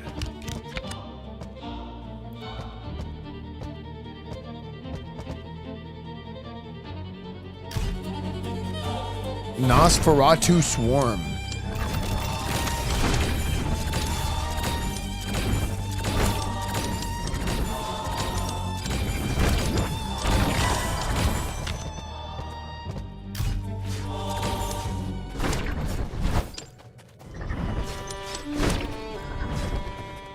This is like it's like a Vampire Survivors and Hellclock kind of put together. Think about it that way.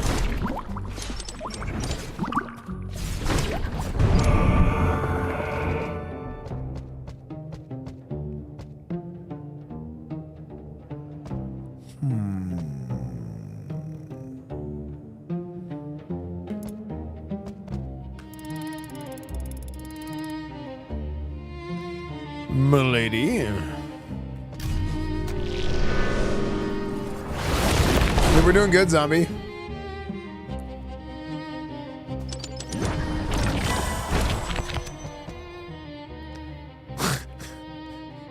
All right, thanks, Heat Score. Nobody's talking about that, but thanks, man.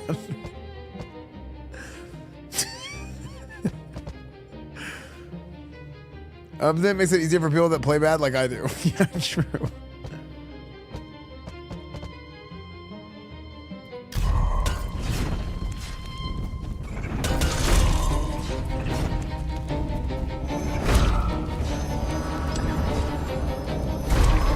Oh, the map. You guys can't see the map.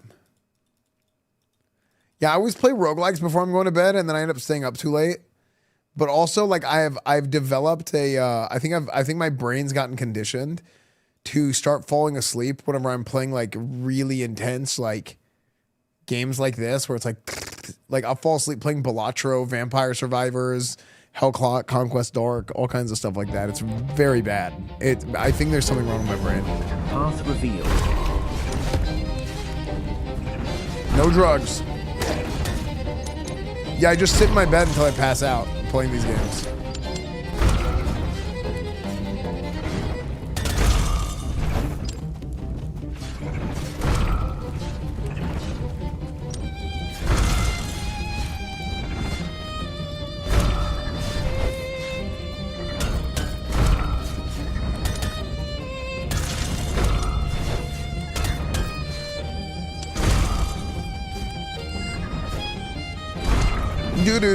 The music is really good.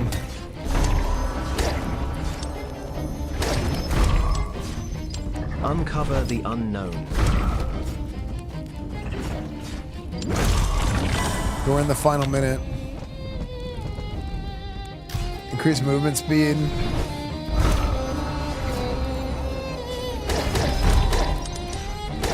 Dude, I just tanked so much damage.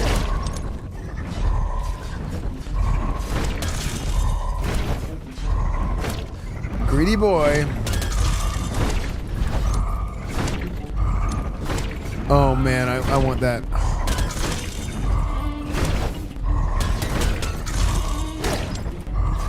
Dude, I took a lot of damage this run already. Man.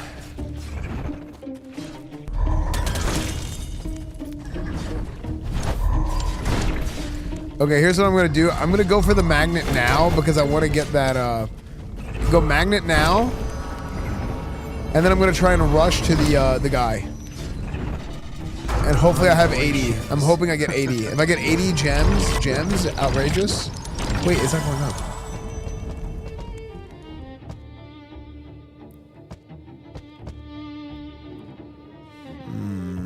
I don't want that one. Increase attack size.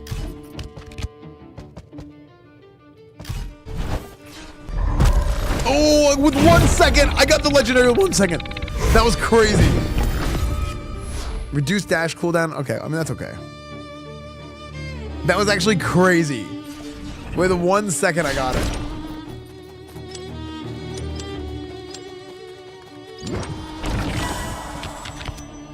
Insane.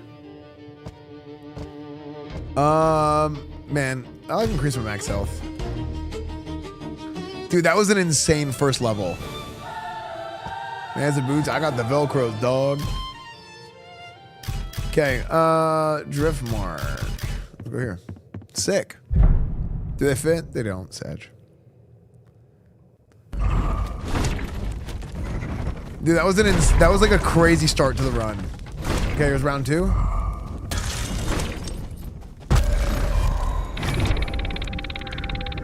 Frick. Upon completing any point in the drum, movement speed potion. Okay. Another magnet? Dash is disabled. Really, dude? You're gonna freaking do that to me after everything I've done for you? Mystery unravels.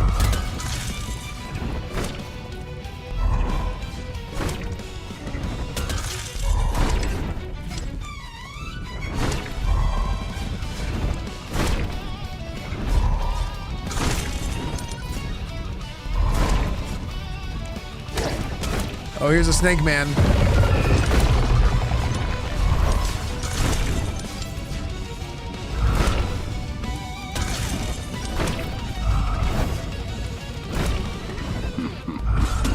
Meteors fall. Okay, keep moving.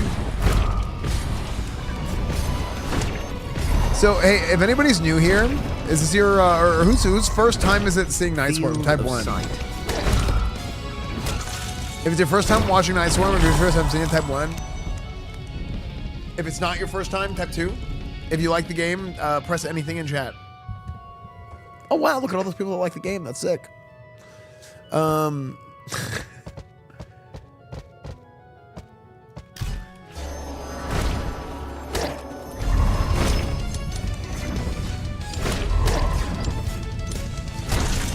Where's the Aniki?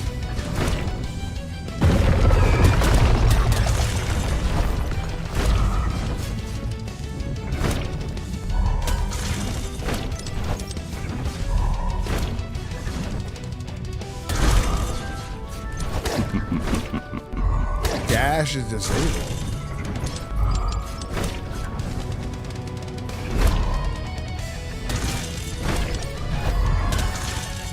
I'm going around trying to get all the gold nodes, and then I'm going to try and pick up a magnet. Oh, what's this? Frick, only white. It's okay. That's right. Okay.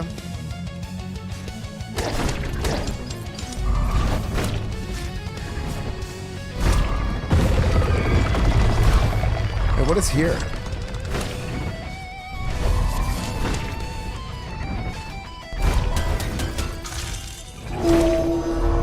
Deep Claw is summoned. Die now. Getting stronger. Ooh, Vampiric Blades might be nice.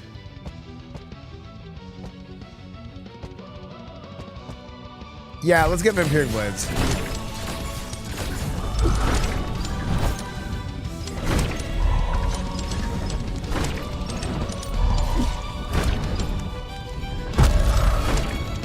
White, blue, purple.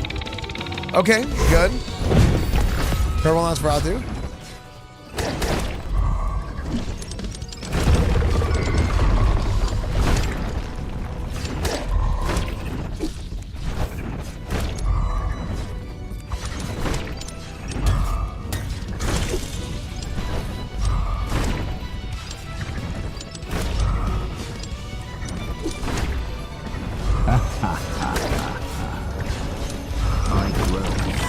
Okay, big magnet.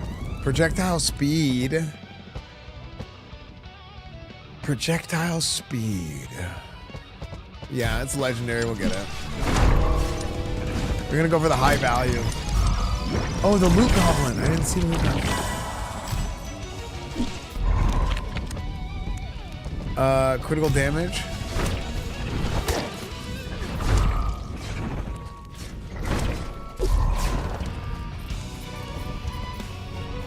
Frick.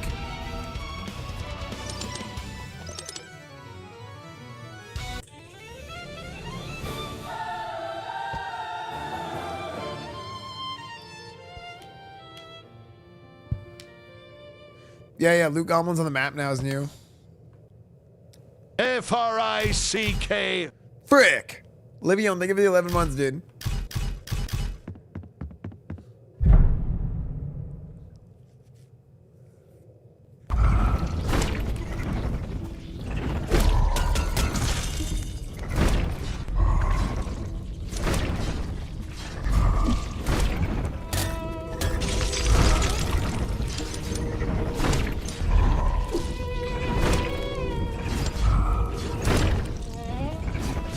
Finding this was fate.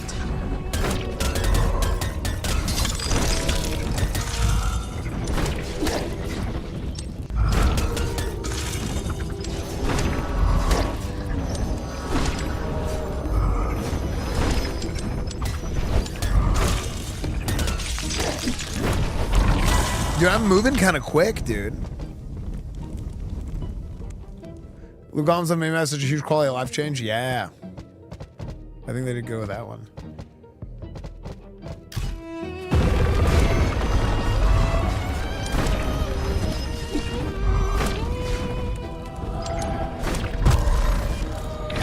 White. Gamba. Blood shotgun, okay. They also made the nodes, did you notice they made the nodes cheaper, generally cheaper?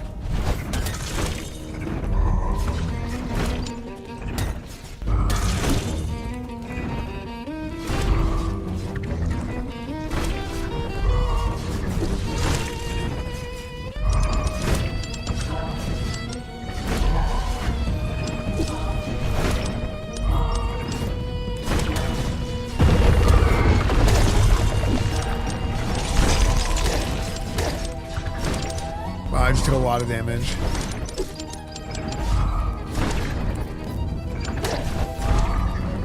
Wow, I'm taking a lot of damage from these guys. We're gonna hit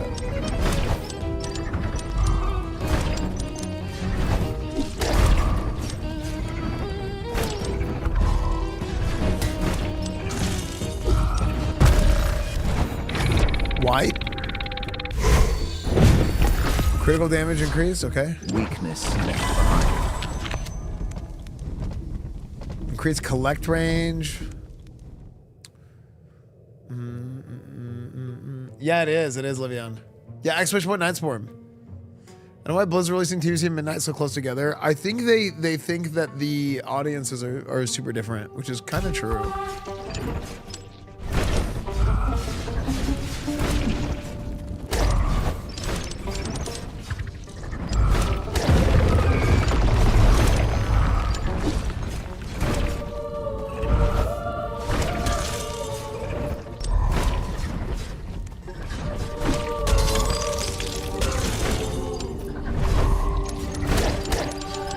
Wait, I'm low on health. This is looking bad.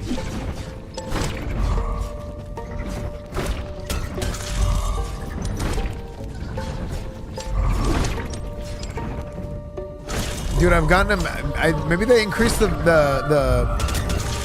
maybe they increased the rate of magnets, because that's actually big.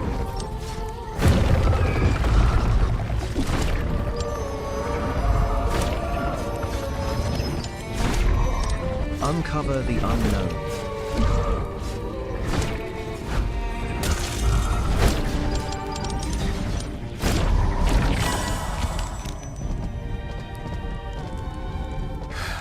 Let's do increased move speed again.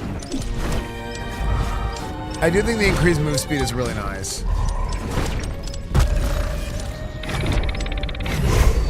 Okay, blue infernal breath, cool.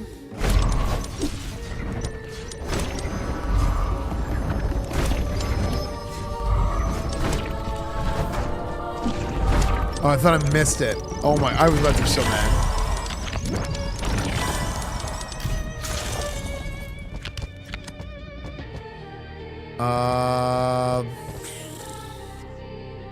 Maybe, I think a little bit of collect range is good.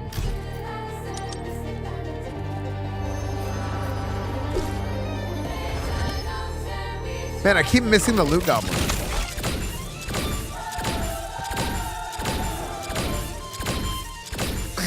Okay. That's funny. Just like obnoxious. Purple essence into shadow crossing. Yeah, let's do that. These games should give me magnet everyone. Yeah, I think they should be magnet everyone.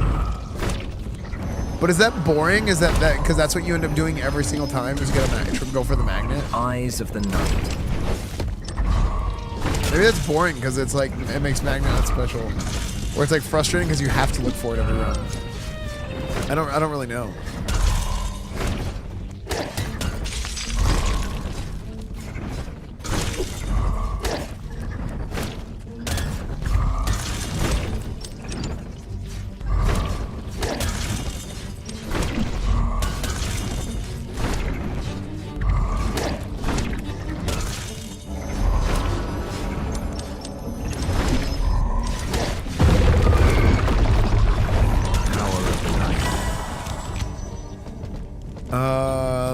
I'm gonna increase max health.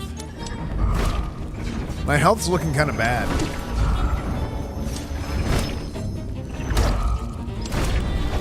I'm taking a lot of hits.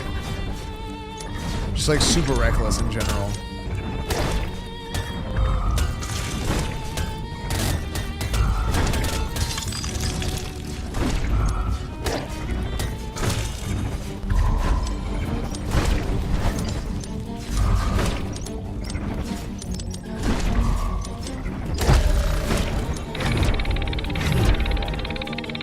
Okay. Blood shotgun. Cool.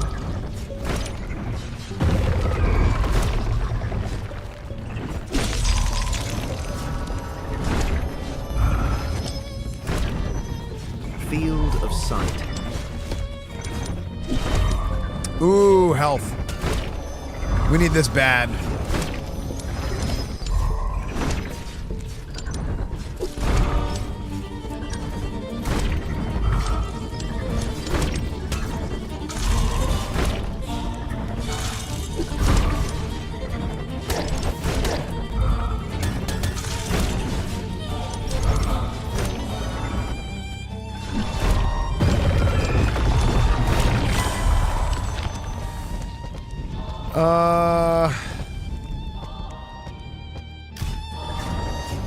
More move speed? Maybe I'm making a mistake going for so much move speed this run. I don't know.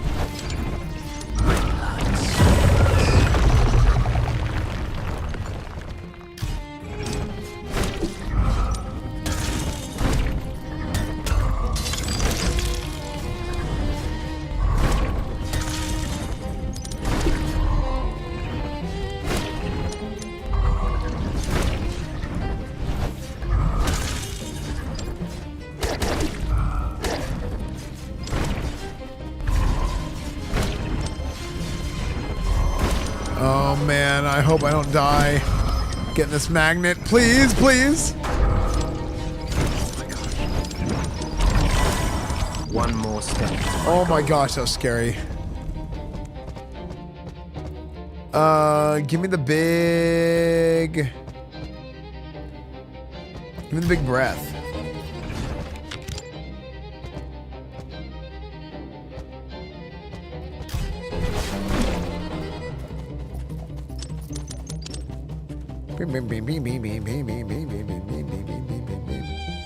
Okay, pretty good, dude.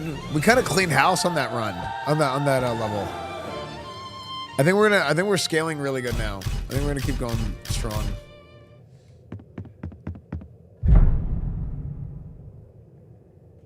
Amid the scorching that you unearth remnants of a forgotten age, crumbled walls and shattered monuments, whispering empires long buried.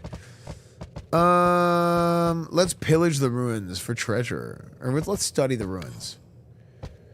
Your eyes scour inscription of a lost tongue, deciphering them may grant wisdom or nothing at all. We gained 4 levels. Sick. Ooh, now we can either get a companion or we can heal.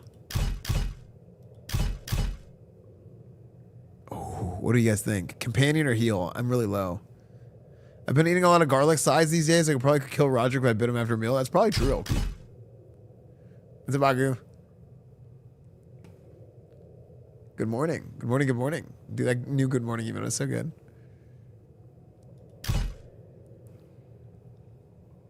Yeah, I think I'm in like, I don't know, I'm borderline dead. But companion is like, for more. It's just so good. And I don't know, it's like risky because I might just die.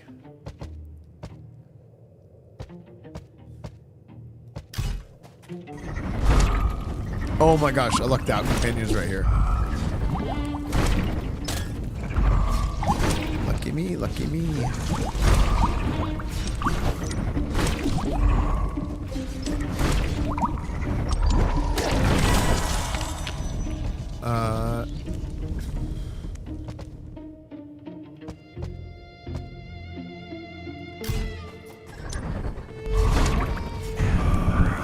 Nice, big companion. Let's go with this one.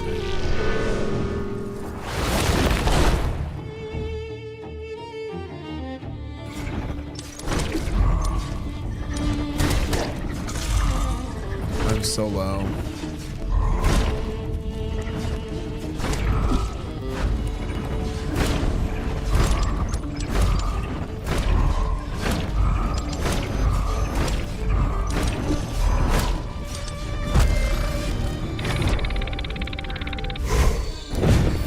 First 150 HP enemy spawn have run. Oh my gosh. That's insane. That at least sounds really good.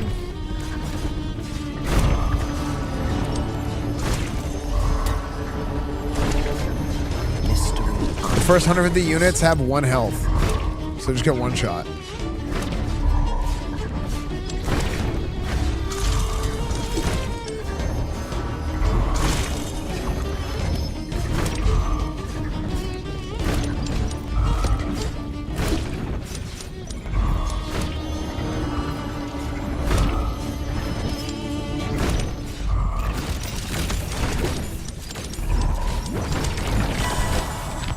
Okay, let's increase our HP regen.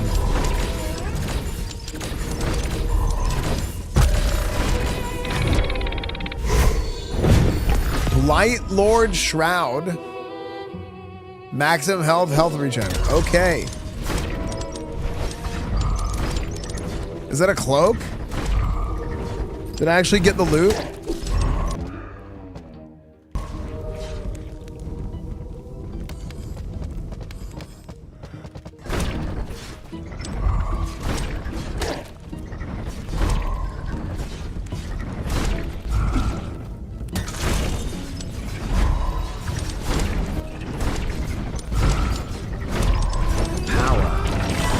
Let's go get that loot goblin.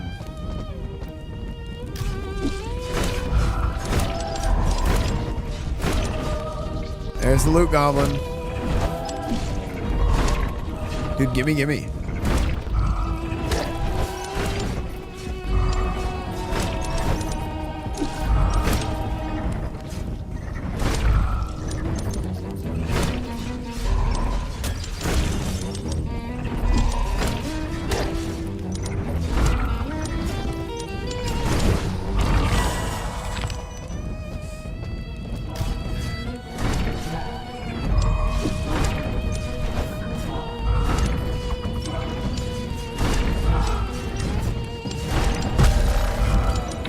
Okay, good.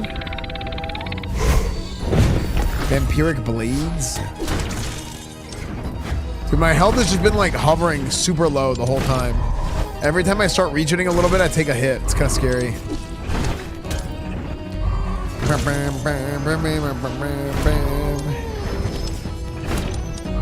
Let's see what's inside. Blue? Gamba. Nosferatu Swarm. Okay. Oh, God. Damage boost from Elizabeth. Oh, frick! I wasn't paying attention at all.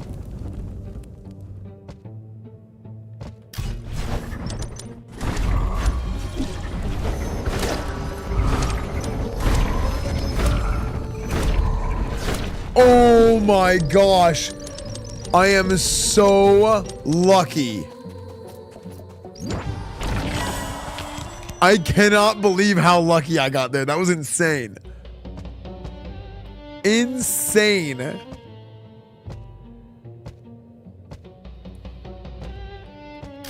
That was amazing, dude. Look so satisfying it was. It's actually a great run.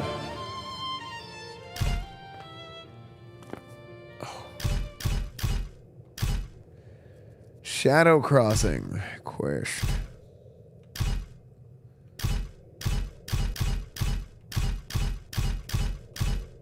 Let's do quest.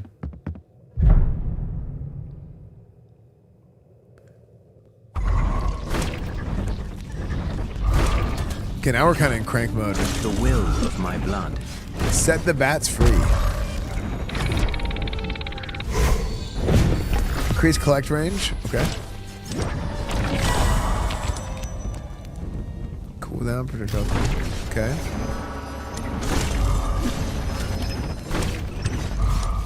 Set the bats free. 1 of 3. Okay, there's 1 of them.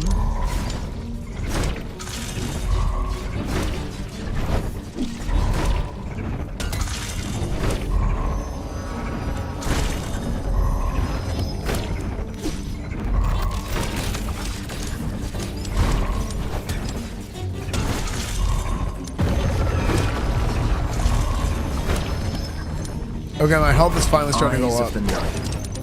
As I get hit.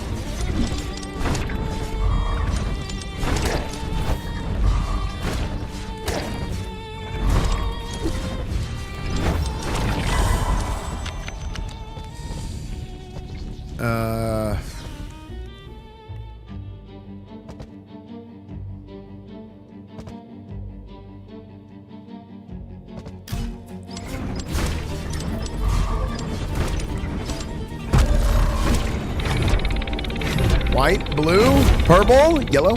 Nope. This is better than Megabong. It's just different. I like all these games.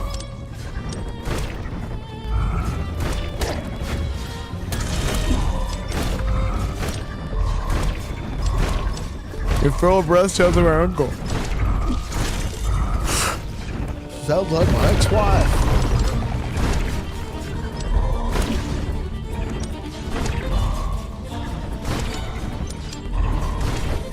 Yeah, true, Grizzly Bear. That's a good point.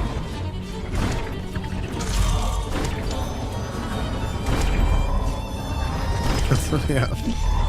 Field of sight.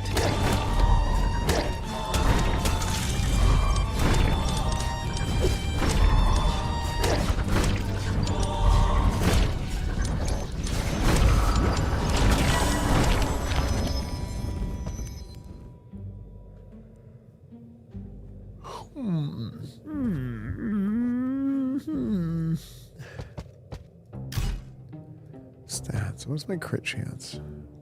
15.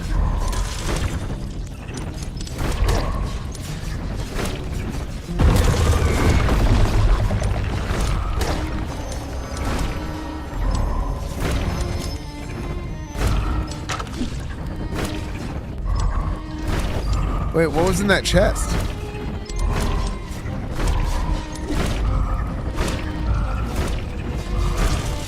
Wait, I'm so confused about that chest.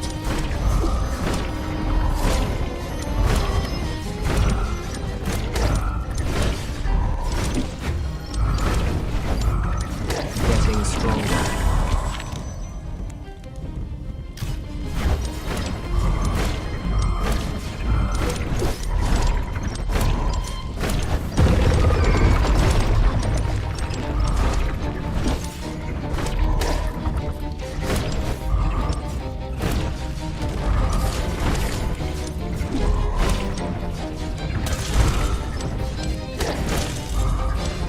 I can't find the other bat cage.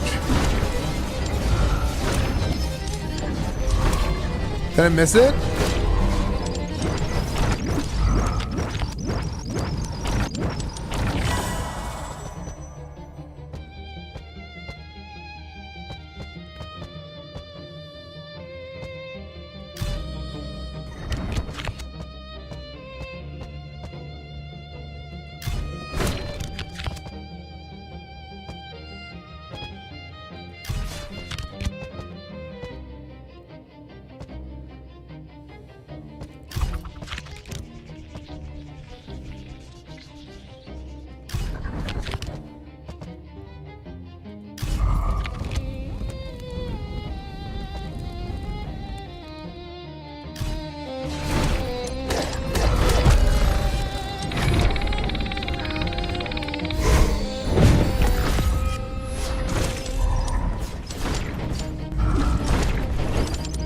Oh, I didn't see the error. I didn't see the arrow.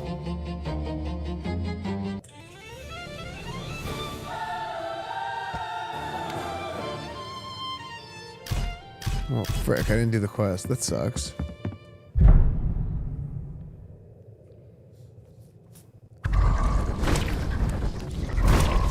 Dude, look at how many skulls are coming.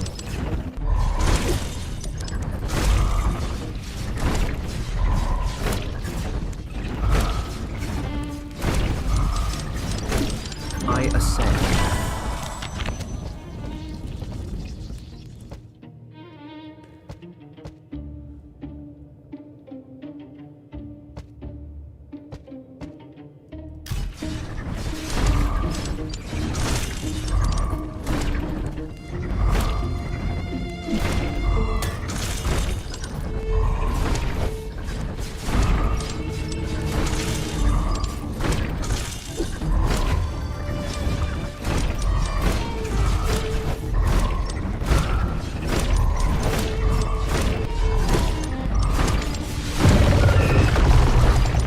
Scary. You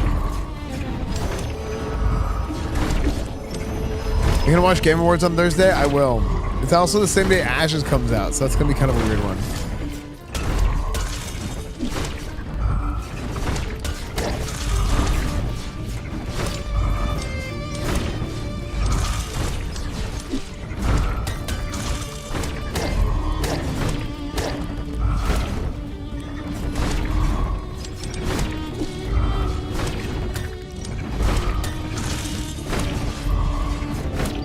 Power of the night.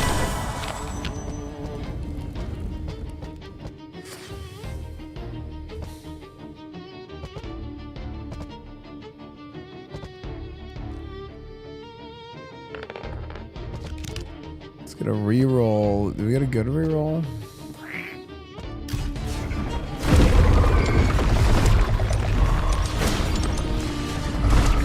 My health is looking bad.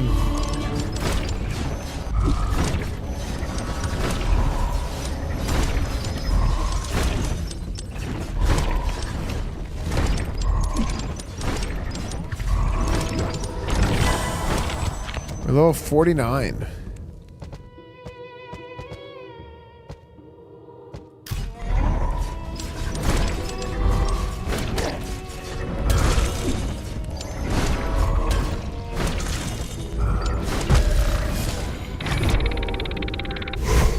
Four-leaf clover. Increase critical chance with 314. 3.1415926. Let's get the health.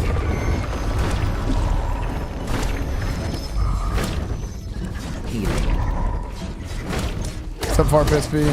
Oh my gosh, I'm so low.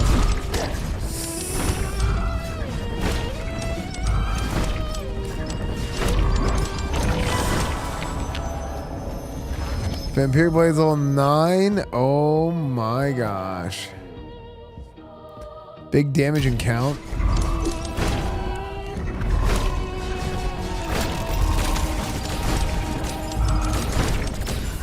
Wait, shouldn't it be 4 count now?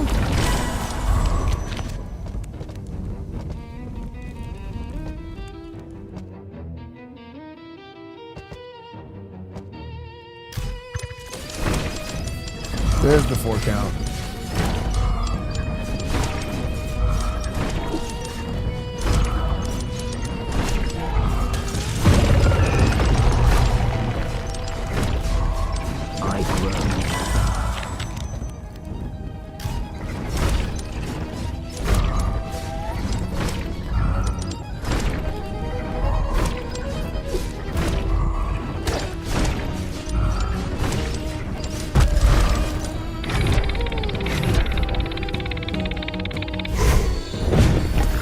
Is there 1-9 less health for the weakens before the battle begins? Oh, nice.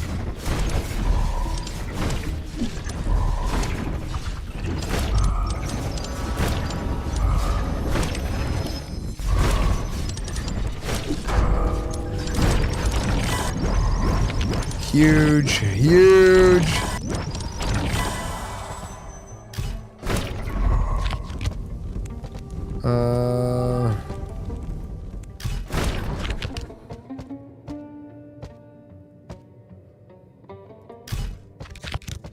Hell Shot unleashes a cone of burning blood and flame, scorching everything caught in its path.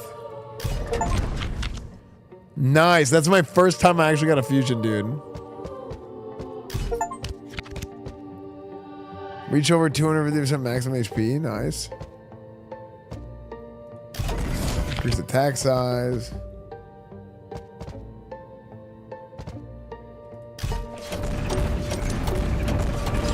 Dude, Hell Shot is crazy.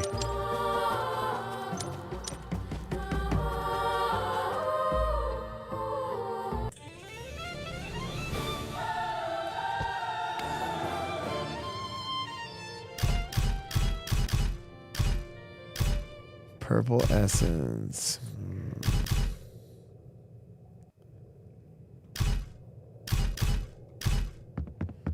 Purple Essence.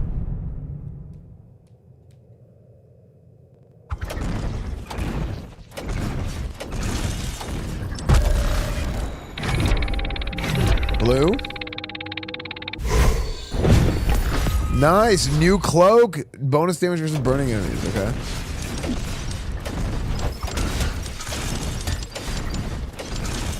Who's he got? Okay, thank you.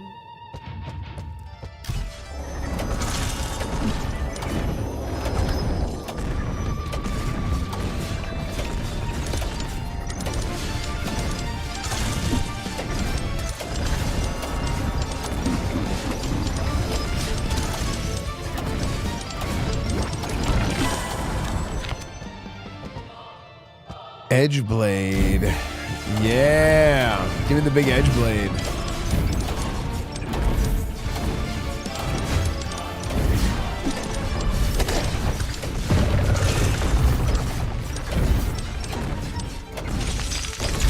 Okay, now we're cooking, dude. Now we're doing some big damn. Look at this, dude. Power.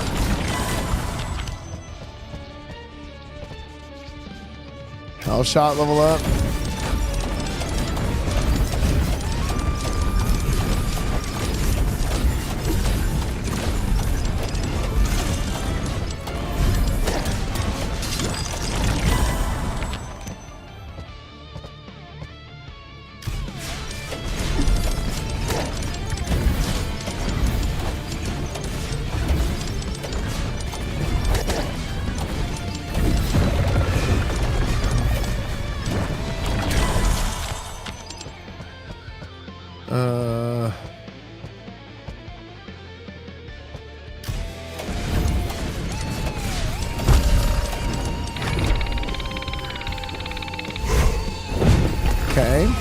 Another edge blade.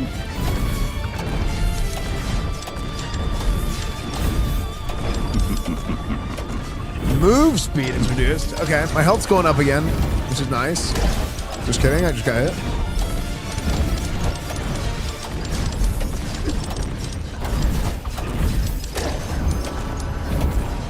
Alright, good night, swoop these. Path revealed. Thanks for watching today.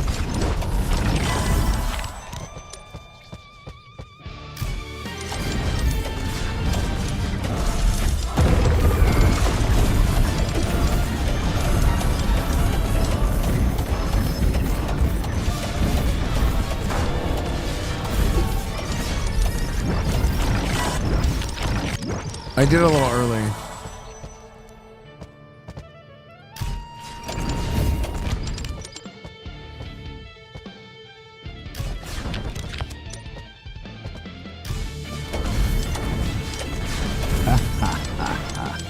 Deal 25 bonus damage on your first hit to an enemy.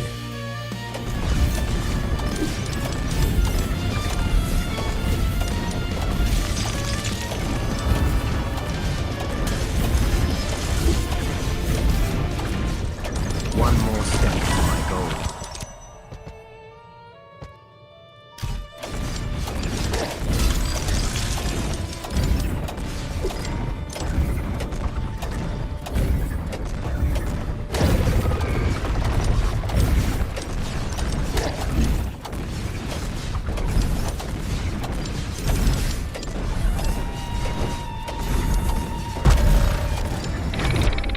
Found a rune, blood pack. Your friend is saying 1% attack damage for. Ooh.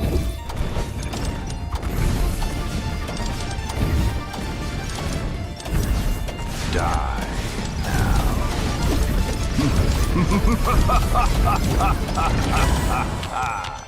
Okay. HP regen.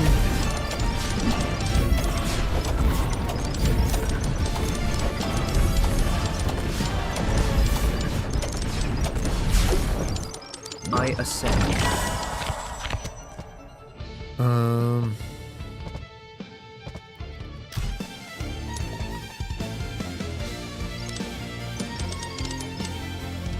Cool. I hit by the worm, but it doesn't one shot. Yeah, I think it hits pretty hard, but not one shot. Okay. Nice.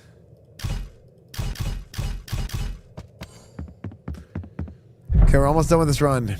We got a cloak now. It's gonna be good. Oh.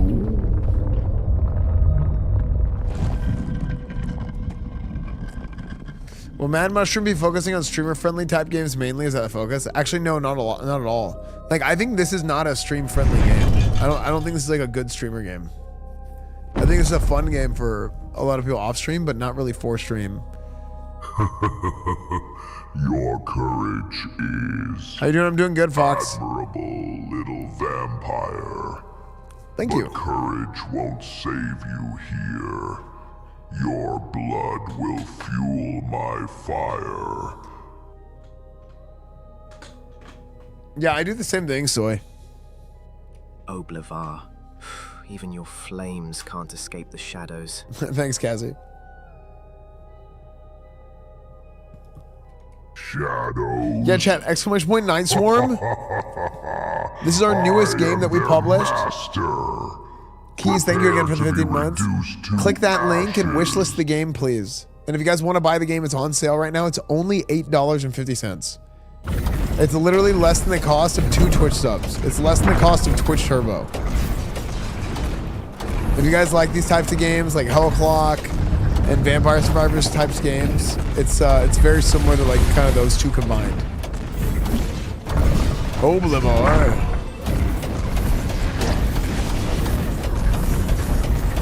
I'm hitting the edge blast right here. Yeah, look at that, dude. I got the cooldown proc and I went in the corner and with the edge blade. That was sick.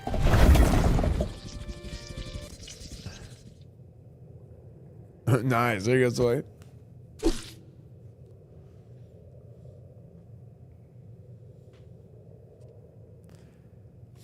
Yeah, the game's doing super well. This should be $20. Yeah, a lot of people thought it was like 15 or 20. You've defeated the boss in this area. Will return. Ooh, endless mode.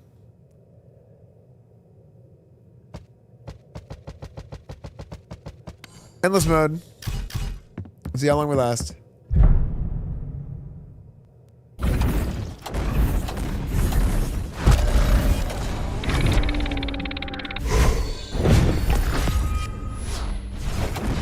Furthest you gotten? I mean, I've beaten the boss, but actually, this is the furthest I gotten on the dunes. So yeah, technically.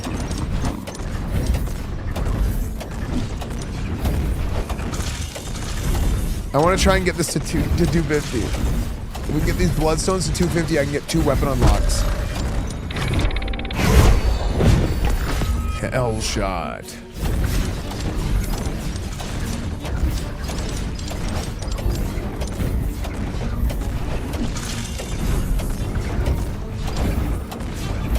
Getting stronger.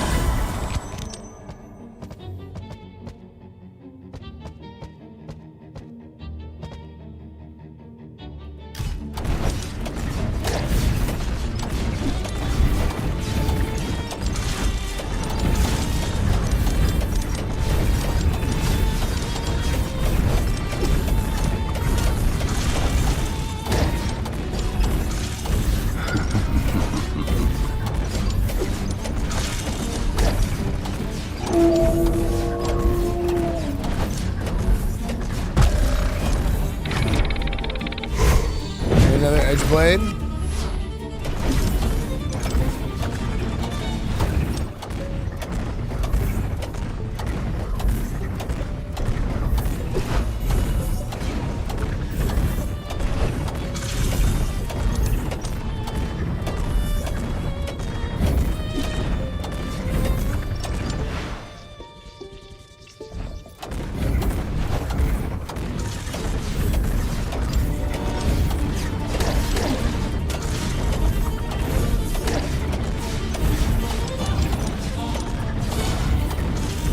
These are gonna get a little bit too strong soon. Things are getting crazy.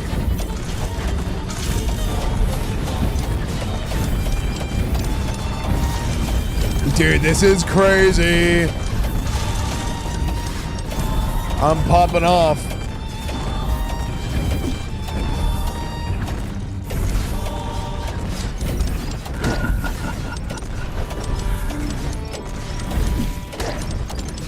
Ready for more?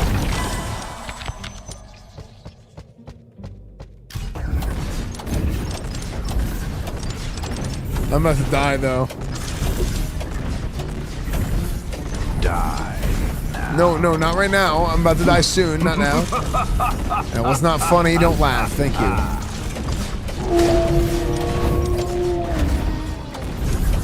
Moonthorn is summoned. No, I died. I got greedy.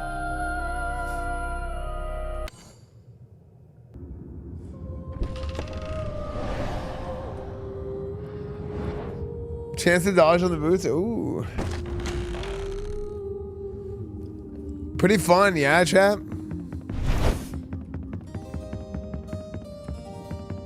I can sense it. The foul presence of Oblivar has vanished. Indeed. Oblivar is no more. Excellent. The bloodstone he carried radiates with infernal energy. I can almost taste the fire of the underworld within it. Yeah, Foreman, I got the hell shot just now. It's so sick. A grotesque monster, twisted beyond reason. Nice, though. Such power is... Then I'll keep going, Corvus. As it should, young vampire.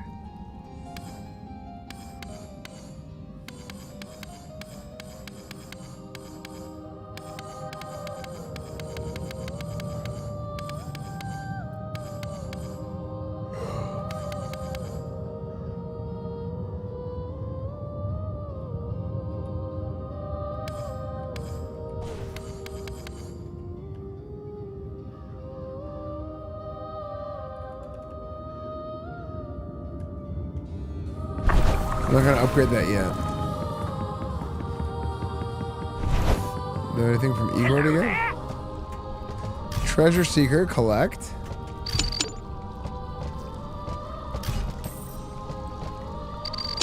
A lot of reputation.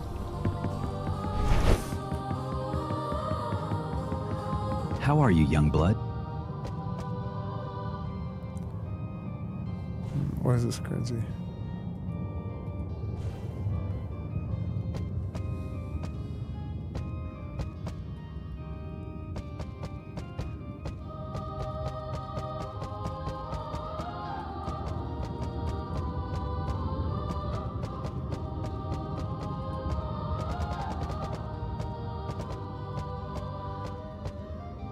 Echo of the Sunstone. Forged from Sunscorched sandstone infused with desert wind, this bust whispers the secrets of forgotten dunes and endless thirst. I can craft this. Oh, okay. Build out the manor. Any manor builders?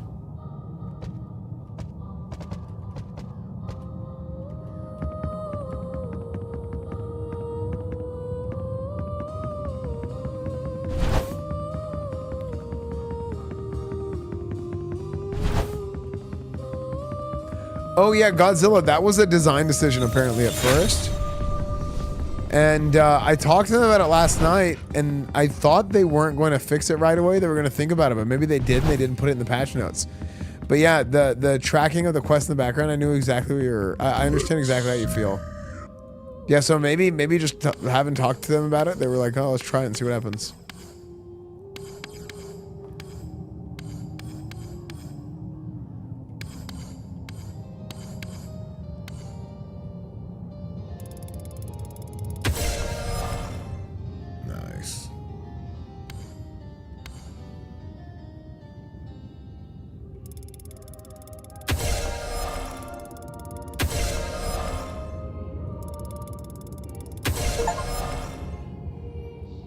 Yeah, look at that. Plus 15 damage, or plus 18.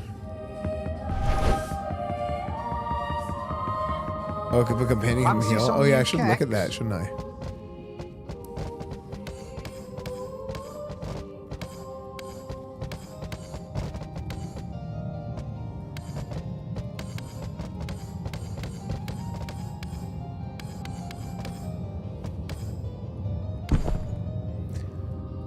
Oh, look at this. It shows the gear on the guy now. It didn't do this before, right?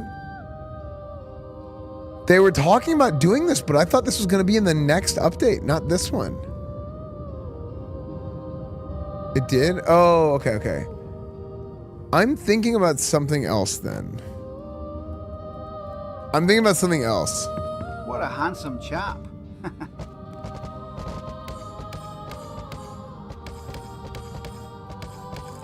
I don't want to leak.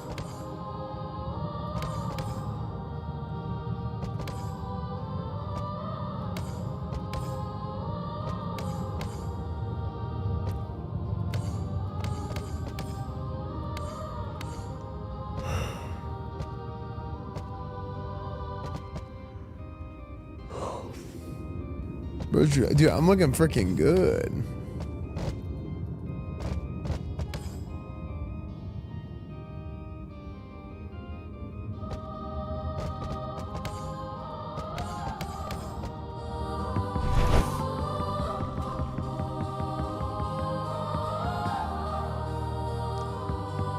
Great leaders work hard. That's true.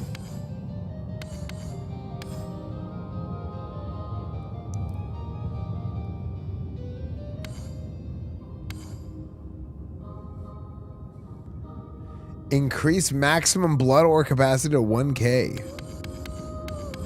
That's a big one.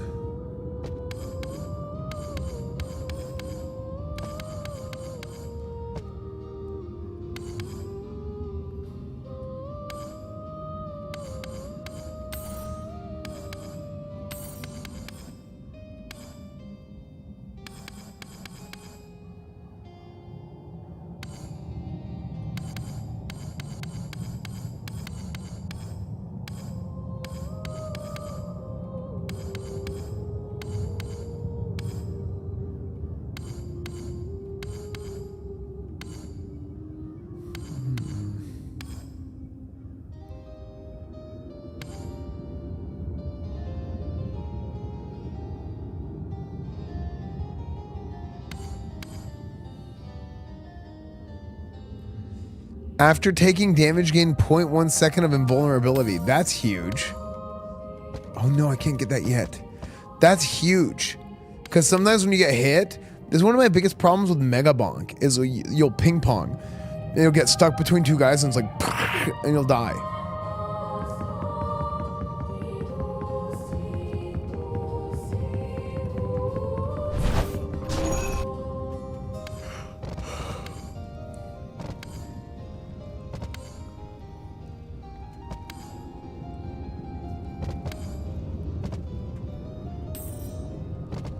Blood Axe, Ghostly Barrage. Berserker Barrage. Do you guys ever play the X-Men arcade cabinet game? And you would hit their specials, but they would lose health, but it would use their special? And you play as Wolverine, it's Berserker Barrage, just constantly. Berserker Barrage, Berserker Barrage, Berserker Barrage. And then you Colossus,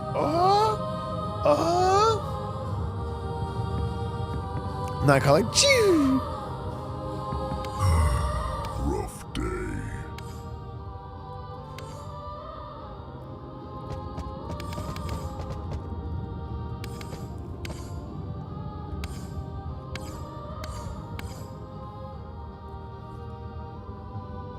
Oh, look, this one's a healer. Health regen. Yeah, I'll get that one next. Core memory unlocked? Yeah, dude. Berserker Barrage. It's that Berserker Barrage. It's always gonna be in my head. More training.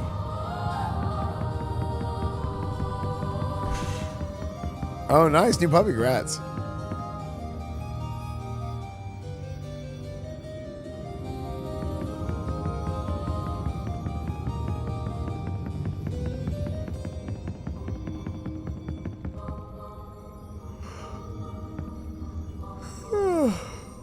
I'm a sleepy boy. When you said that, I thought it came from Max Stream. Really? Wait, do I sound that close to it? Berserker Barrage. Berserker Barrage. I don't think I sound close to it, do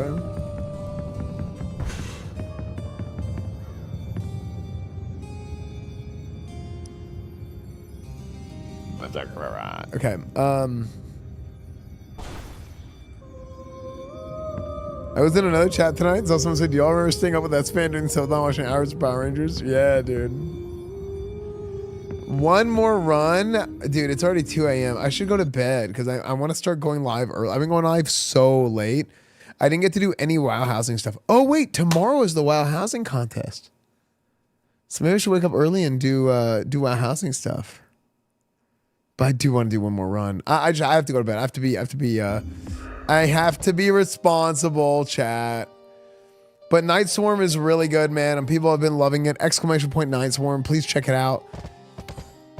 When we publish these games, when we pick these games to publish, there's a lot of work that goes into them from the devs and stuff. But even on the publishing side, like, we spend a lot of time scouting these games, testing these games, working hand in hand with the developers to try and help make the best game that they possibly can, and we support them the best way we can. And running this indie games publisher has been like super, super cool, man. It really has. It's been really rewarding to be able to like start something like this and have so many people enjoy so many of the games. Like our like, especially the last 3 games just like banged, right? But it's been super, super good.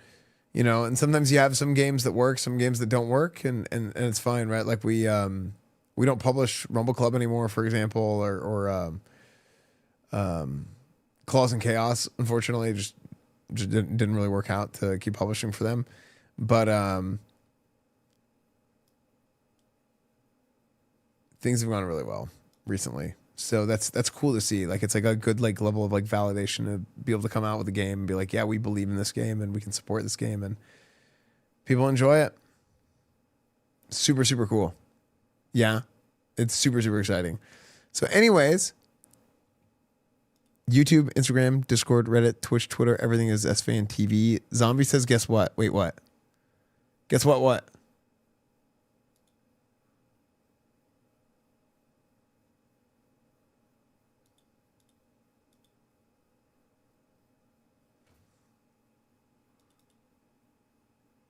Chicken butt. I'm going to bed.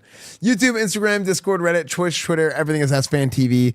Follow my Kick, follow my Instagram, join the Discord. Guys, tomorrow night, 7 o'clock, two big things happen tomorrow night. World of Decorcraft with Zeppla and Annie. That's going to be at 1 p.m. Central Time. WoW housing competition. We're going to go do that thing. Okay, we're going to go do that thing. WoW housing competition. Later that evening at 7 o'clock, we're going to be doing the Ashes of Creation stuff. I'm going to go live early tomorrow. Thanks, Sean Walker. I appreciate it, dude. YouTube, Instagram, Discord, Reddit, Twitch, Twitter, everything is EsfandTV. Sub to everything, follow everything. Thank you guys so much for watching. Like my videos, like my tweets, all those things. You guys have been great. You guys have been unbelievably supportive.